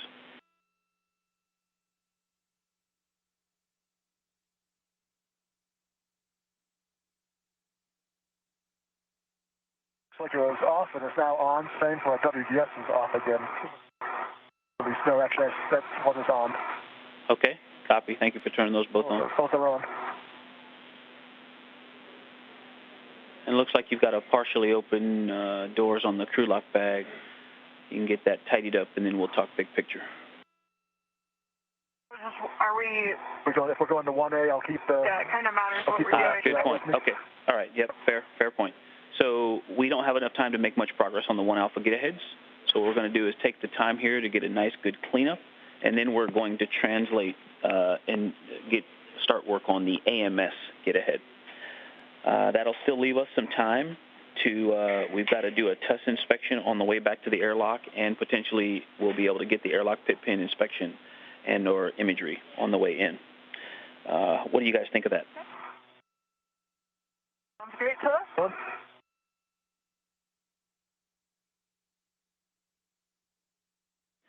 I'll go on the crew lock bag. The door is open for you to stow the ratchet and inventory. You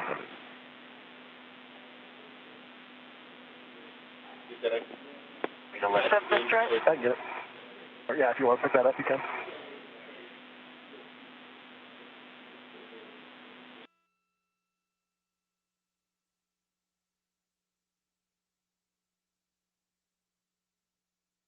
Sounds like a handover, maybe. What's that say? Nope. I'm here with you. Okay. Kayla, we want to make sure you have your PGT stowed, and then you can translate to the strut bag. PGT is stowed, and I'm headed to the strut bag. You're going to pick that up, stow it on your BRT, and then EV2, you're going to stow the ratchet wrench and scoop if it's still out in the crew lock bag, and then stow the crew lock bag on your BRT. You ready for a crew lock bag inventory? We were able to get it via the video, so we don't need the inventory. Lucky you. Okay. Sure. Lucky me. And EV2, once you have the bag on your BRT, you're going to lead inboard. And I saw like a small white pod. I can't quite tell you what it was. Fly off toward the solar array. It looks like it was maybe like soft goods of some kind, actually. Like a little piece of fabric, but it's moving around like a decent mass. But it bounced off and it's headed back this way. Or to the solar array I'm not right next to. I don't recognize it as part of anything to do with me or my suit, but just reporting it. Okay, yeah, copy for that. Thank you for that description. We copy, and update us if needed. Okay.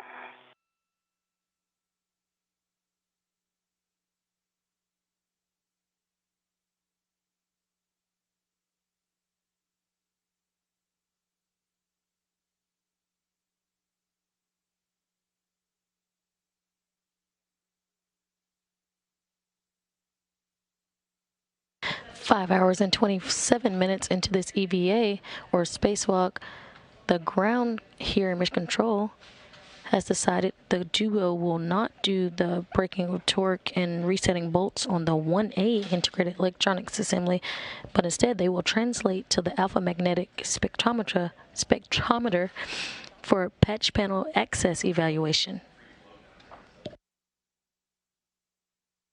Still in get-aheads, the crew has about 1 hour left scheduled in the 6 hour and 30-minute spacewalk.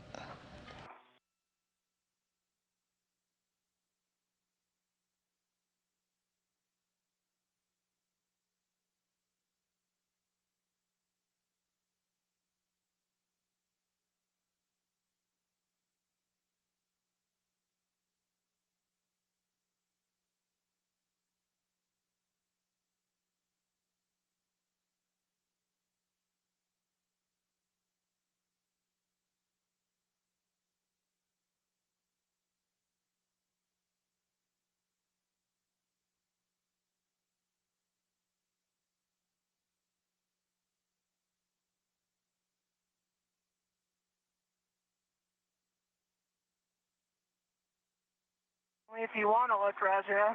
Pretty epic views right now. Pretty cool. Got a few pics of you earlier.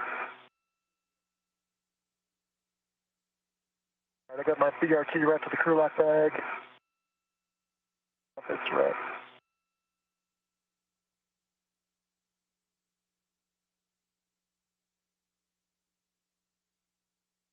Just strap back on my BRT. Copy Kayla and copy Roger. And EV2 is going to lead as you both translate back inboard, just inboard to the Sarge.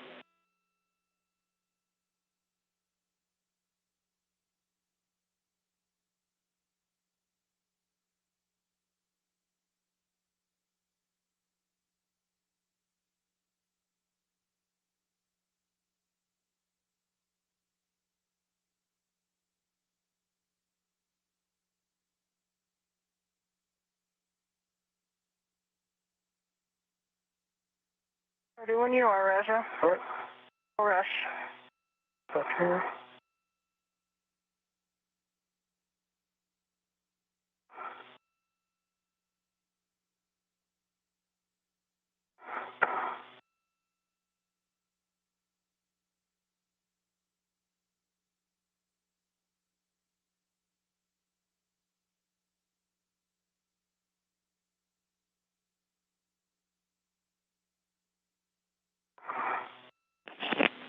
All right, you two are headed inboard.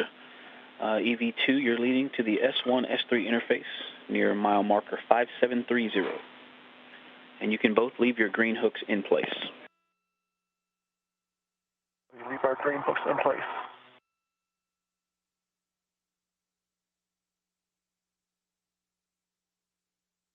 Let me know when you're back on the cedar rail, and then I'll come across, Brander. Yep, sounds good. Yep, I'm stuck on something right now.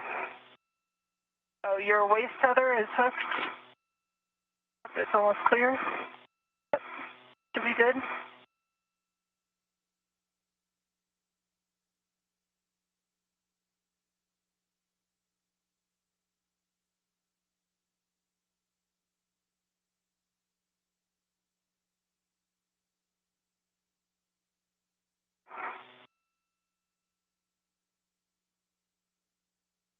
I'm on the seat of handrail. And passing my green hook. Okay, and once you're both back inboard of the Sarge, you can find a place to temp stow your bags. And which mile marker did you say I'm looking for? 5730.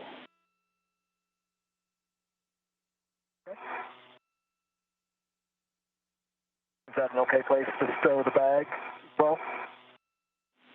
A-firm. Yep, we're going to head over toward AMS from here.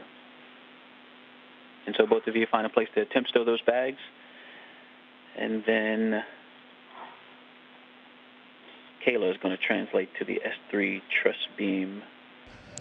Now 5 hours and 32 minutes into today's spacewalk, recapping some of the milestones. At 7:12 a.m. Central Time, 8:12 a.m. Eastern Time, NASA astronauts Kayla Barron and Chari turned their suits on to battery power, marking the official start of today's spacewalk. They then translated to the starboard fortress worksite where they successfully installed a 3A modification kit for future IROSA or ISS rollout solar array upgrades. They then completed multi-layer insulation tiebacks and began to work on get-aheads at the 3A integrated electronics assembly. They completed this task and now are translating to the AMS or alpha magnetic spectrometer for patch panel access evaluations. Near 5370 is where you temp stow the crew lock bag.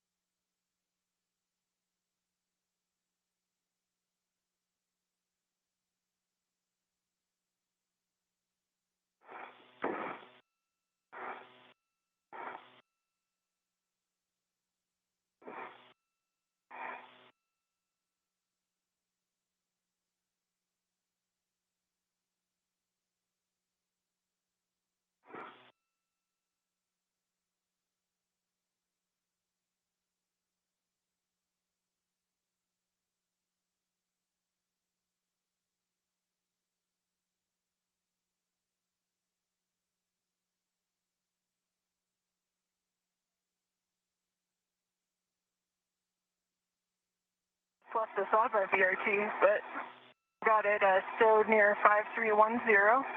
Strut bag. Copy the strut bag near 5310. And when you guys are ready, Kayla, you can lead translate to the S3 truss beam location near S3 with 28. And you're getting set up to monitor Raja. Okay, and a warning and a caution. I'm going to have to push those bags toward you before I go Z-nest, just to have room. Get up there, and then you can push them back to get them out of your way. No problem. Okay. And warning, entrapment hazard. We're going up toward a confined space under the forward AMS radiator. So just be careful. And then also avoid contact with the ACC cable and tracker flat cables inside the AMS work site. And if you don't have a picture of that in your cuff, I can talk you on once we get up there.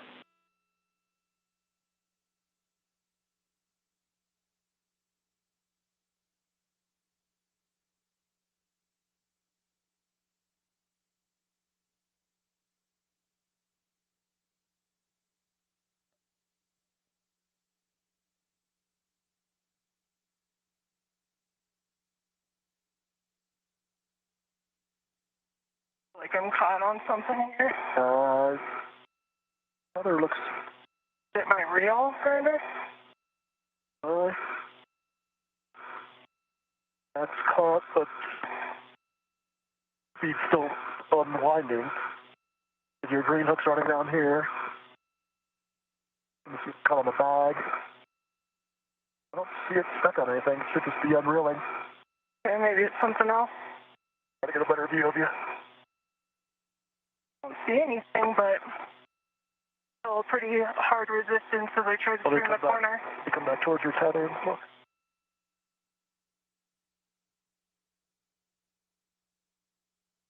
I think your green hook, I can see. I think I got by it, Raja. Okay, actually, maybe it's a PPT got ELC too.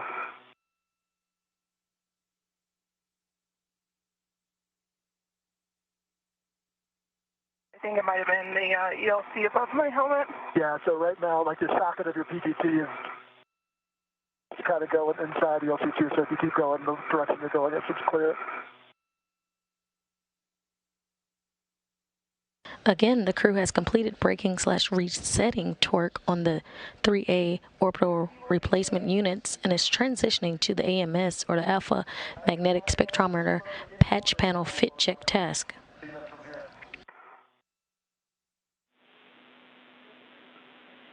Further inboard once Kayla is in a good position.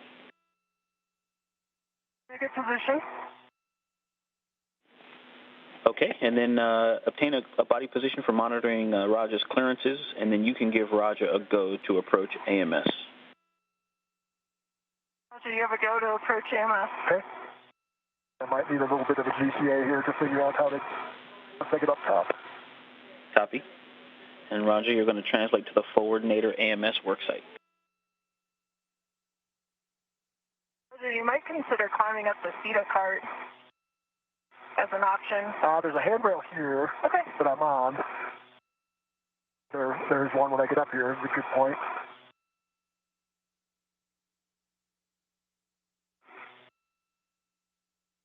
I guess we'll have to use that I-beam. So, yep, you're probably right, but I can get over to that from here. Your time.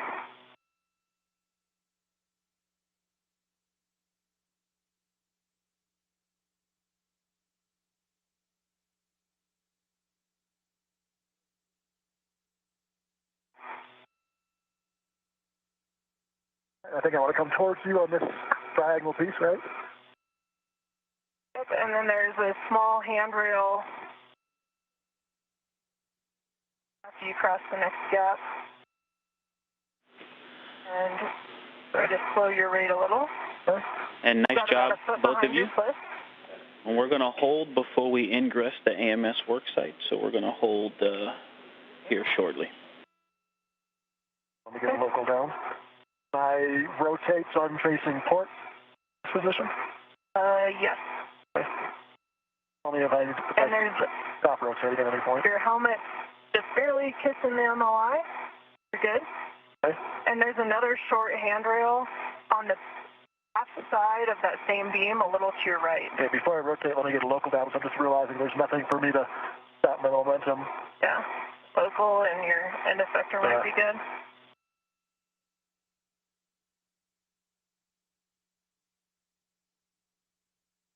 And watch your plus as you, if your feet kick up, your plus, the back of your plus and safer contact the bottom of AMS.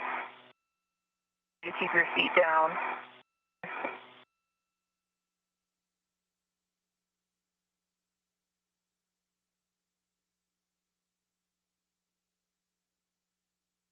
Can I rotate then? I wanted us to stand by, I think. All right, I'll stay here. Hey, firm, we're going to hold here. Thank you.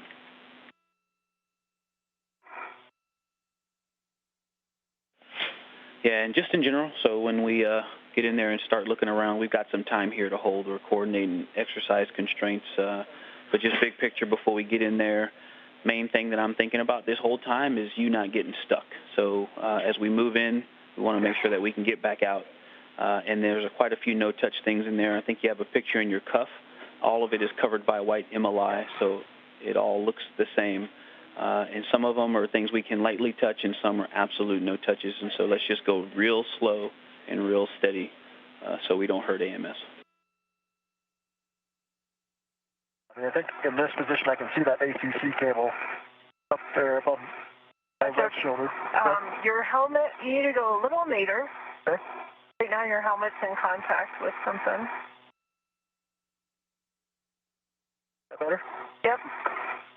Good. And now if you want to roll onto your side, and I don't know if you want to go grab that next handrail or not, because I think the panel you're trying to get to is further inboard. It is, yeah. I'm trying to figure out how to turn so I'm perpendicular, so I'm facing port, though. I would maybe face the truss for now, translate inboard, and then rotate inside. Are we good to do that? Are we still waiting, or are you guys ready for us to move? Hey, firm, we're still waiting, so keep doing recce. What you're doing is great. If you see it in my picture, it's dead center on that side near the flat piece that's off to toward your back. But it is a very small, narrow, looks like one single cable. That's the ACC cable. I see the patch, I think where the area of the patch panel should be. Copy. Yeah, we're standing by here just shortly, and we actually are now go. So we are able to continue. And so, Kayla, over to you. You can GCA Raja into the work site, and then when you both are comfortable, Raja, you can ingress the gap under AMS. Okay. Go to inboard, Raja. Okay. I'll try to stay as nadir as I can.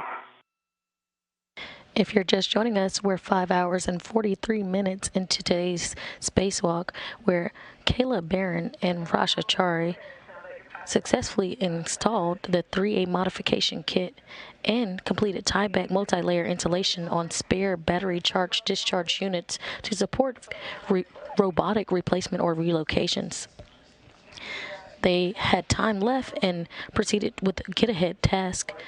They have also completed breaking torque and resetting bolts on spare battery charge. They have also completed breaking torque and resetting bolts on multiple orbital replacement units stored on the 3A integrated electronics assembly on the S4 truss. They have just arrived to the alpha magnetic spectrometer work site where they will do patch panel access evaluation. Your right foot is just barely kissing the MLI right now. Okay, so if I come down at all, would that help? Yeah, I think if you come a little nadir.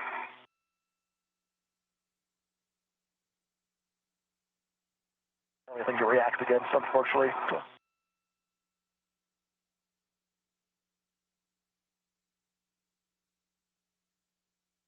Can't really see your helmet anymore. But you got good split clear. Your split is now barely touching the MLI to your right. Okay. For the crate, so that should be okay to touch. Barely touch. Okay, can you guys see my WBS and HECA? One or the other?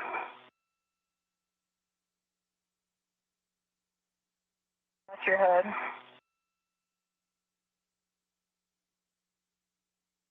Try to scoot. Do I have room to scoot more ports? Port as in body forward? Inboard? I can't see that, Raja, unfortunately. Okay.